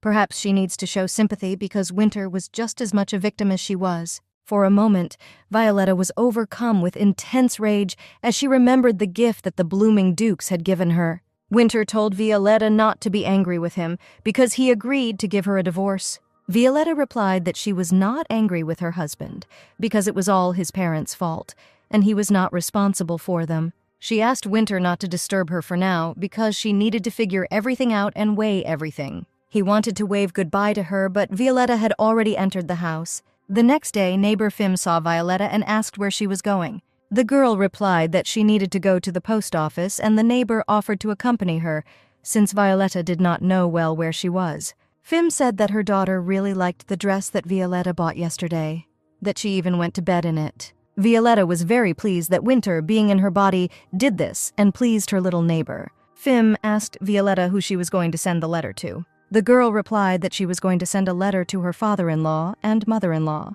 The neighbor was surprised that the letter would be sent overseas and said that if the ship was chosen incorrectly, the letter would take more than a year. Violetta replied that she had a way by which the letter would arrive much faster. Fim suggested that it would cost a lot of money, which means that this is such an important letter that Violetta can't wait to send it quickly. Having suffered a blow from Winter's parents, she now knew what she could offer her husband. There was a tea party at the blooming estate in Lackround, which the Duchess could afford, and the guests discussed the opening of the Kaniki Hotel. They were jealous that the Dukes would spend their holidays in their son's new hotel and choose the best rooms. The guests knew that the Dukes should organize their own party. Everyone wanted to receive an invitation to the opening of the hotel. But there was no news from Winter, and the Duchess was worried that the party might not take place. The Dukes were outraged that Winter was still cutting their finances. At that moment, a servant entered the room and said that a letter had arrived from Violetta. The letter stated that Violetta knew that, at their request, she had taken medications of poor quality from the doctor. At first, Violetta was angry, not understanding why they did this, but then she thought that the reason might be that they wanted her and Winter to get a divorce. Violetta knew that Winter had stopped funding them, but seeing how unhappy he was, she was ready to forgive them, and then perhaps he would continue sponsoring them. Violetta wrote that she was ready to forget everything, but on one condition: if they give Winter the status of the first heir to the Duke of Blooming. She recalled that Winter is their son, he has outstanding qualities, and if he receives the status of Duke, their family will prosper. Having received this letter, the Dukes were surprised and could not find words to express their indignation. It was already evening when Winter had difficulty finding the tavern where he was supposed to meet his mother. After some time, his mother approached him, thanking him for responding and coming at her request. She thanked Winter for the money, saying that the twins were better, to which he replied that a letter would have been enough. With these words, he headed for the exit, saying that he had a lot of work, but his mother stopped him. Winter realized that his mother's request to come here was just an excuse to ask for more money. He turned to his mother and asked if she knew anything about the transmigration of souls and the way to die. The mother replied that she had heard about cases of transmigration of souls, but did not understand why her son was interested in the question of death. Winter paused and then replied that he had 3 months to live. He added that he would leave all his fortune and property to his wife, and the mother should not even hope for anything. The mother replied that Winter has everything, so why doesn't he want to live a good and long life? But Winter insisted that his mother tell him how to die and he would go. The mother replied that suicide would not work. He could only die in case of illness or accident. Winter gave his mother some money and left the tavern. When he returned, Hale asked in surprise where he went without guards, but Winter, without answering his question, asked if there was news from Violetta. Hale replied that there was no news from the younger mistress. Winter went outside and, going into a nearby bar, continued to think about death, and that there was only one person whose hand he would like to hold with his own, but he lost him too. The next second, Winter dealt a crushing blow to one of the bar patrons. Containing himself, the guy told Winter to sit and drink quietly if he didn't want problems. But Winter grabbed the visitor by the arm and continued to insist that he hit and kill him. Winter grabbed a knife from the table and tried to force the guy to kill him with the knife. At that moment, a friend came to the guy and told him not to get involved with this psycho. The visitor pushed Winter away, and he and his friend went outside. Winter sat on the floor of the bar and was indignant at the fact that he could not die. Winter opened his eyes with difficulty and looked at the ceiling of his bedroom. Hale said the president was found unconscious on the street and was contacted by a bar owner after he found a business card in Winter's wallet.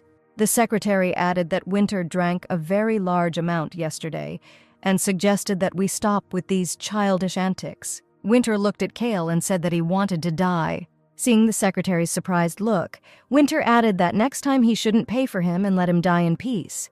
The secretary replied that if the next time something like this happens, he will act differently. Winter immediately understood what was going on and asked the secretary not to tell Violetta anything. Hale turned and said if the president dies, he will tell Violetta that it was suicide, and she will not even come to the funeral. Winter's head was pounding, and he regretted that his attempt to die from alcohol had failed. Winter continued to lie with his eyes closed until he heard Violetta's steps and asked her to stay together for a while. Violetta asked in surprise how he knew about her arrival, and Winter replied that Violetta's gait was different from others, and he always recognized her. She said that she learned everything from Hale that Winter drank heavily yesterday. Suddenly, Violetta noticed a cut on Winter's neck and asked what happened yesterday. He replied that he didn't remember anything because he was very drunk. Violetta wanted to take a closer look, but Winter removed her hand and said that it was the doctor's concern. And suddenly Violetta said that she forgives Winter for his suspicions of infidelity because she understands that he himself became a victim of circumstances. Winter took Violetta's hand, placed it on his cheek, and looked tenderly at his wife. A minute later, Winter came out into the hallway and told Hale to immediately bring snacks into the room. He returned to Violetta and said that they needed to choose a suitable outfit for her for the hotel opening ceremony.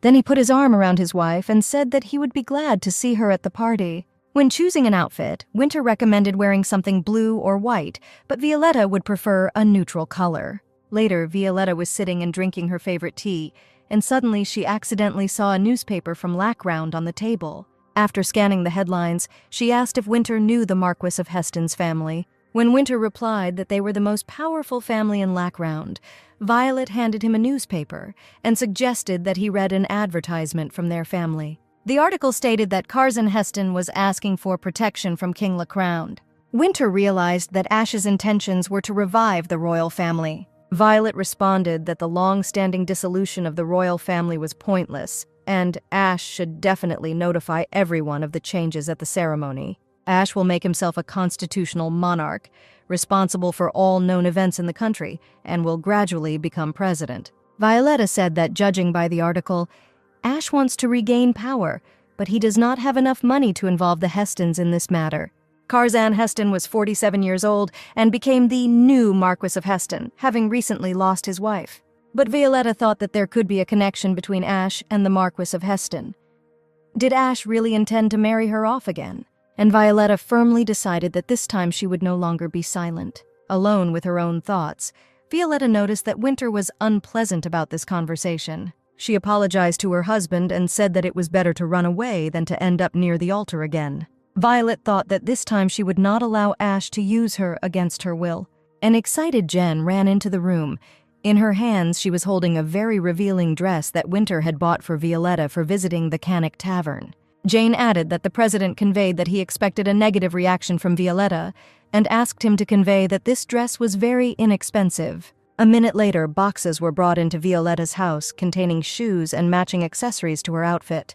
Violetta remembered that last time Winter also suddenly invited her to the hotel opening ceremony, and now he deliberately offers her another date. Finally, the carriage arrived at the main entrance, and Winter, approaching the carriage, waited impatiently for Violetta to appear. Opening the carriage door and seeing Winter, Violetta asked why he was looking at her so strangely, because he himself suggested wearing this dress for her. Seeing that Violetta had cut her hair, he was upset that she did not ask his permission or consult. Violet questioned why she had to do this, to which Winter replied that he simply didn't care. Winter replied that he likes Violetta in any form, and if she decided to cut her hair, now he likes short hair. Violetta admitted that she didn't actually cut her hair.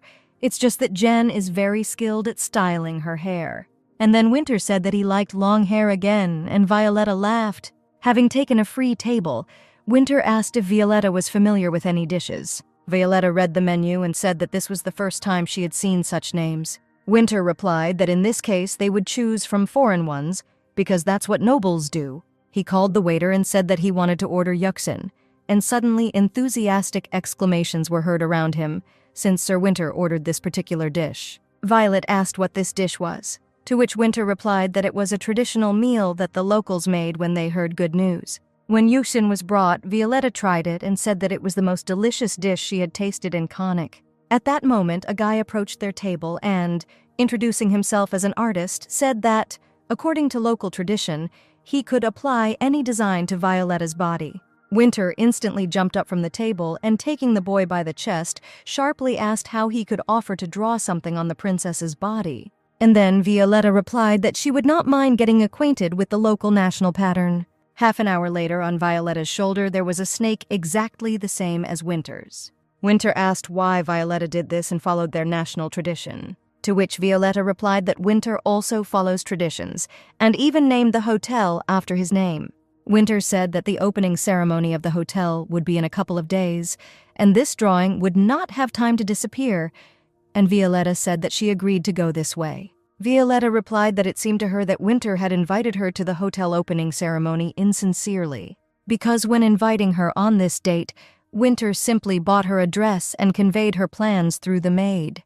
Winter replied that he realized his mistake, and, holding out his hand to Violetta, asked if she agreed to go with him to the opening ceremony. Winter added that nobles from La Crown would be present there, and if Violetta thought she would feel uncomfortable, she could refuse. But on the other hand, she can feel like a real wife of the owner there, because he will always be next to her. Violetta replied that if they are always together at the ceremony, then she accepts the invitation.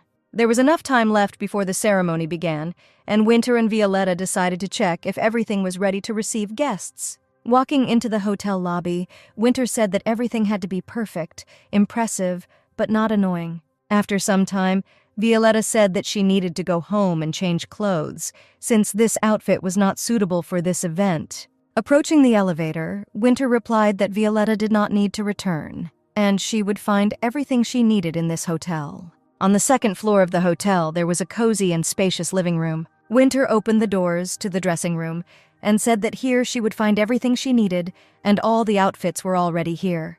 Violetta looked at Winter in surprise, and he replied that she should not worry. All the outfits correspond to her size. Violetta reminded Winter that she asked not to give her expensive gifts, to which he replied that she should not consider them gifts. It belongs to him, and Violetta can simply use it. Violetta said that she needed to change clothes and asked Winter to leave the dressing room.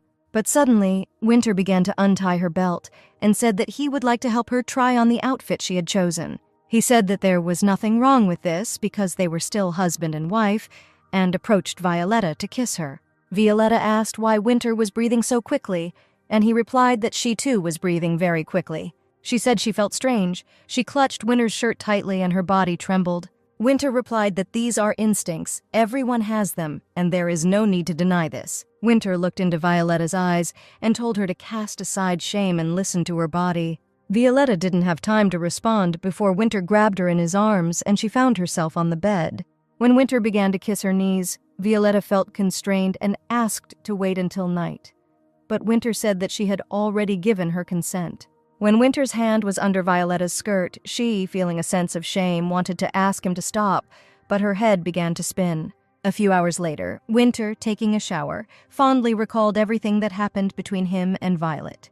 Violet, still feeling ashamed, asked Winter why he did this to her and not in the same way as before. Winter reminded her that she did not refuse and that she herself was not against what happened this time. He leaned over Violetta and said that this was exactly how he imagined life in marriage. He added that this is how everything should be without embellishment, making love like animals, looking straight into each other's eyes. And Violetta realized that Winter dreamed of the same thing she dreamed of. She said that at times it hurt her that she didn't understand Winter earlier. Looking into Winter's eyes, Violetta asked for forgiveness for not knowing him at all before. Smiling, Winter hugged Violetta, and she added that this time she understood everything. He said that they could have a snack and a walk now and later have dinner together. A minute later, there was a cart in the living room with potato chips and a milkshake.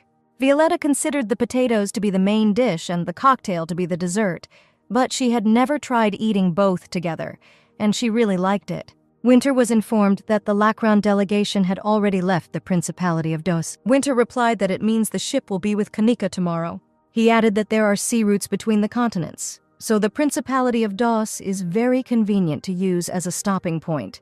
Winter said that Ferron, who is like a brother to Violetta, also agrees with this. Feeling jealous, Winter said that he could act as if he were Violetta's brother. Violetta replied that she could not treat Winter as a brother because he was her first love. Winter took Violetta by the hands and asked what she was feeling towards him now. She replied that sometimes her heart was pounding, and at the same time she felt the stone in her chest.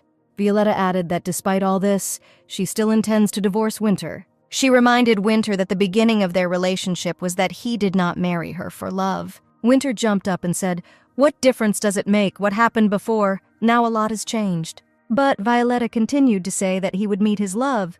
They would have children, and Winter would finally be happy. She added that Winter exchanged love for money and asked that he not do this in his next relationship.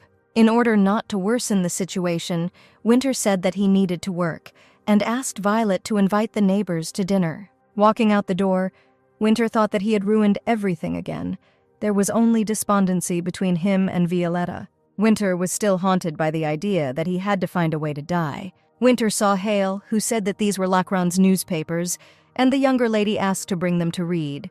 Winter was surprised that Violetta was reading Lacron's newspapers and suggested that perhaps she was worried about the inheritance. Winter tore the information from the newspaper, an article that said that an employee had died while testing a balloon. Seeing the secretary's surprised look, Winter explained that he was interested in balloons and told him to take the newspapers to Violetta.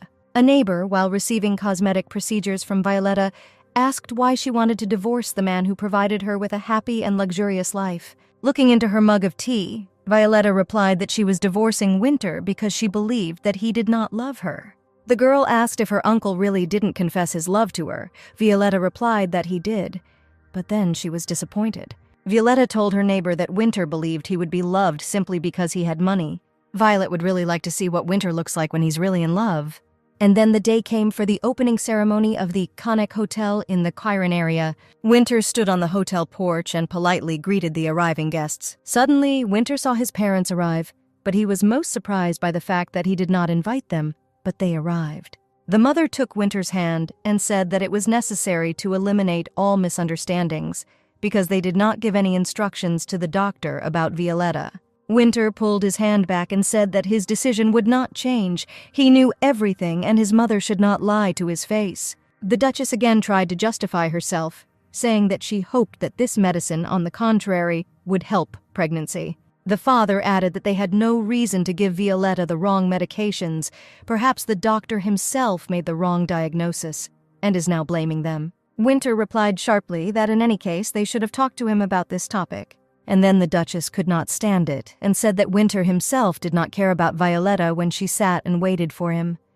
Winter does not know how to give love and does not accept it himself. The next second, she added in a soft voice that Winter was their son and he should trust them. Winter couldn't send his parents away in front of the guests, and he had to allocate a hotel room for them. The Duchess indignantly said that this room was much smaller than the one they usually stay in, to which Winter replied that there were no more rooms. He was about to go out, as his father asked him if his son really intended to resume his relationship with Violetta. Winter replied that they shouldn't worry about it. He and Violetta intended to get a divorce. When they were alone, the Duke said that he could bear it no longer and suggested that the Duchess make Winter heir, as Violet had advised. The Duchess sharply replied that he had not even thought about what would happen to Dave if Winter, whom she had not even given birth to, became the heir. She listened to the Duke talk about how if she stood her ground, her social life would soon end. Meanwhile, more and more guests arrived for the hotel opening ceremony. Winter and Violetta looked amazing. From the outside, it even seemed that they were an ideal and happy married couple. Winter asked who Violetta wanted to say hello to, since the hero of the evening should be the first to say hello. Violetta thanked Winter for the compliment and said that, in fact, he was the hero and host of the evening. Violetta headed towards Jen to greet her friend and her companion. Jen smiled at Violet and complimented her, saying that her dress was gorgeous. She then introduced Sir Aus, saying that he was Farron's friend. Jen explained that Farron was very busy and could not come, so she took Aus with her since he is always free. Winter quietly told Violet that this was not entirely true because Farron and Aus were supposed to arrive on the same ship. At that moment, the Duke and Duchess of Blooming came down into the hall. The Duchess immediately approached Violetta and asked why she had not contacted her all this time, since they were not very worried about her. Winter observed his mother's behavior. Perhaps from the outside it all seemed sweet, but he saw that his mother was acting in a feigned manner. The Duchess added that Violetta looks great and her dress is very chic. Violetta replied that now she can afford beautiful dresses and does not follow their family tradition. Winter asked if Violetta didn't wear beautiful dresses, following some tradition that he doesn't even know about. He asked if, following some kind of tradition, Violetta sent the dresses he bought back to him, to which Violetta replied that she did not understand what they were talking about. And then Winter realized that Violetta didn't wear these dresses not because she didn't like them, but because she simply didn't even receive them. Looking menacingly at his mother, Winter asked her if there was anything else he didn't know. The Duchess tried to justify herself, telling her son that she could not calmly look at what was happening between them because she was his mother. Violetta told Winter's parents that she wanted to tell them something and asked them to step aside with her. Going out into another room, the Duchess was the first to start a conversation, saying that Violetta took everything from her son, so she did not want to give her the dresses bought by Winter.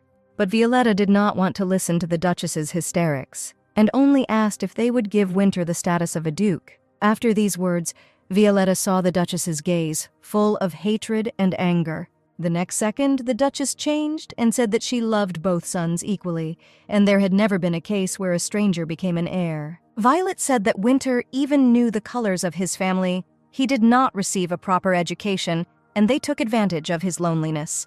Violetta added that she would never be able to forgive them for this and would tell everyone about everything.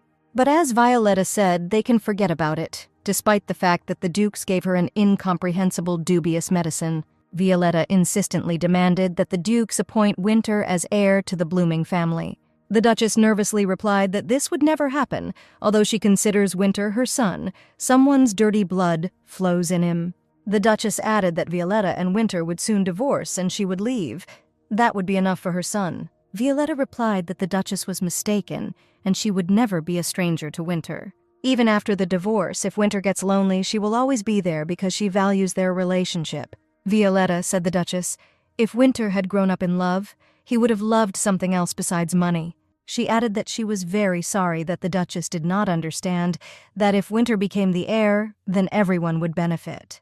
Violetta threatened that if the Dukes did not agree to her terms, she would be forced to make a request to the senior representatives of the family. Leaving the Dukes in bewilderment, Violetta went to the hotel to see Winter. When she returned, Winter excitedly asked what they were talking about. Violetta calmly replied that they did not talk about anything that was important. Friend Violetta noticed on his hand a watch that she had once given as a gift and was surprised, because Winter adhered to the principle of never wearing the same thing twice. Winter told Violet if she was tired, they could go inside and rest. But suddenly something washed over Winter. He took Violetta's hands and said that he was very guilty of her.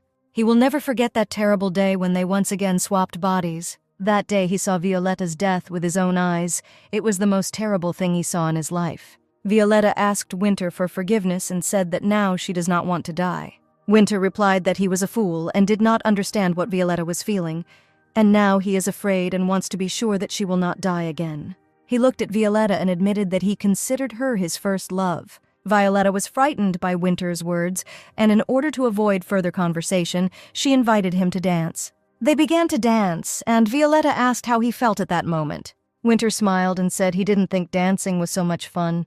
Violetta smiled back at him and said that she was very glad that Winter was feeling better. Winter said he truly has had as much fun as he's never had in years. Violet snuggled up to Winter and said she liked it too. After the ceremony, Violet sat in the living room and told Winter that the party had left her exhausted. Winter sat down next to her, put her feet on his lap and took off her shoes. As he began to massage her legs, Violetta thought that there were things she didn't understand, and his attentiveness was one of them.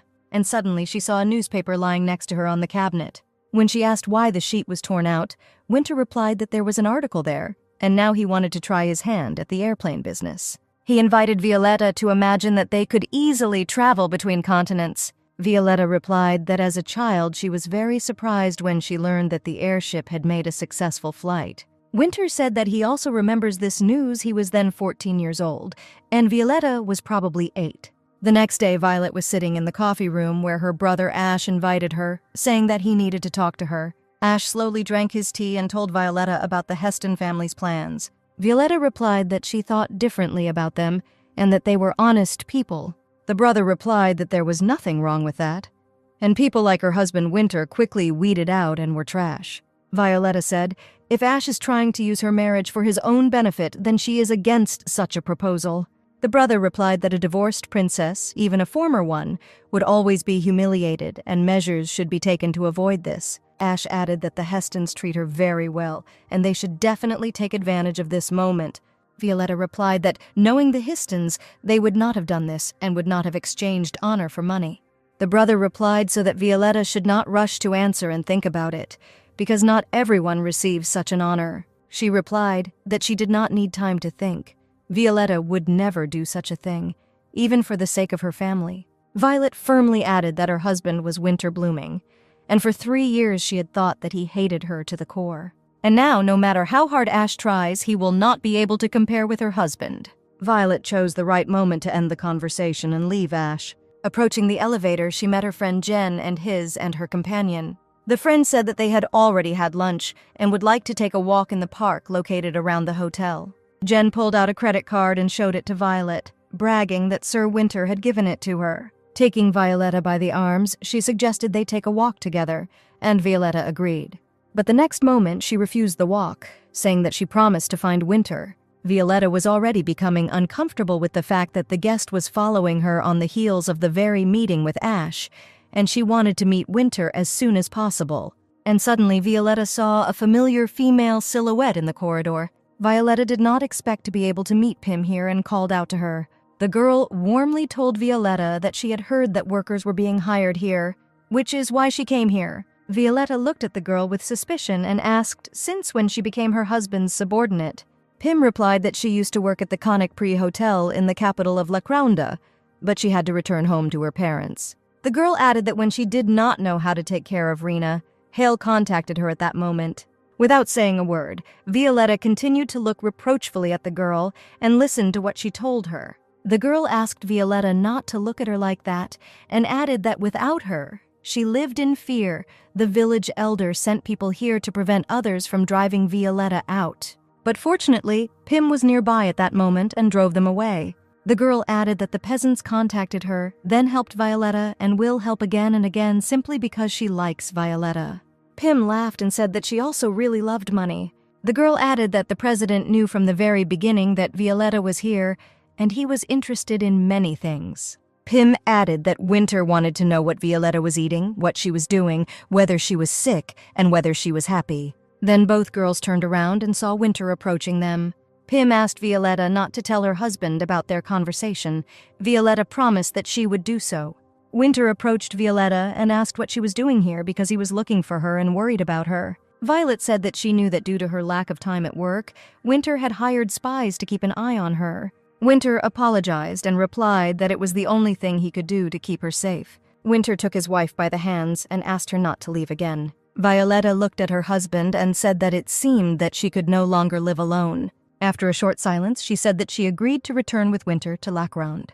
Winter smiled and said that Violetta was doing the right thing, and she would definitely like everything. He continued to hold her hands and said that they would live separately in this house. Winter added that if Violetta stayed, she could inherit a fortune. Violetta replied that she did not need money, but Winter said that she should have it. Winter said that they need to go, and if she is bored, then Violetta can invite her neighbor Sophia as a guest. After some time, the whole village knew that Violetta was leaving, and the residents did not want to let her go because everyone had become very friendly. Winter silently watched Violetta, and then asked if she had finished getting ready. Sighing, Violetta replied that she was very sorry to leave this house. She liked it, to which Winter replied that he was going to move the house to Lacround. He added that the house is a good place to sleep, and he intends to install it in the house's garden. When the house was dismantled and loaded onto the ship, Violetta and Winter were already sitting on the train, and she was carefully reading some article from the newspaper. After reading to the end, Violetta asked why Winter gave the hotel to Ash and the Hestons. Winter replied that the Hestons were the lords of the North, and if he did not do this, there would be disagreement and protests. Violetta replied that Ash, having taken possession of the hotel, shows with all his appearance that Winter supports him in the revival of the royal family. He added that because of the political games he could not refuse the client. Violetta said that she knew why Earl Heston forgot about honor and wanted to marry her. Winter looked at Violetta in surprise and said that he did not understand what she was talking about. She reminded Winter that after the divorce, she would receive a considerable fortune. Violetta said that the Hestons would like to have it, but she had already refused them. In the next moments, Winter shouted at Hale and told him to urgently cancel the deal with the Hestons for the hotel account. Hale warned that Winter might be in trouble, but he shouted that Heston planned this only to marry Violetta. When the carriage arrived at the house, it was already almost dark outside. Violetta said that the house was dark, and she could not see the outline of the building. Winter replied that he wanted to show Violetta something and asked her to look behind the gate. She timidly pressed the button and saw a stunning picture. Violetta first saw the house in which they would live and was completely delighted. Winter felt excited at the thought that Violetta, after the divorce, would get married and have children from another man. Winter looked at Violetta and said that after the divorce they would separate and she might forget him. Violetta smelled the plucked flower and replied that it was impossible to forget first love. After a short silence, Violetta added that no one cared about her as much as Winter. Violetta decided to ask Winter why he was in the hotel business. He told Violetta that when he ran away from the restaurant, he had nowhere to sleep. Then, with the last of his money, he rented a luxurious room in the most expensive and famous hotel in the South. And for the first time in his life, he slept peacefully, without fear of being beaten. This hotel agreed to give him shelter because they knew his father well, and later they knew Winter too. Looking at Violetta, Winter asked if she was really interested in knowing about all this. Violetta smiled and replied that he was telling an interesting story, much better than she expected. Winter looked at his wife again and said that he hoped that everything would end here and a better time would come. It was deep night, but Violetta did not sleep and looked at the ceiling. She called out to Winter. He did not respond, and Violetta got out of bed. Winter, returning to the bedroom, saw that Violetta was gone, and bottles of wine and medicine were lying on the floor. Entering the living room, Winter saw a terrible picture. Violetta stood with a revolver in her hands and looked out the night window. He rushed at his wife as fast as he could to try to stop her. But Violetta had already raised her hand and presented the revolver to her temple. He let out a cry of fear, bitterness, and despair. He had already seen this picture when Violetta committed suicide, leaving the estate at night. Winter fell to his knees. It was the end. He lost the meaning of life. The next moment, Winter felt Violetta shaking his shoulder and constantly repeating his name. Having finally woken up and opened his eyes, Winter extended his hand to Violetta. His body was covered in cold sweat. The next moment, Winter hugged Violetta tightly to him. Violet asked what happened and why Winter was screaming. Then Kale came in and told Violetta that the president had nightmares very often. Violetta saw a bottle of alcohol and pills on the bedside table and wondered if this really should be there. Hale replied that they tried many methods, but this is the only thing that helps the president sleep. She saw Winter reach for a bottle of pills and said she shouldn't do that because overdosing was dangerous. Violetta asked what Winter dreamed about, but he, without answering her questions, put the pills in his mouth. She asked her husband that Winter should at least not take the pills with alcohol. Winter replied that Violetta herself had once done this. She remembered that it really happened. That day she washed down the pills with wine when she wanted to poison herself. A minute later, Winter put Violetta into bed next to her and asked them to sleep together. He again hugged Violetta to himself and quietly said that soon he would let her go forever. Winter said that spring is a very beautiful time of year, but it will soon end just like everything will end between them. After a few minutes, he calmed down and became quiet, continuing to hold Violetta in his arms. At that moment, she really wanted to see Winter's face, and she asked quietly if he was sleeping. Waking up in the morning and not finding Winter, Violetta asked the servants where her husband was. The girl replied that the president had just left for negotiations regarding the Hestons. Violetta began to think about how she could spend time alone. Sitting down at her desk, Violet took out a piece of paper and a pen. Thinking that the Heston family is not the only one who wants to profit from the royal family, there are other people who also do not accept Ash. She decided to write letters to them, telling them about the current situation and asking for help. Violet decided that she would first send letters to families in good standing who had sided with Ash. At that moment, a servant came into the room and said that Violetta's mother, Queen Ella Felicia, had arrived. Violetta replied that the weather was good today and asked to be taken to the balcony. A few minutes later, they were sitting at the summer dining table and drinking tea. The mother took a sip and asked if Violetta could live here alone for a whole year. Violetta replied that Kirin is a wonderful city. Her mother asked how Winter was doing, and then added that she knew that they were going to get a divorce. Violetta thoughtfully replied that a lot has changed recently. She replied that she and Winter spend a lot of time together now. The mother said it looks like they both aren't fighting as much over the property. Violetta replied that Winter was going to leave everything to her. And the mother said, "Are they really talking now about a person who sees nothing around him except money?" And then she added that it looked like the Hestons still had some dignity left. Violet realized that her mother had come here at Ash's request and asked what her brother had said. The mother replied that he said that Violetta would marry one of the Hestons. She added that the Rorances, Hestons, and Bloomings agreed with Ash's opinion. Violetta replied that neither she nor her husband thought so. The mother said that she did not marry Violetta's father for love, but they were both from noble families. Violetta replied that spouses must sacrifice something for each other. This was always a condition of the marriage contract among the Lacruns.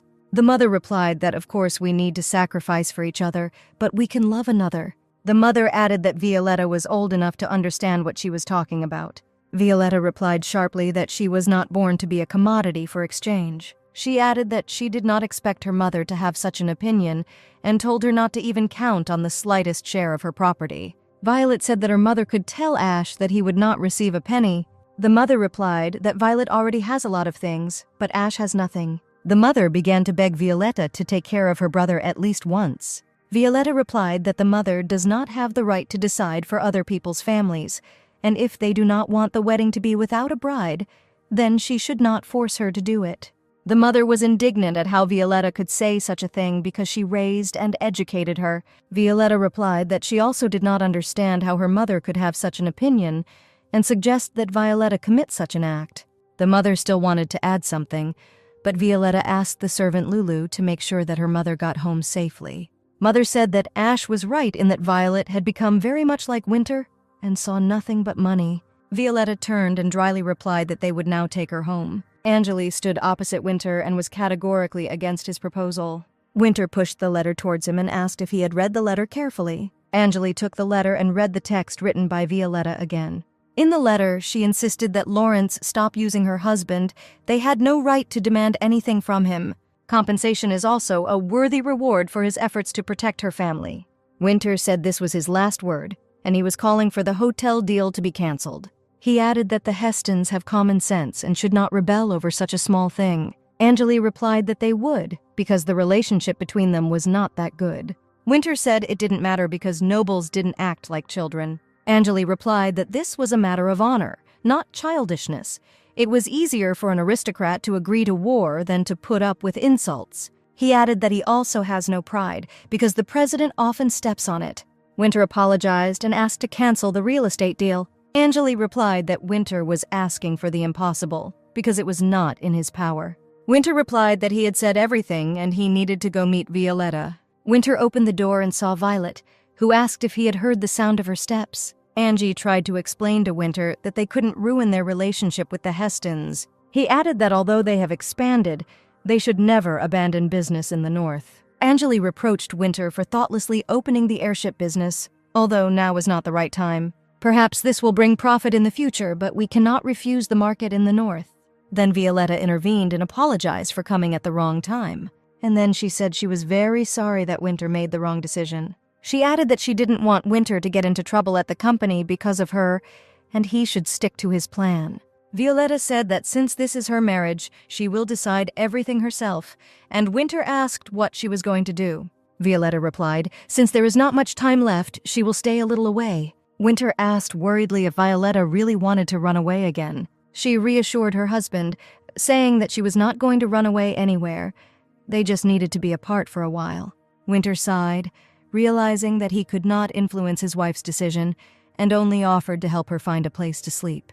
Ash was in his office and was angry at his sister for refusing his proposal and recently becoming impudent and selfish. At that moment, assistants came in and reported that visitors had arrived to Ash and they were standing right at the gates of the capital. He added that these were the wives of salt miners who came to plead for the miners trapped in the mines after the collapse. At first, Ash wanted to drive them away, but then he agreed to meet with them because he had an idea. Winter helped Violetta out of the carriage and asked how her picnic was, to which she replied that the flowers were simply magnificent. And then they saw an alarmed Jen running towards them. She said that the miners' wives had arrived and that there seemed to be trouble in the north. After some time, Violetta received the miners' wives in the tea room to listen to their problems. She learned that Ash was asking her to help the miners trapped under the rubble. She was surprised that the miners had been trapped for 48 hours, and Ash had only now asked for help. Violetta informed the miners' wives that there was a brigade of firefighters in the capital who went to the royal palace when needed. Now they are not busy with anything, and Violetta promised that she would urgently turn to them for help. She added that the matter could not be delayed and that it needed to be started right now. Walking out into the hallway, Violetta ran into Winter, who asked where she was going to go. Violetta replied that she urgently needed to get to the fire department. Winter replied that she was crazy and why she couldn't remain indifferent. Violet was outraged why Winter didn't care at the moment when she wanted to help. Winter replied that he was not like anyone else in this capital. He was not like them, even if he was from the same clan. Violetta asked what the name of his clan was and what the tattoos were on his body. She wanted to know why Winter knew so much about their culture if he didn't even live with them. Winter shouted that he didn't care about them and Violetta wasn't going anywhere. Violetta replied that she would go anyway because for her the miners are Winter at the age of 5. She always thought that she would like to come to his aid at that time. The fire brigade suggested that it looked like they were all dead and it was a futile job. The brigade chief added that none of the firefighters would enter there to save strangers. Unable to help the miners, Violetta felt worthless, but she did everything she could. And then Violetta heard a carriage approaching her from behind. It was Vice President Eaglin and Dr. Beryl, who were trying to catch up with Violet. The doctor fell to his knees in front of her, and Eaglin asked if it was his head that she wanted to tear off. Looking at the doctor, Violetta answered Eaglin that the execution required careful consideration. She added that she would deal with this later, but now it was more important to help the villagers. The doctor replied that he was ready to help for free if Violetta would forgive him. Eaglin said that Violetta had been away from home for a long time and whether she had contacted the president. Winter stood on the balcony, holding a telescope, and the assistants wondered whether this was really necessary. Winter replied that his wife had never contacted strangers before. Hale asked in surprise if the president was going to exhibit the latest aeronautics technology. The specialist told Winter that everything was ready, and he could move forward. He added that he had brought sticky explosives, an electric drill, and a few other things. Returning to the firefighters, Violetta asked how long they were going to sit idle. The commander replied that if you put pressure on the firefighters, nothing will change. Violetta saw empty bottles lying around and asked how they could drink while working. One of the firefighters replied that they are always drunk. If they don't drink, they will become lazy. Then Eaglin came up and said that these were people from the royal rescue team. They obey only the king and carry out only his commands. She added that Violetta's weakness is that she does not know how to use her advantage, and it is better to turn to the president to solve this problem. Violetta returned to the firefighters and said that they work under the royal family, but act as if they work in a small municipal district. Violetta sternly said that she gave them an order, and they disobeyed. Perhaps they should tell the royal family about this. She asked if they intended to carry out the order of Princess Lacraunda. The commander knelt before Violetta, apologized for his impudent behavior, and said that they would immediately begin work. Violetta was afraid that the miners were already dead, and wondered what would happen to their families and children. Violetta sat down under a tree and cried bitterly. She was afraid that it was too late. The next moment, Violetta shuddered in surprise. Someone took her hand. He expressed his outrage that Violetta was still here. Violetta asked if she really had to report every time that she would be home a little later. Winter replied that he should always know where his wife was and what time she would be home. Violetta replied that this is a mutual desire, and she also wants to know when Winter comes home from the office. Winter replied that if she was interested, he could tell her his location every time. Winter told Violet that he wanted to show her the car he had purchased.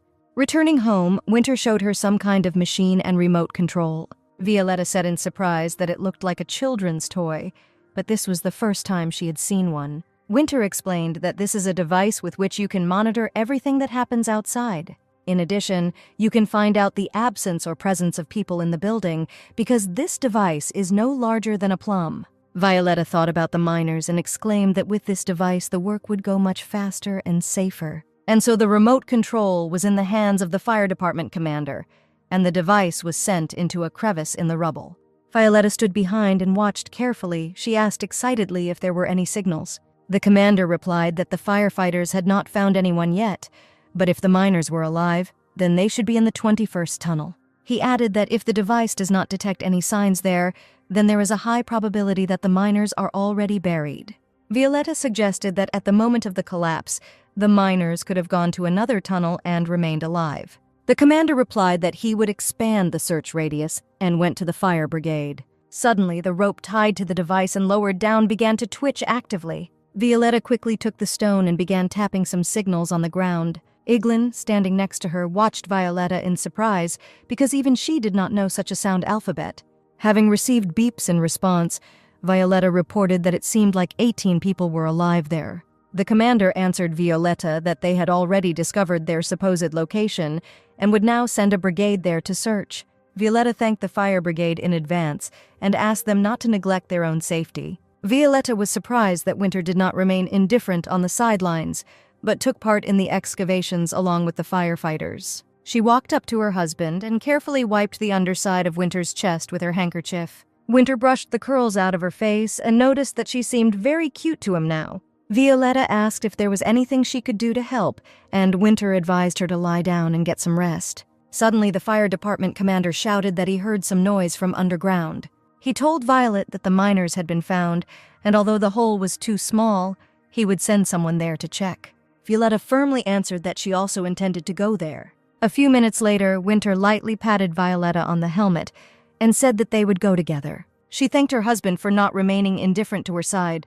Half an hour later, a fireman appeared and managed to pull the first miner out from under the rubble. One of the women recognized her husband and was immensely happy that he was alive. Dr. Barrel ordered the wounded man to be urgently taken to the tent to provide him with the necessary assistance. A woman and child cried and hugged their father and husband.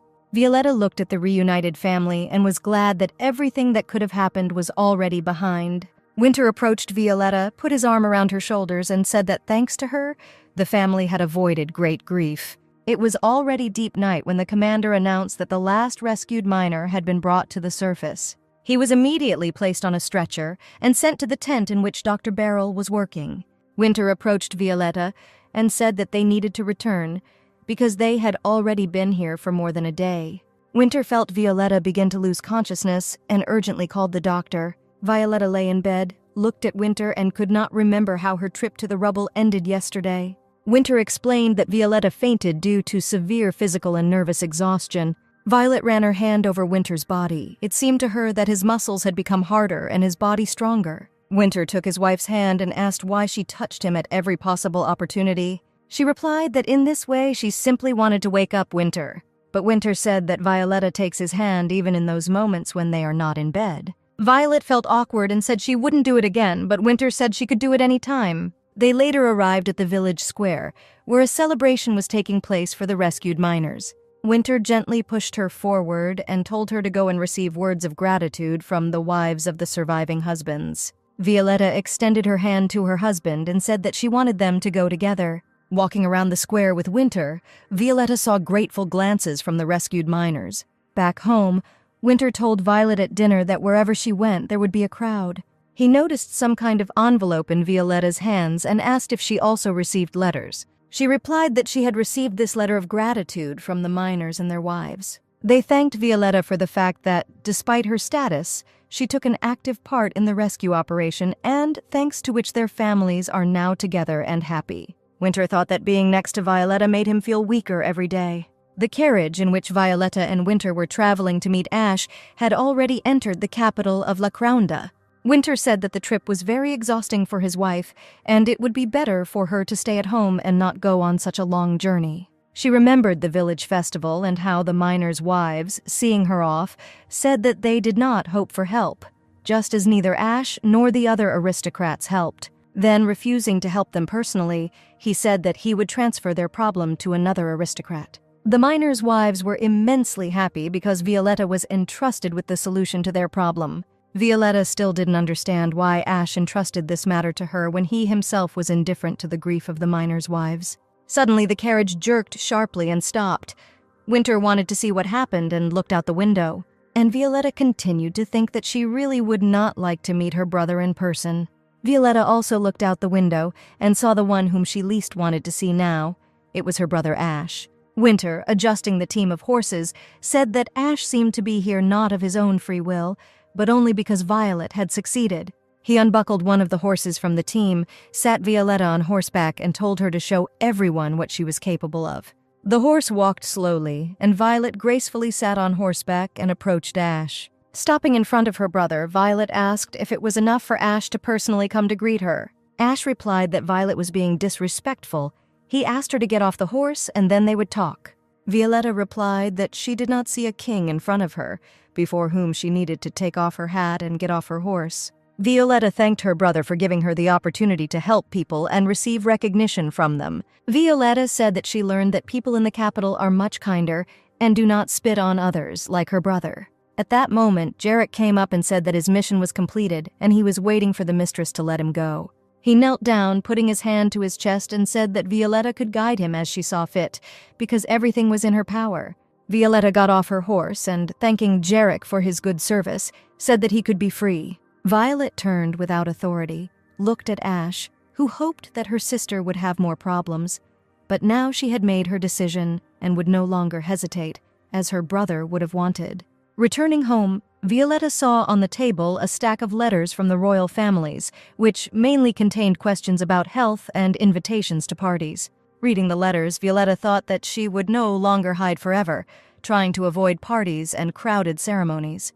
And then Violetta thought about Winter, catching herself thinking, which she was afraid of, that she still, 3 years later, still loved him. She fell in love with Winter at first sight, and after all this time her heart continues to flutter, and she knows much more about Winter than before. Violetta couldn't understand why she couldn't control her feelings and went crazy at the mere thought of Winter. At that moment, the door swung open so suddenly that Violetta flinched in surprise. Seeing Winter, Violet said that he was just in time and she would like to talk to him about the divorce. Winter replied that he had come on the same issue and, showing the papers, said that they needed to visit this place. He then added that Violet needed to learn how to run a hotel. Noticing the surprised look from his wife, Winter explained that most of his property was real estate and hotels, which would become her property.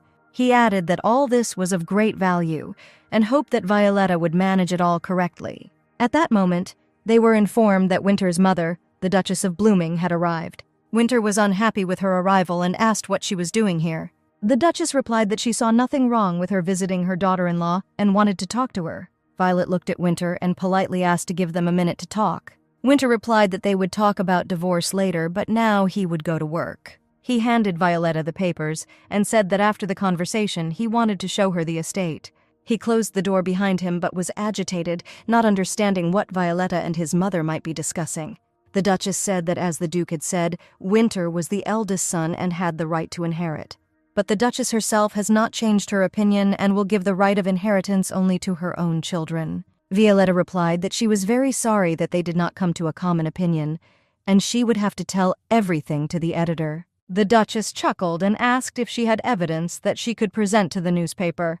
Violetta replied that she had a witness, and this was enough for the Blooming couple to have big problems among the intelligentsia.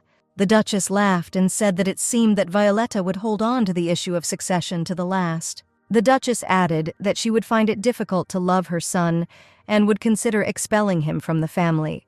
Violetta was surprised how the Duchess could say such a thing, since Winter had done so much for them. The Duchess replied that this had happened before, but now he was not doing anything for them, and if this continued, they would have no reason to consider him their son. Violetta, almost crying, said that Winter loved them and sacrificed a lot for them. The Duchess replied that if Violetta gives up her stupid trick, then so be it. They will give Winter a chance to believe that they love him. She added that before Winter came into their family, he hated the whole world, but thanks to them, they feel loved. Then the Duchess saw some papers and asked Violetta what they were. Violetta replied that this was compensation that she would have to receive after the divorce. The Duchess grinned and replied that Violetta knows how much Winter loves money, and whether Heston or Lawrence, he will still find a way to benefit.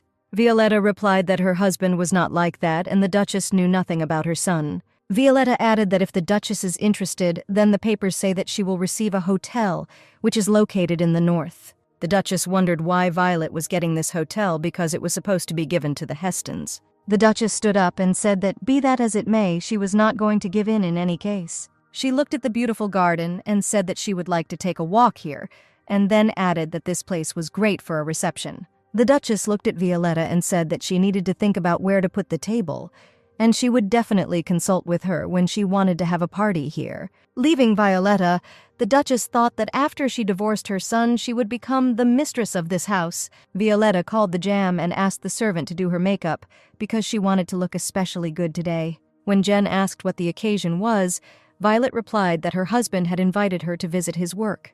The design engineer pointed to the drawing and said that now the pilots were not in danger because they had provided emergency exits. Winter replied that, in his opinion, speed and flight duration were much more important.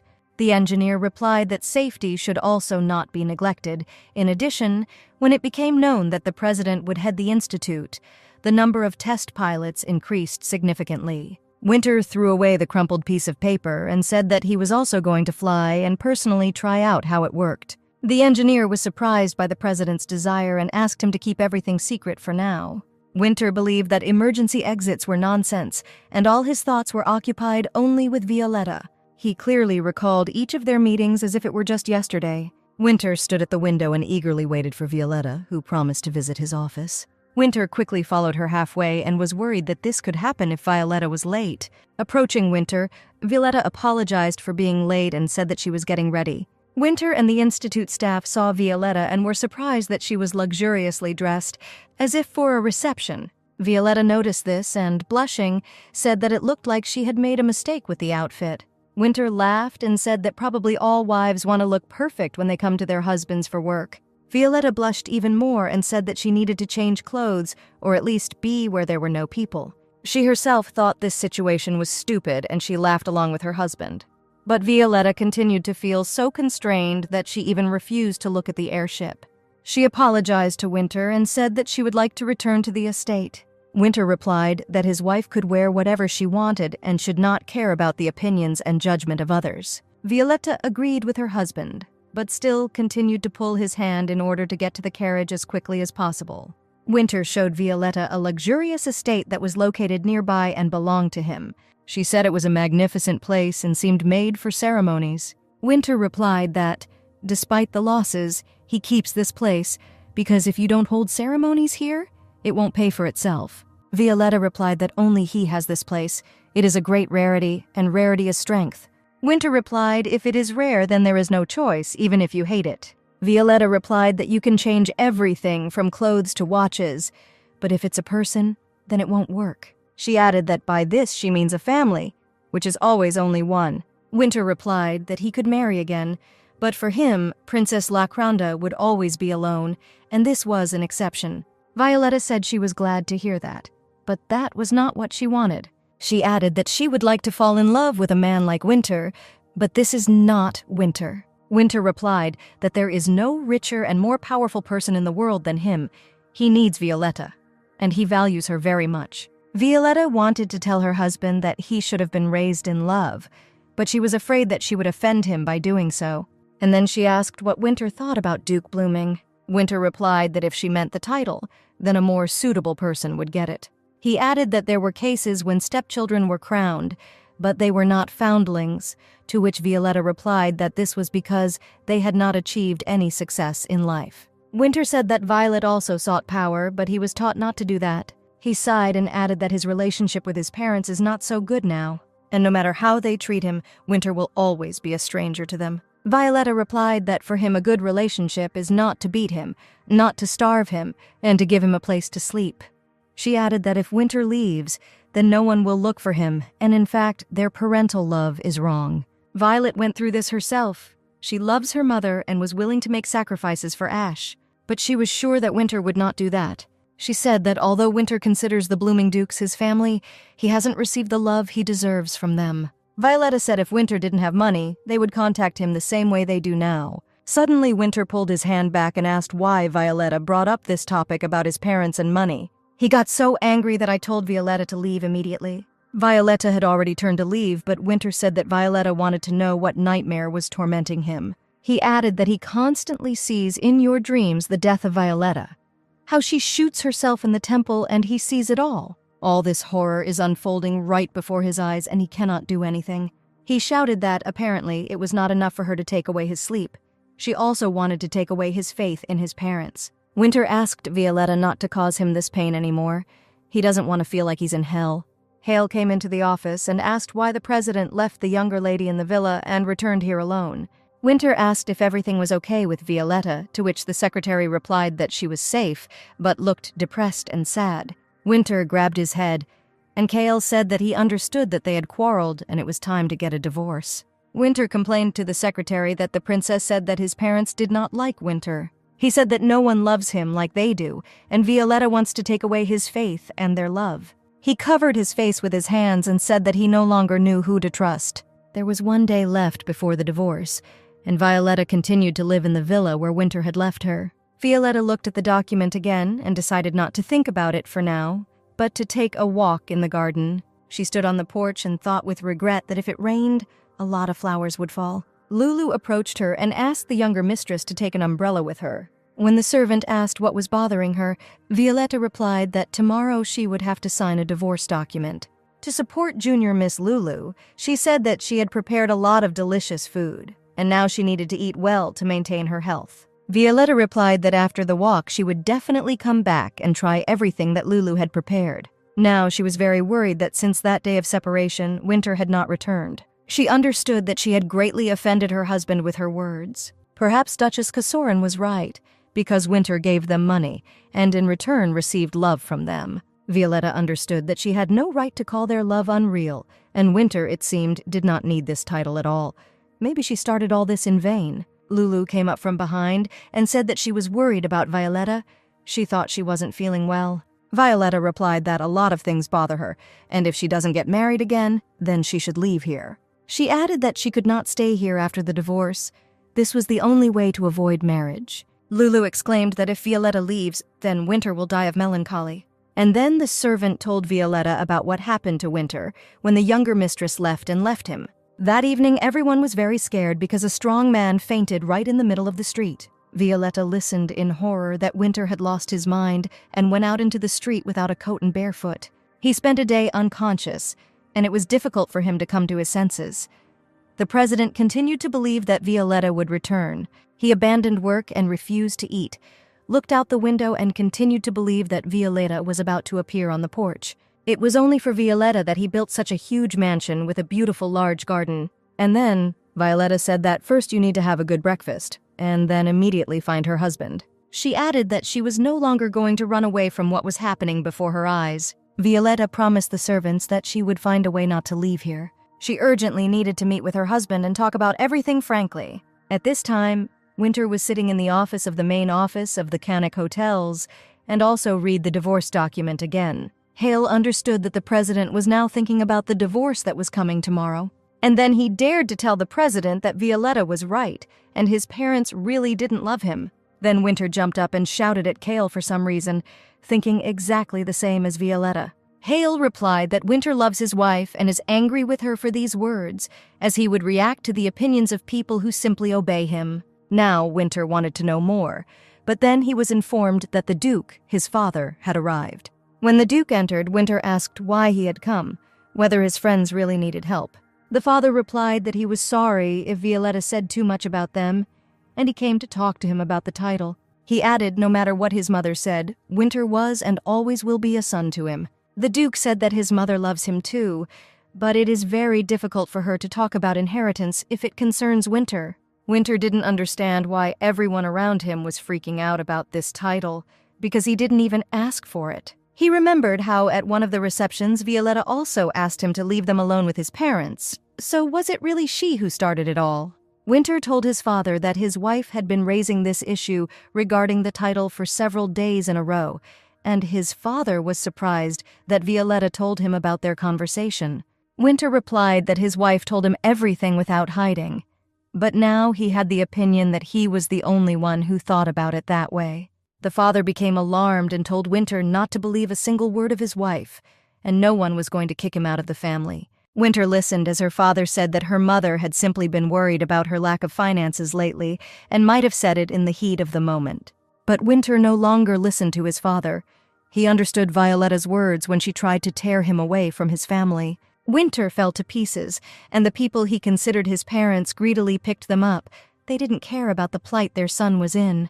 And Violetta turned out to be the only person who tried to collect these fragments and return them to Winter. He pushed Violetta away with his own hand. Winter now considered his own life to be a complete failure. Lulu reported that Winter, after finishing with the hotel, was at the Balloon Research Institute. Violetta replied that she intended to meet her husband and asked that everything be prepared for the trip.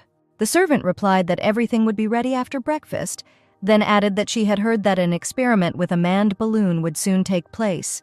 But the cost of research and the airship increased greatly as the engineer insisted on adding emergency exits. Violetta replied that it was still dangerous and there was unlikely to be a brave person ready to fly this aircraft. Lulu was indignant at what this man was thinking, who agreed to this for the sake of money for the family. A heavy downpour began outside the window, and Violetta was wondering who the brave man was who was ready to fly the balloon. Winter sat in the airship chair and watched the weather deteriorate, but believed that this was fortunate. He thought that if he died, no one would regret it, and soon they would completely forget about him. Winter resolutely and firmly grasped the handle of the steering wheel, deciding that this would be best. He thought about how he didn't see Violet smile before he left, but this is even better. Hale stood in front of the door of the president's office and tried to reach out to inform him of the arrival of the younger mistress. Violetta excitedly asked if her husband was really in the office, and the secretary replied that when he went out to meet the younger madam, the president was reading documents. At that moment, an engineer approached them and reported that he had seen the president leave his office. Hale asked if the engineer knew where the president was now, but the engineer replied that he knew nothing. Violetta saw the secretary's genuine excitement and asked what happened. The next moment, all three heard the sound of a motor, and the engineer said in surprise that only he and the president had access to the balloon. Hale did not immediately rush to where the sound of the engine was coming from. Violetta realized that her husband was in the airship and no longer heard the engineer's cries that it was very dangerous to fly a balloon in such weather. No one knew that Winter, thinking only about Violetta, crossed out the emergency exits on the drawing that were supposed to be in the balloon. Winter looked at the stormy sky through the glass. It seemed to him that he heard the sounds of death. But there was complete peace in my soul, and Winter thought that he would soon get out of here. He felt that this was definitely the end of several body swaps that couldn't compare. But Winter could not understand why at this moment he was thinking about Violetta. He had always liked his wife, but he couldn't remember why he regretted marrying her. When he returned home, no one had ever greeted him the way Violetta did. The feeling he was experiencing was so unfamiliar and incomprehensible to him that it was unbearable. Winter thought about how his life might have changed if he had grown up in love, as his wife said. And suddenly he heard an alarm signal on the instruments, notifying of some kind of breakdown.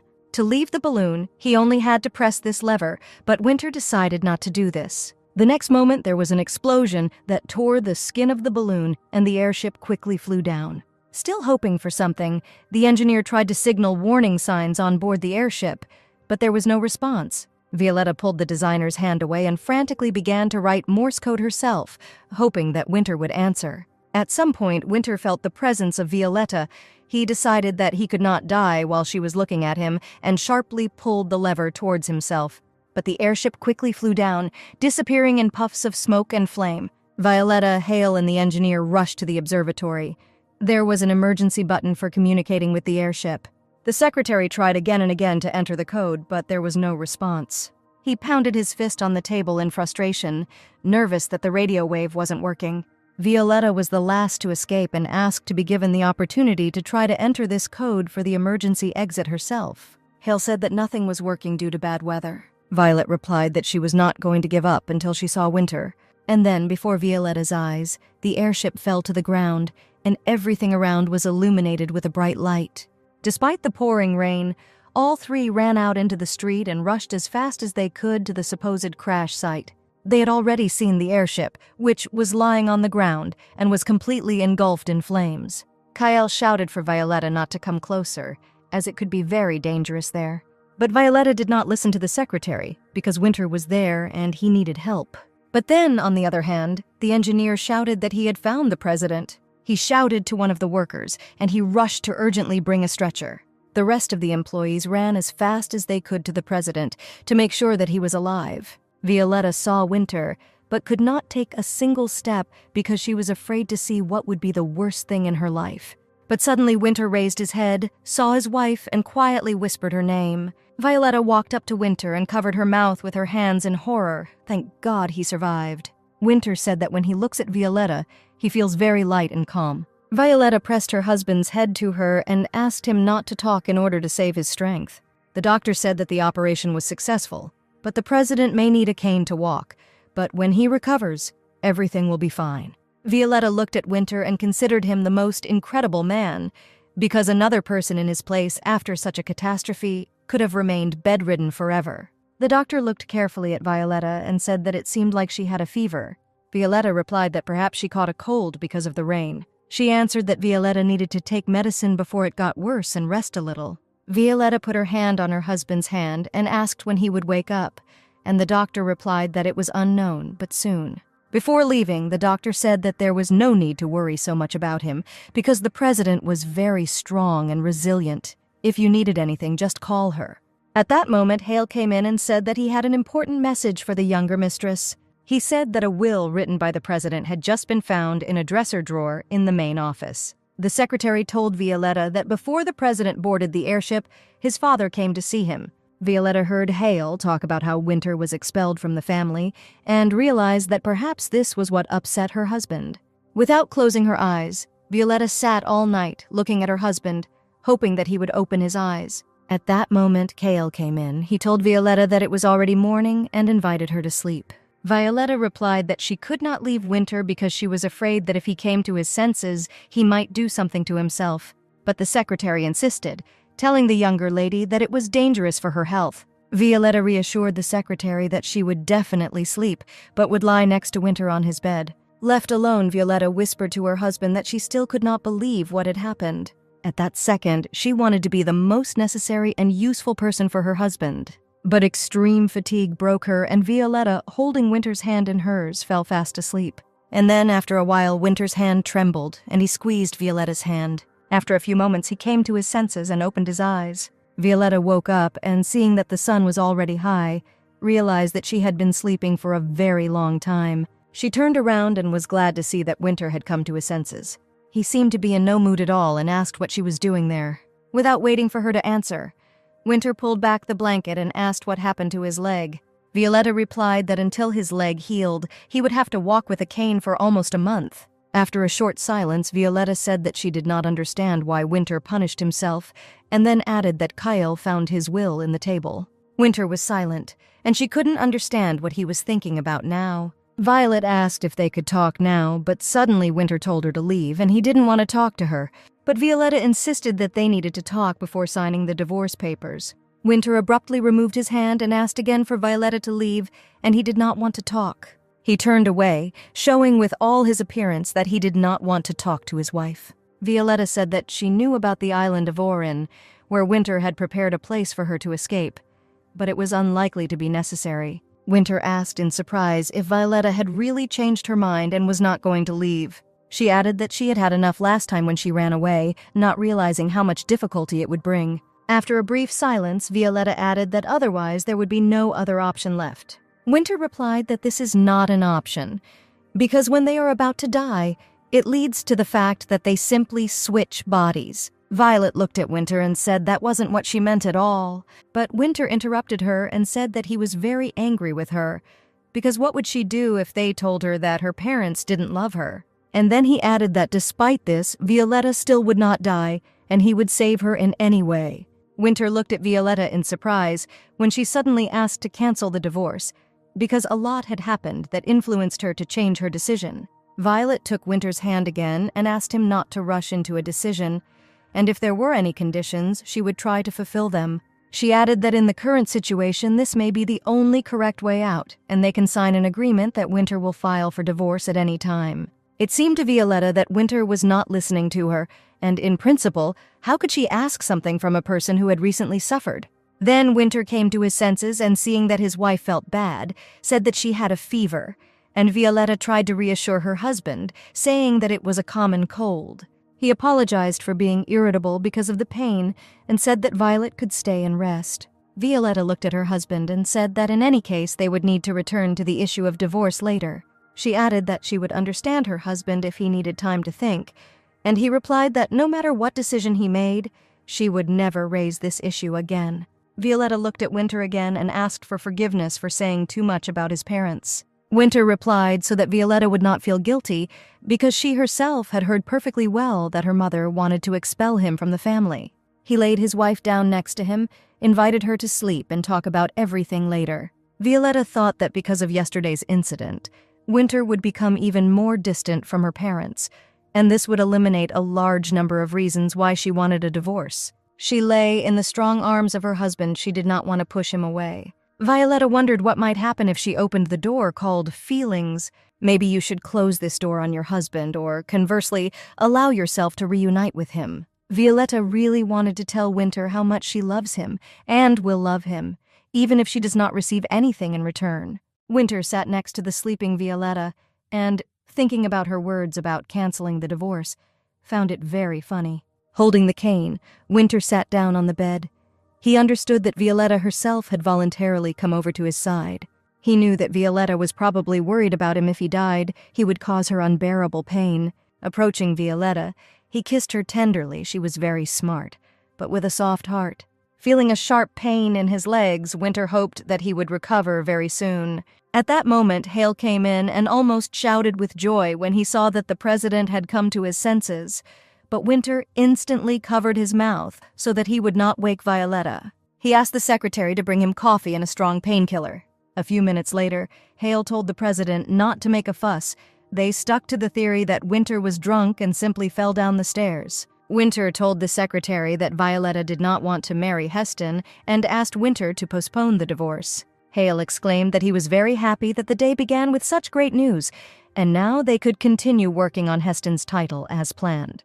Winter chuckled and replied that he couldn't wait to see Ash Lawrence and Tarzan Heston's faces after this. The secretary told the president that it was too early to relax because once the Duke and his wife almost poisoned Violetta, and there is no guarantee that they won't do it again. Hale leaned over and whispered in Winter's ear that it was necessary to tell all the servants about the cancellation of the divorce in case the younger mistress changed her mind. Winter replied that the secretary today, oddly enough, is saying smart things, and if he speaks loudly, he will fire him because Violetta is still sleeping.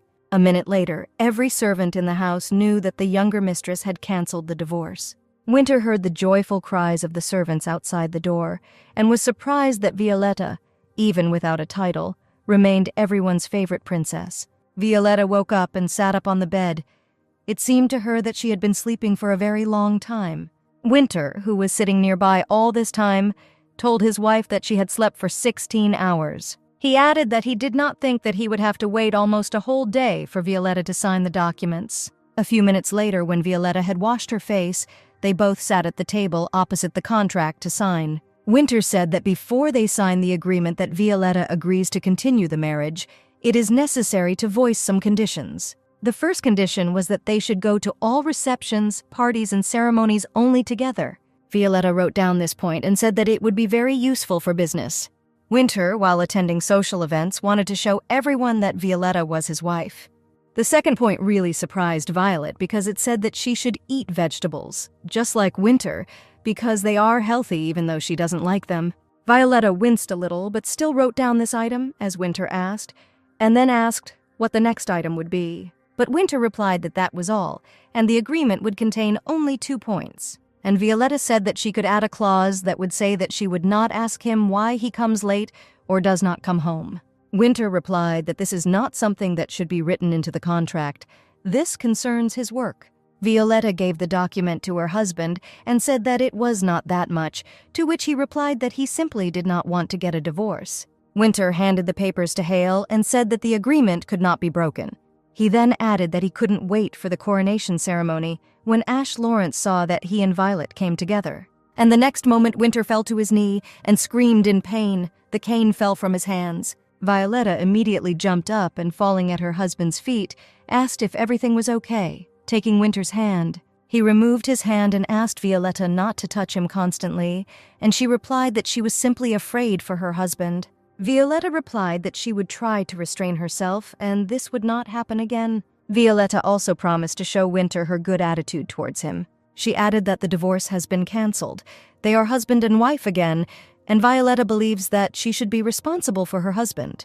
Violetta said that she would try to show her husband how to build good family relationships. Winter replied that relationships and responsibility are very good, but they will not solve all existing problems. Violetta said that she would immediately inform the Hestons and return to the palace tomorrow.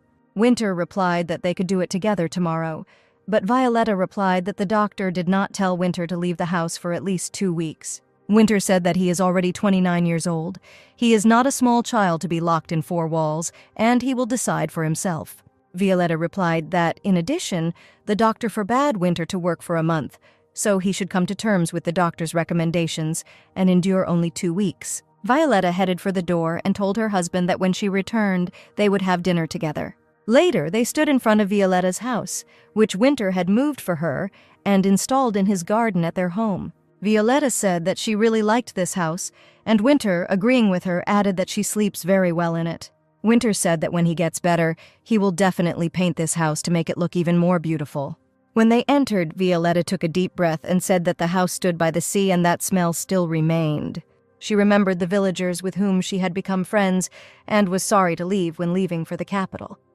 Sitting down at the table, Winter said that the servants were reluctant to work in the house without Violetta. Violetta asked if perhaps Winter simply pays them very little. Winter replied that he saw no point in paying more. They had enough money to live on, and besides, he gave them the right to choose. Over dessert, Winter said it was a pity that Violetta gave up power and it would be better if she were queen. Violetta replied that then the economy would decline, because she is not at all good at mathematics. Winter replied that he could help.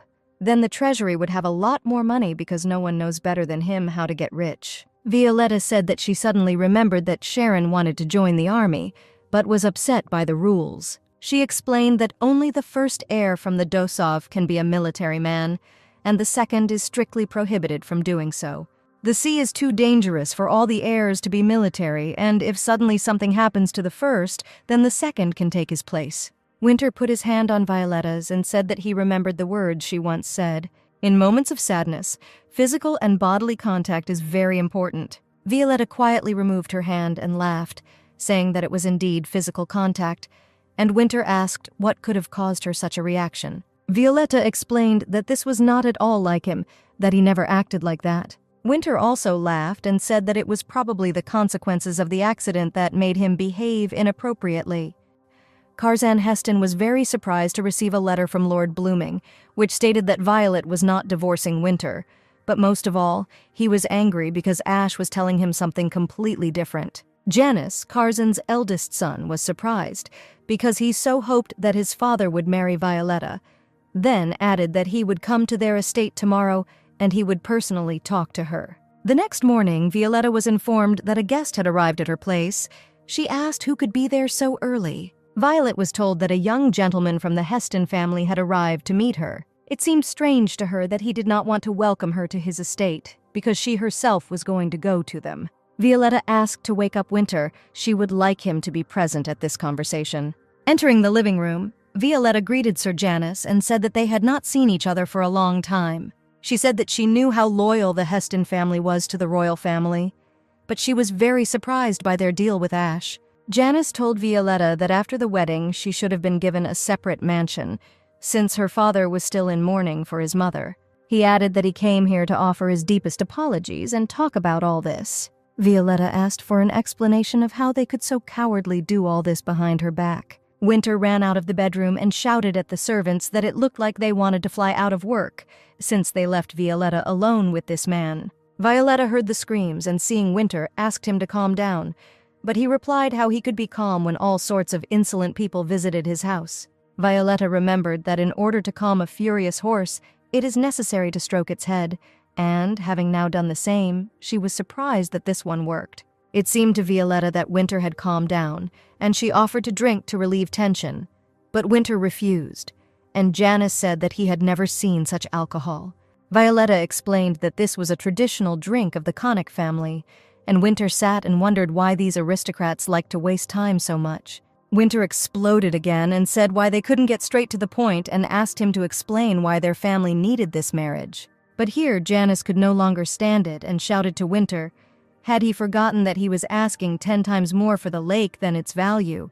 To which Winter replied that it was clear to a fool that he did not want to sell it. Violetta listened silently at that moment as Janice shouted in anger that he understood why they had come to a divorce, because it was all about Winter's obnoxious character. Winter shouted back that this puppy doesn't even dare to mention a divorce. It doesn't concern him at all. It's their family matter. Violetta's patience ran out, and she said loudly that now she would give everyone the opportunity to speak separately, and until she gave a sign, they should keep their mouths shut. Violetta said, as she understood, "We were talking about the lake near the mansion of the Connick Company and invited Winter to speak first, since he was the older owner of the mansion." Winter said the Hestons sold him the entire area around the lake. Violetta gave a sign, and Janice said that when Winter paid off the debts of the royal family, the Heston family took on part of the debt obligations. He added that initially they wanted to sell their forests, but in order to collect such a huge amount, they would have to cut down every last tree. Janice said that with the disappearance of the forest, there would be a danger of the village being flooded in the event of a flood, so they decided to sell the lake to Sir Winter.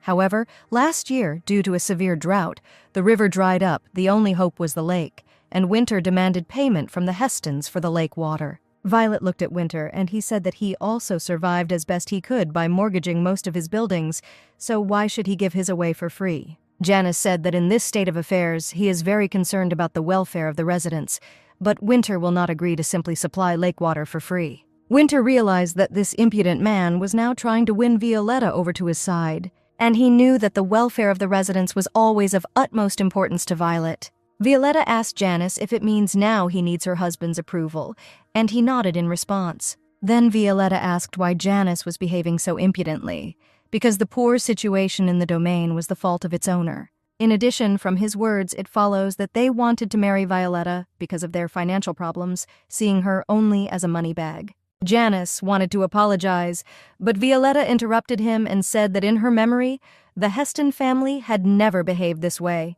Violetta said that if they want to settle this issue, then it is necessary to resolve it in a civilized way exclusively between the Connick Company and the Heston family. Winter laughed imperceptibly. He was funny at the way Violetta behaved, intimidating poor Janice. Janice politely asked Winter if he could hold a meeting with their landowners on behalf of the Connick Company. Winter replied that there was nothing complicated about it and they would choose Villa Connick as the venue. After a couple of seconds, Janice rubbed his fingers and asked if Violetta and Winter really decided not to get a divorce. Violetta replied that this was indeed true.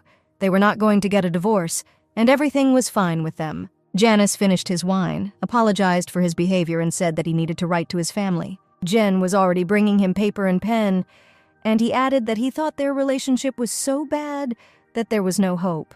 As he began to write, he said that perhaps on the way to the north, the rumors had become greatly distorted, and in order to correct this, he would convey everything. Finally, he wrote the letter and put the pen aside. Before passing out from drinking wine, Janice only managed to say that perhaps this would be enough to convince his family. Winter told Violetta that this was not surprising, because such an amount of strong alcohol, drunk in one gulp, would make anyone pass out. Violetta asked if her husband knew about this, then why didn't he warn Janice? But Winter replied that he thought that all Northerners could sing, and then took the letter to read.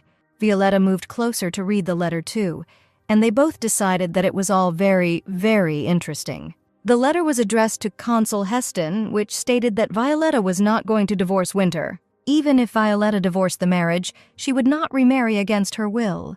And no one asked her consent for this proposed marriage, so he could not possibly consider her his stepmother. Janice wrote that during the meeting, Violetta was very angry with him, but he could not even answer her. He is very disappointed with his family, and this is a real shame for the Heston family. Fortunately, Sir Winte good-naturedly agreed to a meeting to resolve the issue regarding the river. The letter ended with Janice asserting that Violetta's marriage to the Heston family would never take place. Otherwise, he would leave the family. Having received this letter from his son, Curzon Heston was simply shocked by the information he received. When Janice sobered up and came to his senses, he asked if Violetta and Winter had sent his letter. Violetta replied that Curzon Heston already had the letter because Winter sent his identity with the secretary and not by mail, because it would have been too long. Janice blushed and said that he was so ashamed that he could no longer stay here, and Violetta replied that he had come such a long way and she could not let him go without a gift. At that moment, one of the workers came up and asked the younger mistress how Sir Winter was feeling. Violetta replied that it was much better and then asked why he called her junior mistress, since he doesn't even work in their house. The servants laughed and said that everyone wanted to call her junior mistress, even those who did not work in their house, and then invited her and her guest to refresh themselves with drinks. Janice was surprised and said that wherever they looked, they were always happy to see Violetta. He thought that they were probably drawn to her because of her wonderful, sympathetic character and kind soul. And now she has also shown that she is not a puppet in the hands of Brother Ash. And if the people decide to return the king, then the choice will definitely go to Violetta. Not understanding why Violetta went to see off this weasel, Winter caught himself thinking that he was jealous of her. The aide asked the president what terms they could offer in the election with the Heston family. He showed Winter the document and explained that, according to statistics, most of the guests were ordinary people, not nobles. Winter replied that it was not profitable for them to keep the lake closed while the north was dying from drought. Winter replied that it was necessary to organize a charitable opening of the lake, and during severe droughts, open it for a short time for free use. He added that this would give them a good reputation and told his assistant to notify as many people as possible about the charity event. Winter ordered that as many photographers and journalists as possible be invited, and that farmers suffering from this disaster be given monetary compensation. In addition, it is necessary to break all agreements with Sir Ash Lawrence and the Heston family, because those who encroached on the compensation his wife was entitled to after the divorce cannot be left unpunished. At that moment, Violetta appeared at the door and apologized for coming in at the wrong time. Winter replied that they were just discussing holding a meeting with the Heston family. Violetta looked at her husband, and it seemed to her that he was dissatisfied with something at the moment. At another moment, Winter could have answered that he was unpleasant that his wife had gone to see off a strange man, but he only replied that everything was fine. Winter added that he has news and intends to receive the title from his parents. Previously, he believed that he was getting enough from them, but now he realized that he was very mistaken. Winter clenched his fist and said that now he has the right to get what he has invested in for so many years. Violetta replied that she was very happy about this news, and added that Winter needed to know one very important thing. She said that during such ceremonies, conversations are bound to take place, and sometimes such conversations between relatives can turn into a rivalry issue. Winter replied that if she meant his brother Diev, then she could calm down, since he would not be at the ceremony. Violetta said in surprise that Diaz is the only direct heir of the Blooming Dukes, and Winter cannot forbid him to attend such an important event. Winter replied that he could, because if he tells his brother not to meddle there, he won't be there, and this is no longer subject to discussion. He added that he would not let this bastard anywhere near his wife. Violetta suggested that Winter would then go south to negotiate this issue, but he said that sooner or later they themselves would come to him. After all, his strength is that Winter is the only one who knows so well about the financial situation of the Blooming family. Winter said he currently owned all of the Blooming land, and the Dukes were trying their best to get as many people there as possible. But after the adoption of certain laws, this land became worthless to them. But the Blooming's lands are much more fertile than they expected, and he bought them at a high price. Winter added that the Dukes would not be able to borrow money from anyone but him, and even if they seemed rich, it would not be for long. Eventually, their savings will run out, and unlike Violetta, they will be uncomfortable with their money dwindling. Winter told Violetta that she needed to prepare something before the coronation. The next day, Winter and Hale were busy working at the moment when Violetta entered the office. She apologized for having to wait for her, but Violet needed time to prepare. Winter looked at his wife with delight and said that today's outfit was very different from her usual one, and Violetta replied that Jen had sent it and said that it was in fashion now.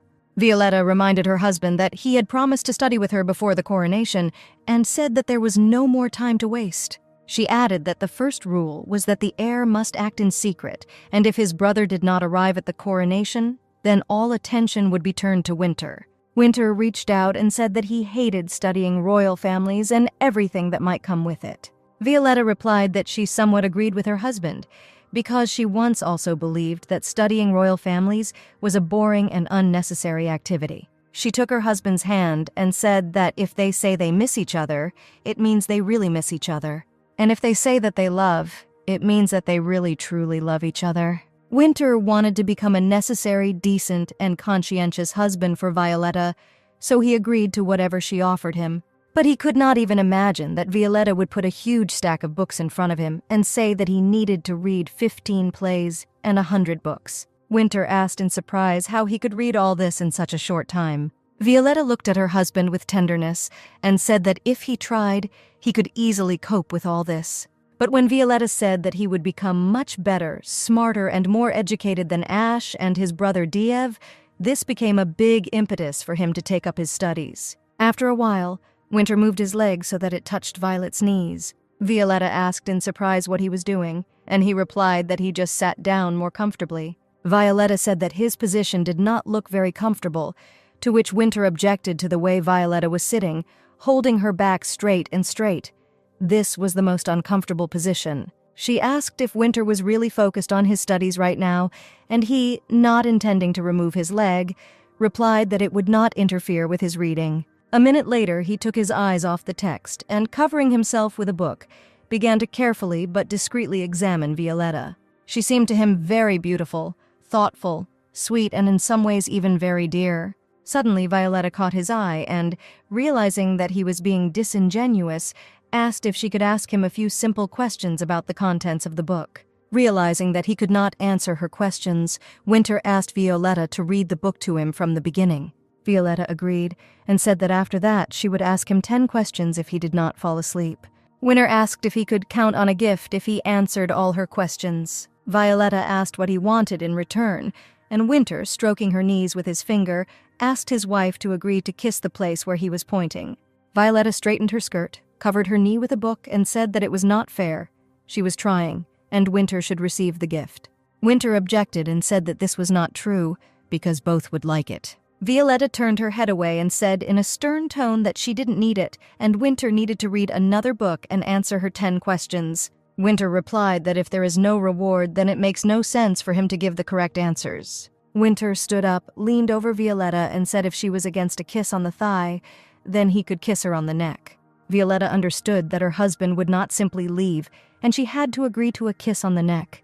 From that moment on, Winter completely immersed himself in his studies, knowing what prize awaited him at the end. When Winter finished answering the questions, he proudly handed Violetta a piece of paper, and now watched her reaction with interest. Winter's answers were so perfect that Violetta was surprised to the core. Violetta sternly replied that Winter had done well and, going up to the bedside table with a stack of books, said that it was necessary to start reading the second one. But Winter took Violetta by the hand, pulled her towards him, and sat her on her lap. He kissed her tenderly on the neck, and Violetta closed her eyes and began to feel confused. The next moment, she couldn't resist kissing her, but she knew that Winter had to be stopped. She told Winter that she would send him another teacher because he was being naughty with her.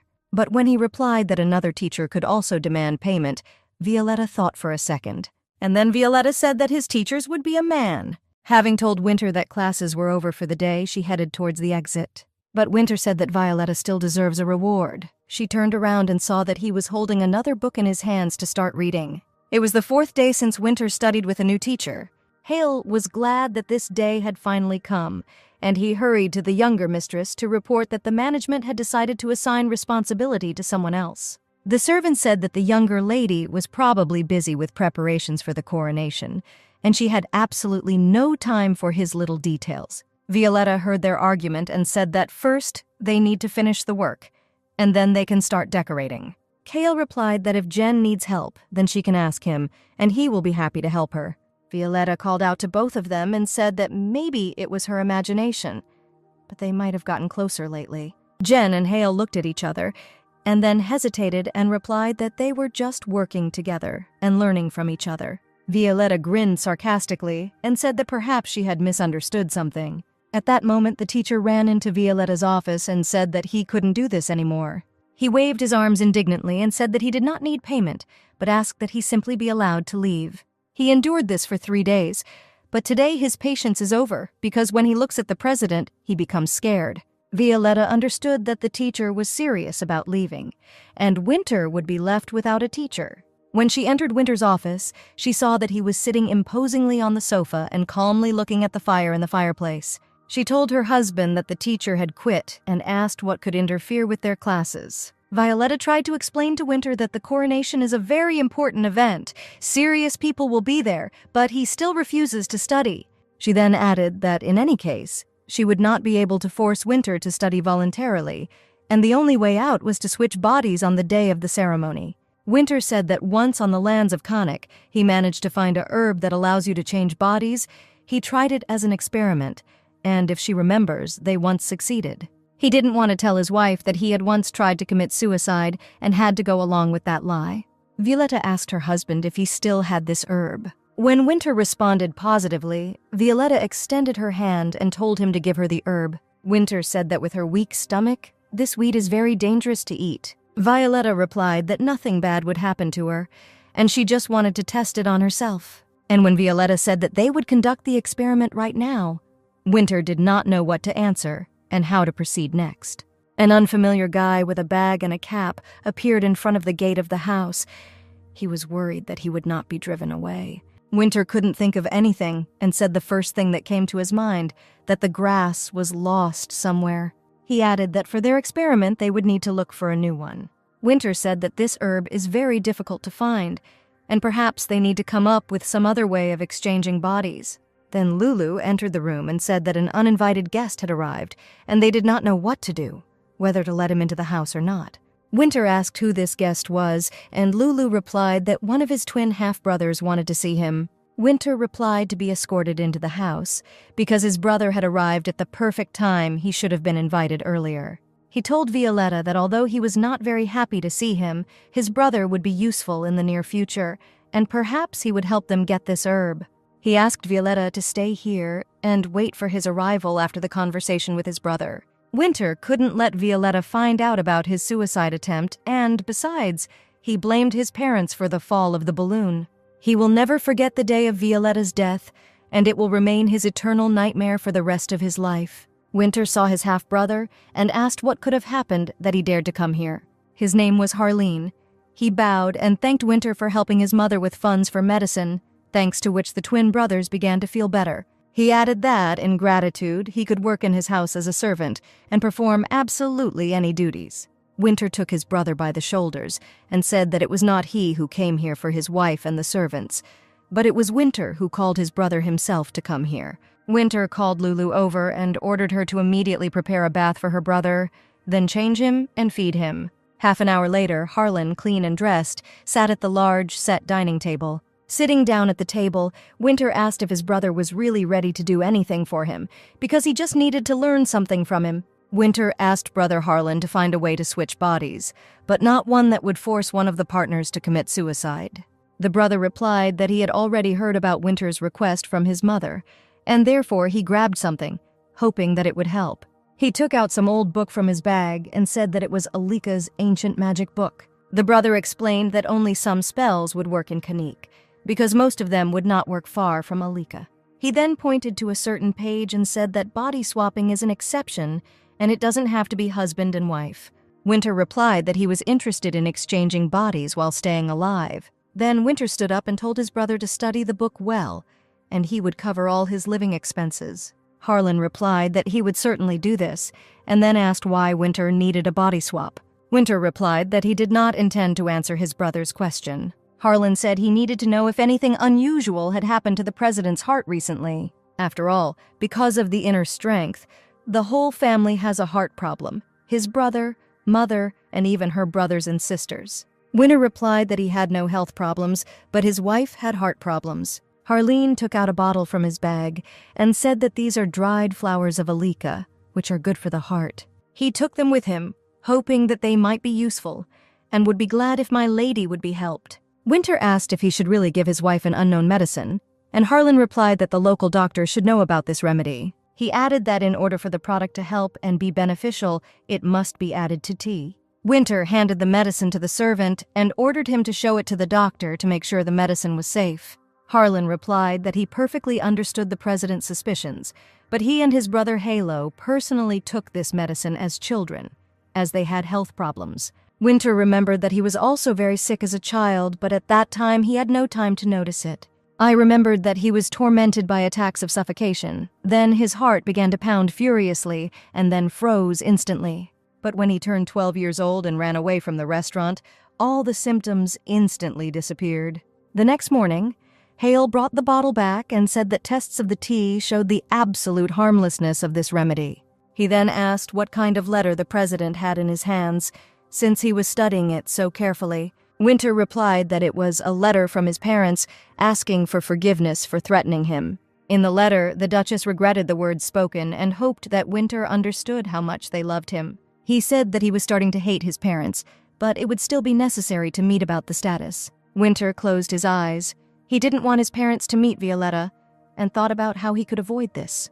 While drinking tea together, Winter told his wife that his stepbrother had brought a magic book and herbs, which were now brewed in her tea and were an excellent remedy for the heart. Saying that the tea was very tasty, Violetta was glad that, thanks to magic, they could change bodies with their lover, and then asked what Winter's criteria were to consider a person a lover. Winter replied that there are none yet, and as for magic, his brother is now studying this book to understand everything about the exchange of bodies. Violetta asked when her brother would find herbs for exchanging bodies, and Winter lied, saying that all this was very difficult and could not be done so quickly. Violetta said that she was worried about his relationship with his parents, and Winter patted her on the head and replied that she should not think about it and not suffer. Winter stroked Violetta with a leaf that fell on the table and said that if she took this tea, she would feel better. Violetta told her husband that when she was 6 years old, something unusual happened. As a child, she saw a man sitting on the ground in the street, suffering from severe pain. At that moment, she felt so sorry for the poor stranger that she wanted to take his pain upon herself. Apparently, her strong desire to accept other people's pain affected her health, and as a child, she was a very weak and sickly child. But now Violetta feels fine and is very happy because she has a loved one. A few days earlier, Jen told Hale that Winter asked her to take Violet somewhere while his parents were in the capital and did not meet with his wife. She was worried that Winter was sending Violetta on purpose so that she would not hear the conversation. Perhaps Winter wants to obey her parents in some way, and without meaning to, thereby harm Violetta.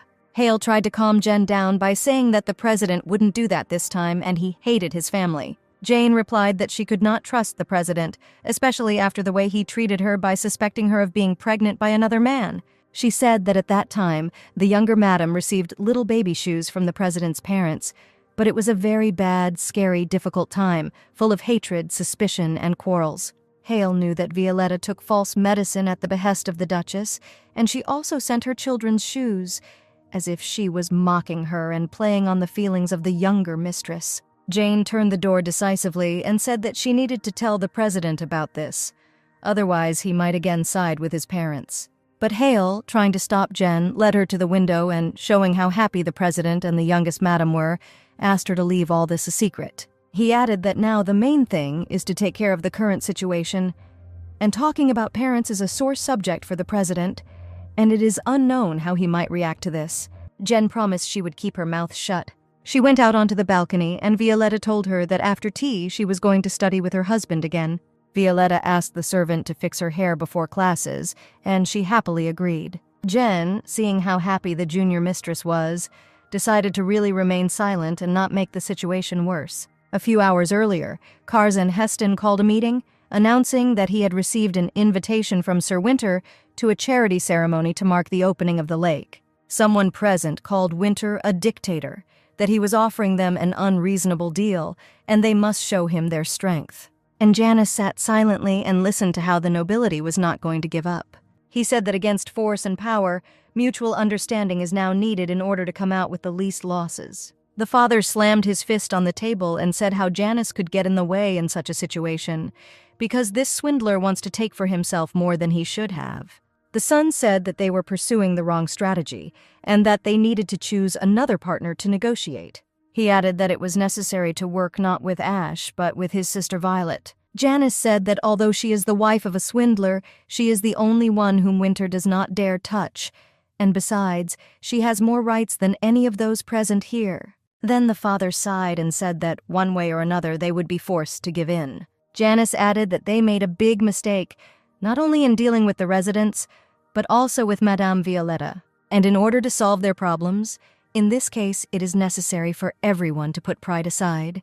A couple of hours later, the assistant was already announcing the results of the meeting and the Heston's conditions. At the coronation ceremony, Winter will be presented as the heir of the Blooming family, and Violet will be the head of the Rorans family. Violetta listened carefully as in return they asked to open the lake and cancel the payment. Winter understood that he went through all this only in order not to harm the reputation of his company. He asked what it meant to declare Violetta the head of the family, to which the assistant replied that the letter did not say anything about this. You need to wait for the ceremony at which everything will be known. Winter wondered if these conservatives would name him heir, and perhaps Violetta was the reason for it all.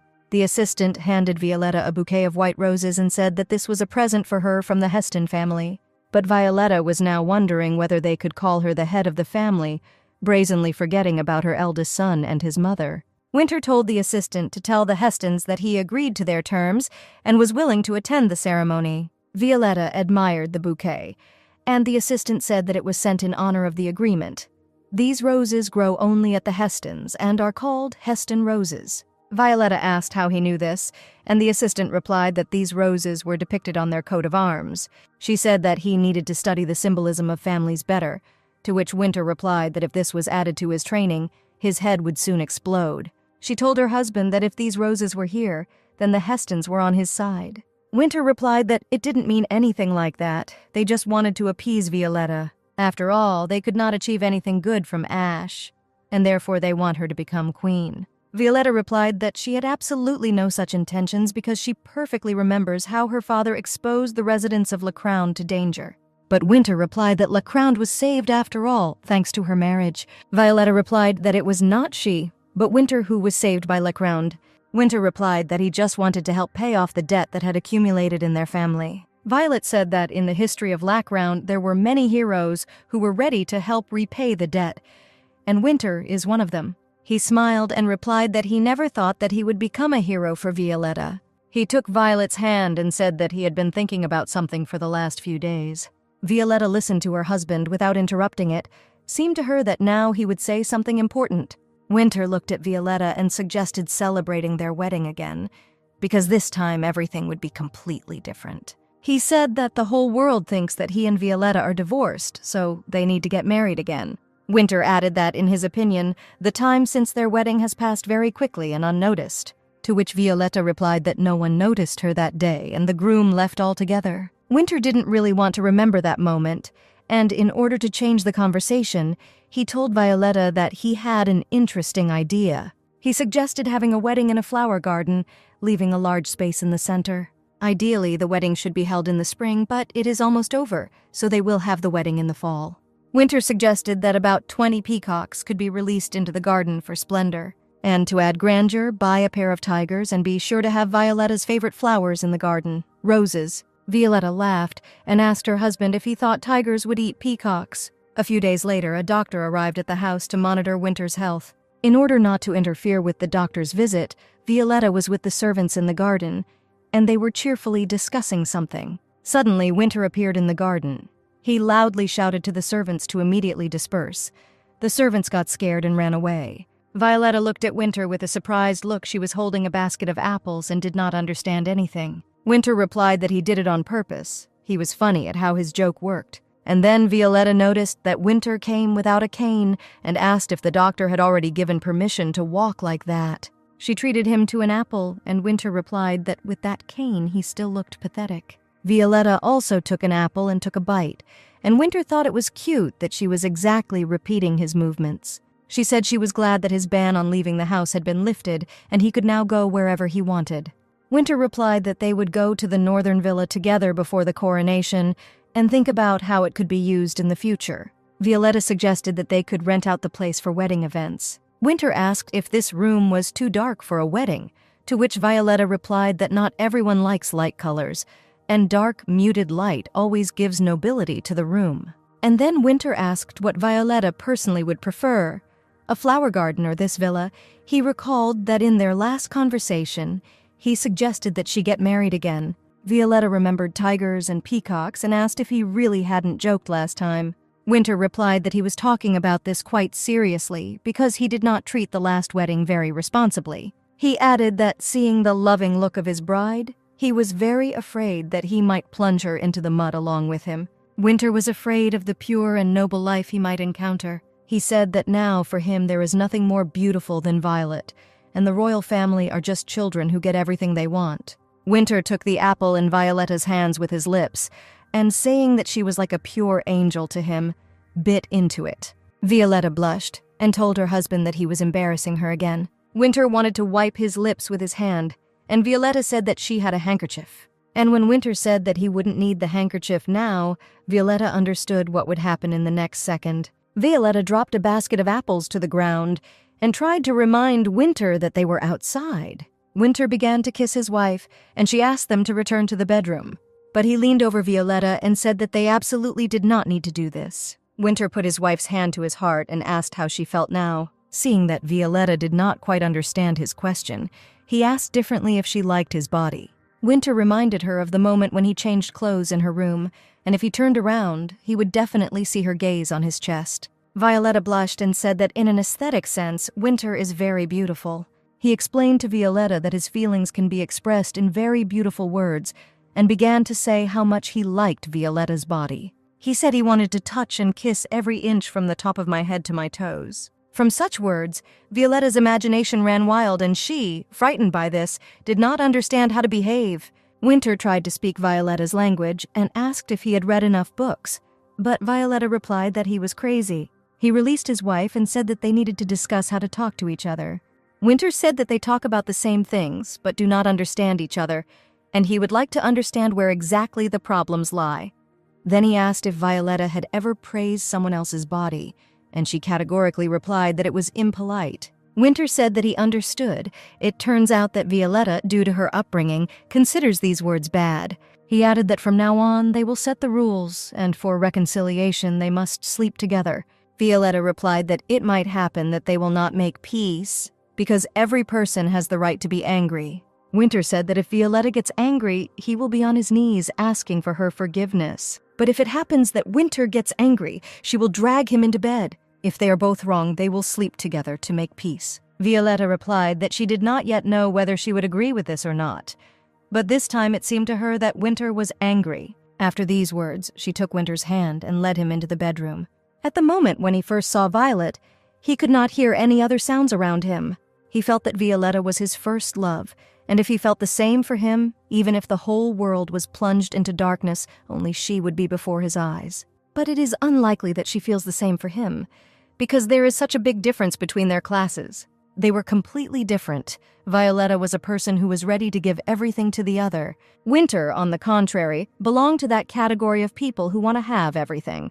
And it is unlikely that such different people can feel the same thing to each other. Even if both use the same language called love, they each understand its meaning differently. Violet woke up before Winter and gently stroked his cheek. Before she could say that he didn't look good in his sleep, Winter grabbed her hand. The next second, Violetta was on her back, and Winter, sitting on top, asked if she always touched others while they were sleeping.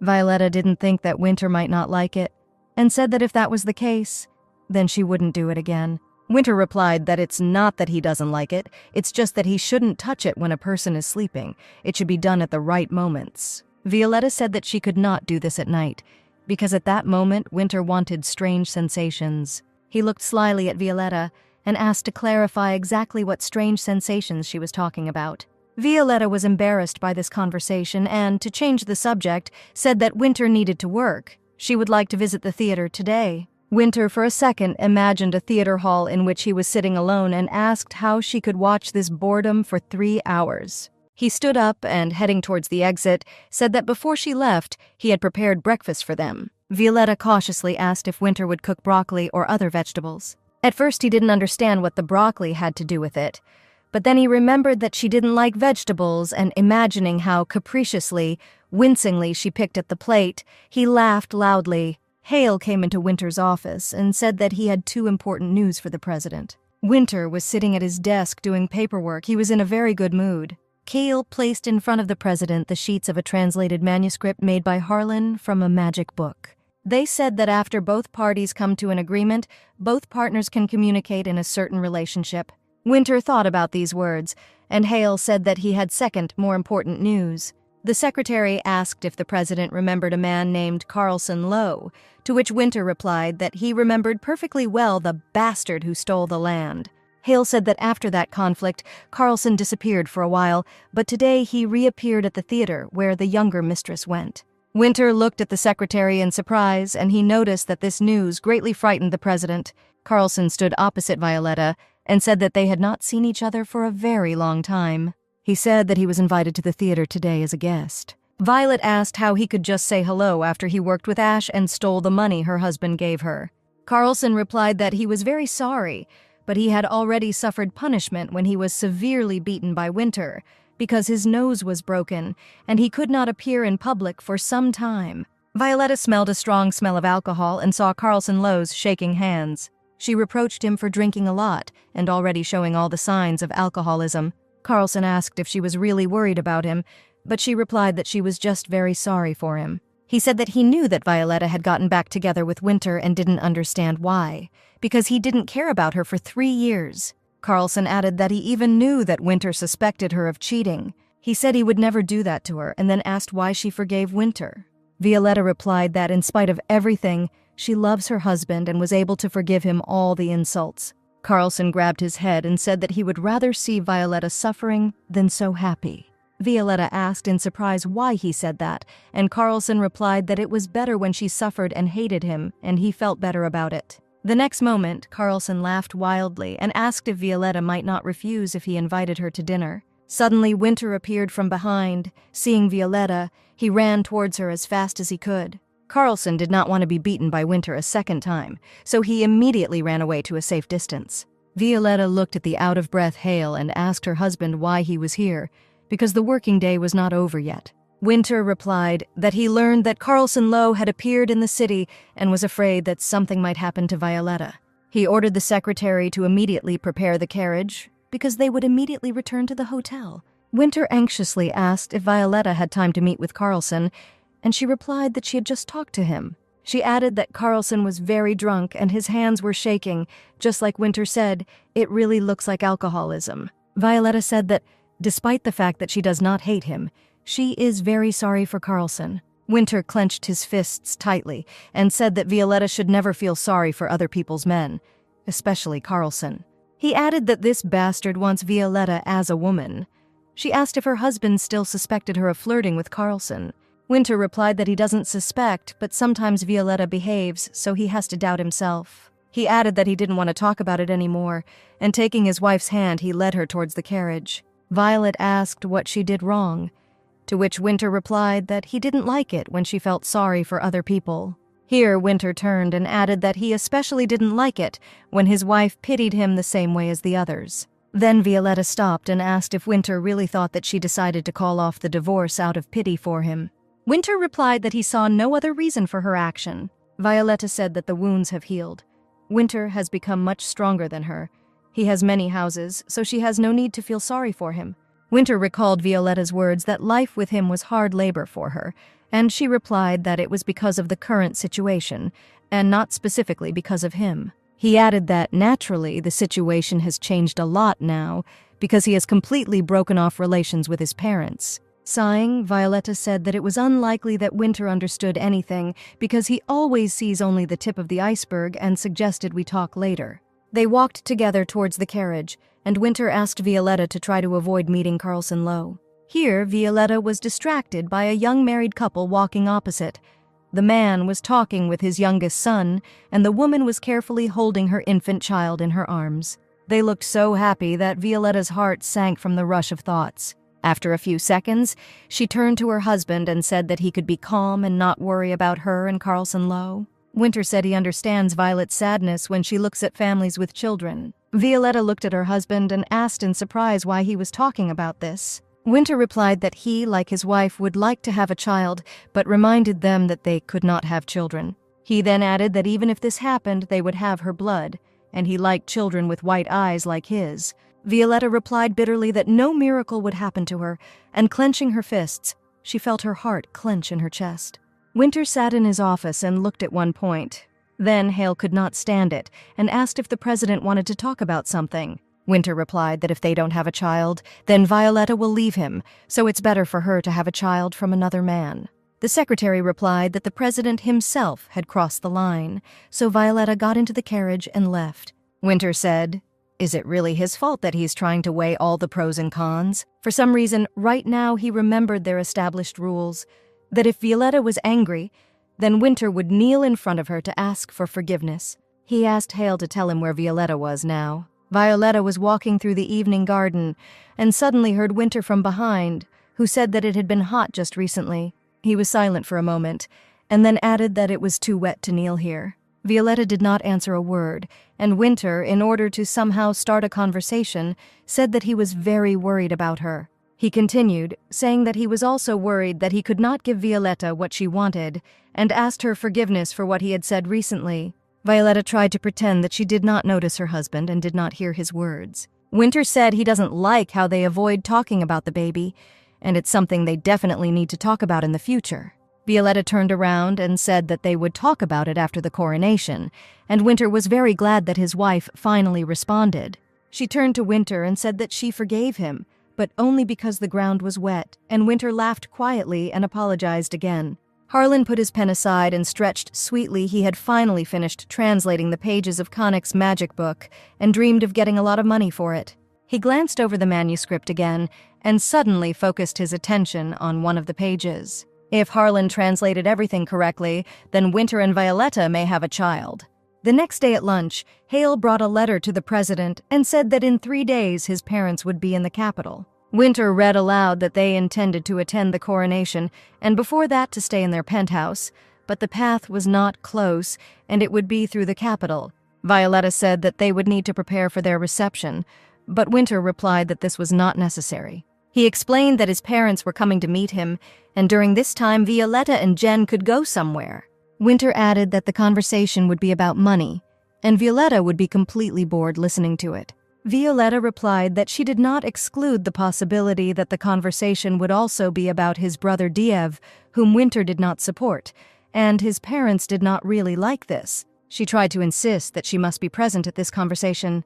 Winter replied that she has the right to do as she wants, and he is very pleased that she is worried about not putting pressure on him. Violetta thought that she was completely different now and would not just give up like before. She noticed Winter holding a knife and fork and said that it looked like he was practicing for the coronation, and then added that maybe he wanted to switch bodies for the event after all. He replied that he decided to abandon this idea because he considered Violetta fragile and weak. He added that the second reason is that he now has something to lose. Harlan went out into the hall and saw the commotion, and Cale explained that everyone was waiting for the guests to arrive and preparations were in full swing. He showed the manuscript to the secretary and said that he had completed the translation, and now he would like to show it all to the president.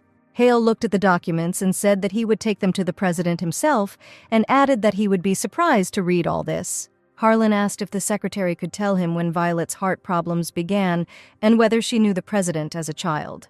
Cale replied that he didn't know for sure, but they said that she had these problems since childhood, and if necessary, he could clarify everything with the younger mistress. The secretary then said that Harlan should go to the president with him in case Winter had any questions that Hale could not answer. Within a minute, Winter was studying the manuscript, which had been translated by Harlan from the magical book of Connick. It said that for vacationers, a spouse is hope and opportunity, and they help each other. If the couple continues to kill themselves, they will not die, but this possibility is limited. Winter decided that he would no longer do this, because everything turned out to be not as simple as he imagined. Further, it was written regarding the magic of body exchange, where it was said that the spouses must swear from the bottom of their hearts that they will accept each other's pain. Winter was surprised that the book did not talk about suicide at all. The third and last point was that the spouses must understand each other in order for the exchange of bodies in Elrica's tomb to take place correctly. The next second, Winter angrily tore up the documents and said that they were useless pieces of paper. He grabbed Harlan by the chest and shouted, "Is this really all that was written in the magic book?" Winter angrily added that he told his wife that there was a herb that would help them exchange bodies, and if he said so, then there must be one. Harlan, shaking with fear, tried to explain to the president that he and his wife switched bodies very often, and therefore using the grass was no longer useful. A minute later, Winter came to his senses and finally released his stepbrother. At the same time, Violetta and the secretary were standing in the garden, and she was holding in her hands part of the manuscript that Cale gave her. He added that it was better for the president not to see this, and so he brought these sheets to the younger madam. The secretary added that Harleen was wondering if Violetta had a weak heart, whether they knew the president as children. Violetta replied that sometimes it seems to her that it is so. And then she said that when she was 6 years old, she thought she felt the pain of an unfamiliar boy who was sitting on the street. Then it seemed to her that it was an adult man, but it was probably her husband who was 12 years old at the time. Seeing Cale's surprised look, Violetta said that she didn't tell anyone about this because it was just her guess. Harlan followed the president and thought that sharing pain is normal, and the president will know about it someday. And Violetta at that moment was thinking that Winter considers her weak and fragile, and is afraid for her health. But if he finds out about what may have happened between them in childhood, he will be shocked. She vaguely remembered that moment from her childhood when they might have met Winter. Her nanny, sitting in the carriage opposite, asked little Violetta not to look so intently at all the passers-by through the window. And Violetta replied that she was unlikely to have such an opportunity to see so many interesting things again. But little Violetta did not listen, and the nanny had no choice but to allow her to look out the window and wave to passers-by. Violetta saw the same boy who was still lying on the ground and urgently asked the coachman to stop the carriage. She told the nanny that this man must be very ill and asked permission to go out for a moment. The nanny tried to refuse her, saying that they were in a hurry to the palace. But little Violetta looked at her so pitifully that she had no choice but to allow it. Jumping out of the carriage, she ran to a sick stranger, while the nanny and coachman were talking among themselves. The coachman said that the local doctor had already been called, and the nanny asked to inform the palace that they would be late. The nanny asked why the coachman listened to Violetta and stopped the carriage, but he replied that the nanny also could not resist the charm of the little princess. Violetta sat down in front of the stranger, pressed his hand to her chest, and said that she had a good doctor who could help, and the stranger would overcome his illness for her sake. The sick stranger looked at the girl in surprise and did not understand why she wanted to help him. At that moment, the nanny ran up and asked in alarm whether the princess had touched the sick boy. At that moment, the doctor arrived and was asked to check if the stranger was contagious. Violetta was seated in the carriage, and the nanny began to carefully wipe her hands, saying that if she got sick, there would be big problems. The doctor said she checked the poor guy and he wasn't contagious, he was just sleeping. And then the nanny noticed that Violetta was all red and was afraid that she had caught a cold.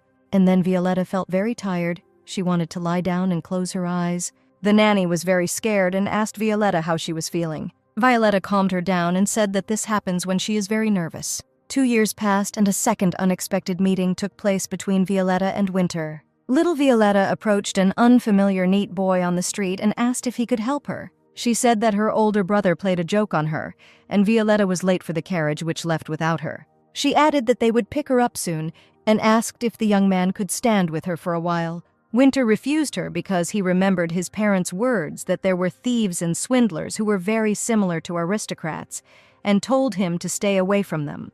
Despite the refusal, Violetta continued to stand nearby and said that she was scared, but next to the boy, she felt more calm. Winter felt sorry for the poor girl, and forgetting the words of his parents, he took off his jacket, wrapped Violetta in it, and took her in his arms. He said that he needed to hold his parents' hand tighter, and Violetta replied that this would be the case in the future. Winter added that if an adult gets sick, he will recover, but a little girl can die from a cold, so it's better for him to get sick than for her. And then Violet's older brother Ash arrived and said that he could not look after his younger sister because he did not feel well. Ash asked Winter what family he was from and how he could thank him, but Winter said he didn't need anything. Ash said that in that case, he would thank the boy again, and Violet bowed politely. Winter walked away and thought that he would really like to be like them, and promised himself that in the future he would definitely become a real aristocrat. Thus, even in childhood, 2 points from the manuscript were completed by both. All that remained was to complete the third and final point. The priest asked if Violetta vowed to share with her future husband not only joys, but also sorrows and misfortunes. Violetta understood that on Winter's part this was a marriage of convenience, and he didn't care, but she simply had no choice. But she really wanted to believe that in the future they would love each other, and she replied that she swears. The priest asked Winter whether he and Violetta were ready to share love in the sickness of joy. He could not believe that this princess would become his wife, who probably did not take this marriage as seriously as he did, and replied that he swears. The third vow was fulfilled, with which the spouses gave each other hope and opportunity. Heading to Violetta, Winter asked Harlan not to worry when he saw his wife, otherwise she would understand that he was lying. Harlan tried to stop trembling and reassured himself that Violetta was no worse than Winter. Harlan told Violet that he knew that they were trying to find the right herbs and, trying to be natural, added that they had already switched bodies the maximum number of times. He added that, according to the manuscripts from the ancient magic book, the exchange of bodies is no longer possible. Violet asked how sure Harlan was of this. It was very difficult for Harlan to contain his excitement because Violetta made a completely different impression on him and not the same as Winter. The only thing he could say was that he would try to find out as much as possible about it.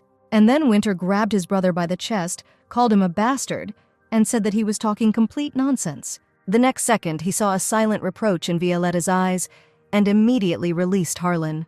Kale came to the rescue and asked Violetta if she would like to offer the guests some snacks. Violetta agreed, and the secretary, taking advantage of the moment, took Harlan further to the side. Winter hesitated and said that he apologized to Violetta for behaving this way in her presence. Harlan turned around cautiously and asked if they were quarreling, and the secretary replied that the gentleman would be a loser in any case. Winter said that if it weren't for his money, his stepbrother would already be dead. Had Violetta never behaved like that? Never beaten anyone or held anyone by the neck? He asked his wife not to be too strict with him. Perhaps someday she would have to hit someone to force herself to come. Violetta replied that cruelty is bad, and Winter said that Violetta's holiness is unshakable. He added that in this world, people like him have a better chance of success, and what he has achieved is proof of that. Violetta replied that in some ways he was right, but she was afraid that someday his cruelty would turn against her. Winter said that Violet says bad things and is a bad teacher, and she said that he is a good student. Winter became proud for a second and said that there was no more diligent and obedient student than him. Winter then asked why Violetta was preparing so carefully for the arrival of his parents, and she replied that she wanted to show them the wealth of her husband. She added that if parents only need money from their son, then they must show them how much they have lost. Winter chuckled and added that Violetta would need to wear the most expensive jewelry, and she replied that she would do so. She added that although she prefers expensive shoes to expensive jewelry, she would endure for such an occasion, and suggested that he finish the preparations as soon as possible since his parents were arriving tomorrow. Winter replied that he would definitely look for expensive shoes with stones today. Winter kept his promise, and before going to bed, Violetta received a pair of very expensive, chic shoes. Jen was delighted with the expensive shoes with stones and said that she would immediately pick out a matching outfit. While going through the dresses in the wardrobe, Jen told Violetta that for some reason at the moment, she remembered the children's shoes that the Dukes gave her. And when she told Kyle about this, he asked to keep it secret and not tell the president about it. Coming out of the wardrobe, she asked the younger mistress why it was necessary to keep this a strict secret. Tears appeared in Violetta's eyes, and she replied that she did not want to go into details, but it was really better to keep it a secret. Jen said that she would now bring the hair jewelry and left the room. Closing the door behind her, the servant stood for a long time and intervened, but then resolutely went to the president's office. When she entered the office, Winter asked if Violetta didn't like the shoes they sent her. Without answering this question, Jen decisively said that last year Violetta received children's shoes as a gift, and when she added that this gift was from Winter's parents, he was shocked. The next morning, when Winter's parents were expected to arrive, Jane informed Violet that Lady Anne was ill. She added that she knew that she was lying in bed. Then Jen said that the gentleman himself would take care of the guests and would not mind if Violetta visited Lady Anna.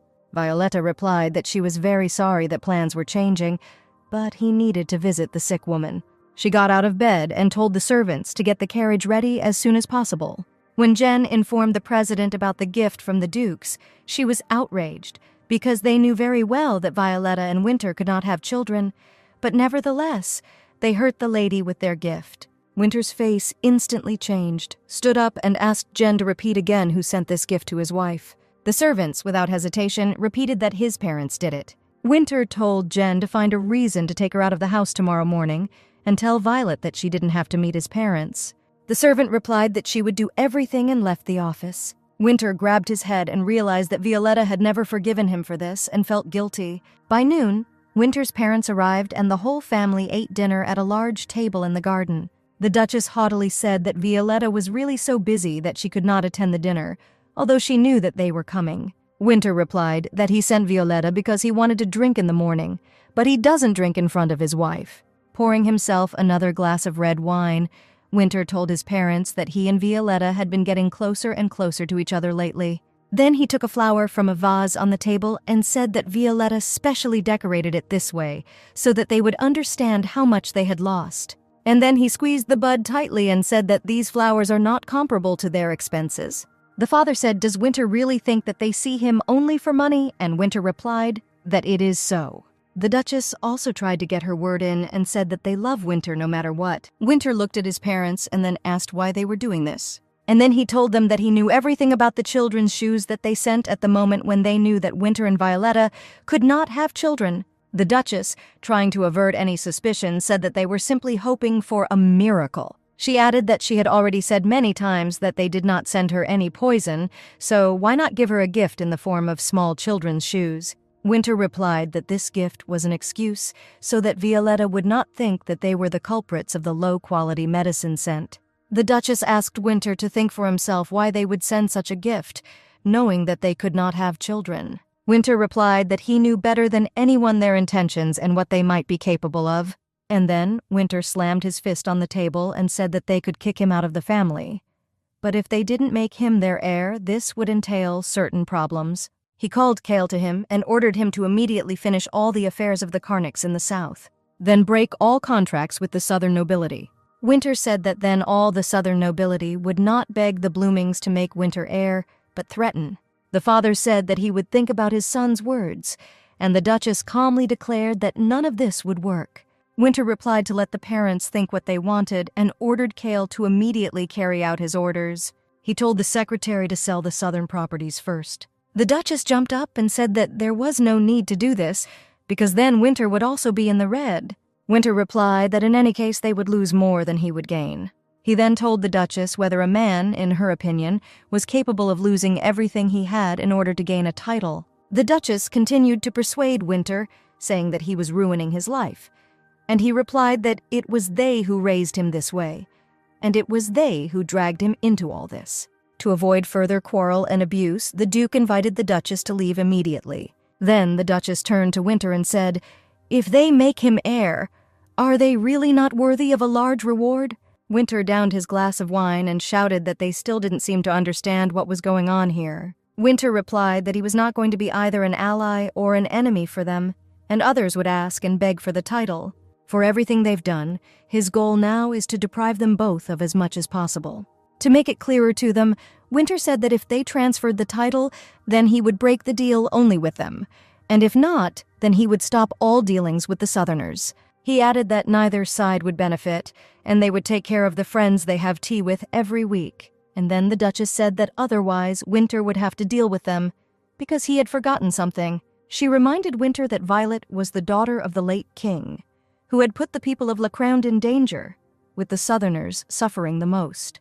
And does he really think that they will all take her side, and for this he is ready to break off relations with his family? Winter responded that he thought there was a bond between parents and children, but it turns out that this is not the case. He added that he remembered very well how the Southerners made life difficult for his wife, and he would be very pleased to see them suffer, as well as the suffering of his parents. The next second, the Duke could not stand it and raised his hand to hit his son. That evening, Violetta returned home, and Lulu's servant asked how her mistress's day had gone.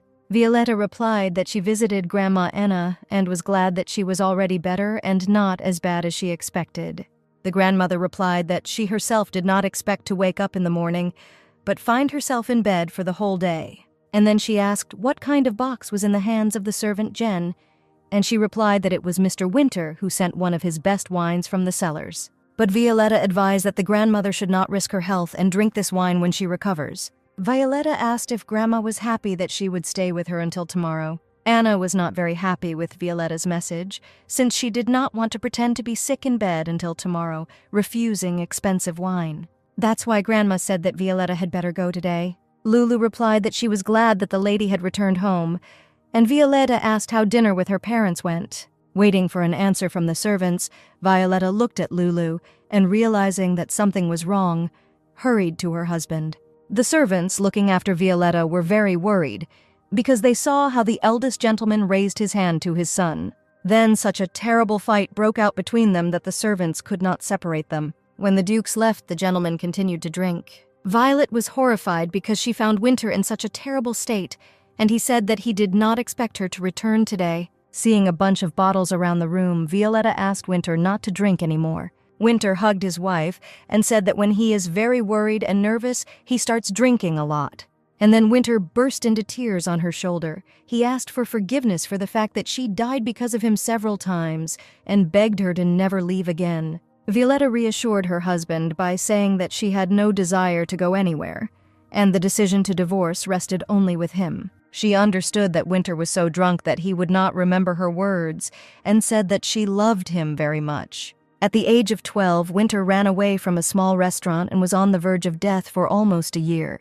In the middle of winter, without shelter, Winter was on the street and felt severe cold and hunger, but this was not what bothered him. He looked into the windows of restaurants and saw children his age, neatly dressed and eating all sorts of sweets. One day he saw them eating some kind of fruit dessert and was jealous of them because he couldn't even imagine how this dish tasted. On the very first day he entered the Blooming family, he saw this treasured dessert in front of him. For the first time, he experienced the incomparable taste and aroma of sweet fruit dessert. It seemed to him that he could not have dreamed of better care, because the last time he heard kind words was when he was 5 years old.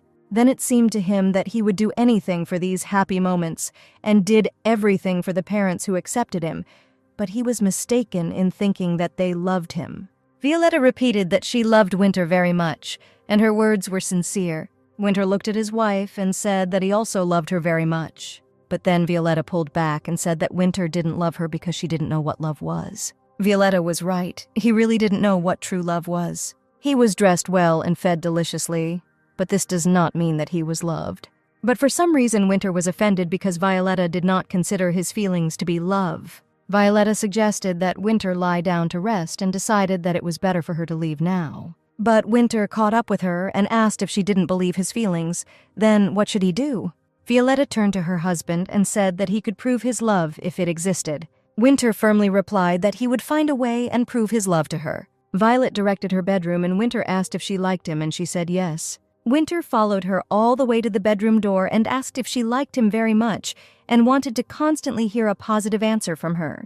Violetta went into her bedroom and through the closed doors asked if Winter would continue to drink in her room. Winter leaned against the door and replied that he would no longer drink alone, but only when Violetta allowed him. Winter's legs gave way from the alcohol, and he sat down in the corridor near the wall. When the servants ran up, he told them to throw all the alcohol out of his bedroom.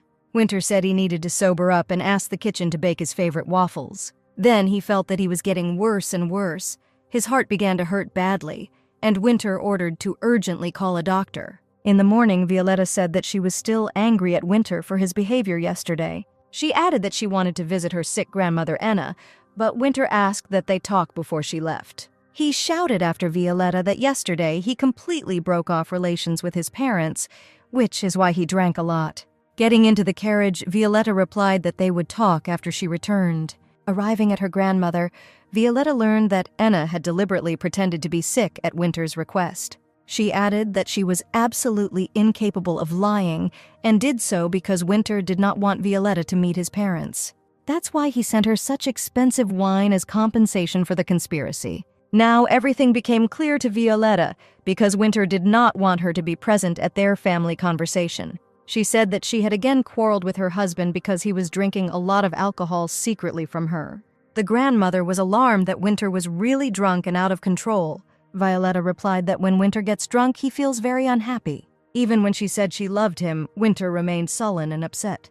But yesterday, for the first time, he himself said that he loved her, but Violetta didn't really believe his words, because he was very drunk. Grandma was surprised why Winter never said such words to Violetta because he loves her very much. Seeing Violetta's surprised look, Anna said that during her absence, Winter visited this place several times. She was sure that Winter came not only to her, but to everyone who could contact Violetta. Grandma then said that Winter came every day and she had to show the letters she wrote to Grandma. If Violetta could see the expression on Winter's face at that moment, then she would know how he felt reading the letter that everything was fine with her. Winter could have come to her much earlier, but Violetta herself did not want this. Anna advised that Violetta may not immediately forgive her husband, but she should know that her grandmother wants Violetta to be happy. Violetta replied that she was already happy, but that was not enough. It seems to her that she was much happier before than now. When she returned home, she saw that Winter was already standing on the street. When Violetta got out of the carriage, Winter said that he was waiting for her because they had something to talk about.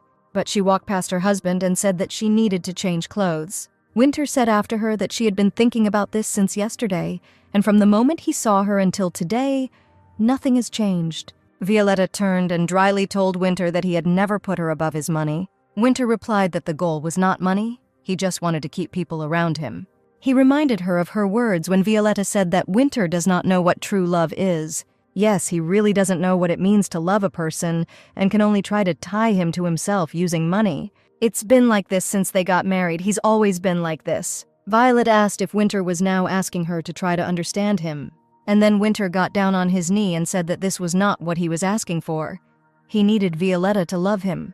He added that he really needs her love so that she loves him even more and truly. Violetta looked at her husband and said that in reality he was a very bad person. He replied that it was so, but Violetta, in spite of everything, loved him. Winter asked Violetta to look around while she was away. He grew such a beautiful garden as if it wasn't him at all. Violetta understood that he really changed himself, changed his gait to a more stately one, and planted gardens on 2 continents. In addition, he completely broke off relations with the people whom he considered his parents and only family. He asks her not to leave him, even if he himself does not know how to love. Violetta said that she understands Winter, and perhaps this is the kind of love that he is capable of. Violetta explained, saying again that she understood him, but that did not mean that she believed him. Winter responded that they both didn't trust each other's feelings. Worry and joy, sadness and obsession, maybe this is true love.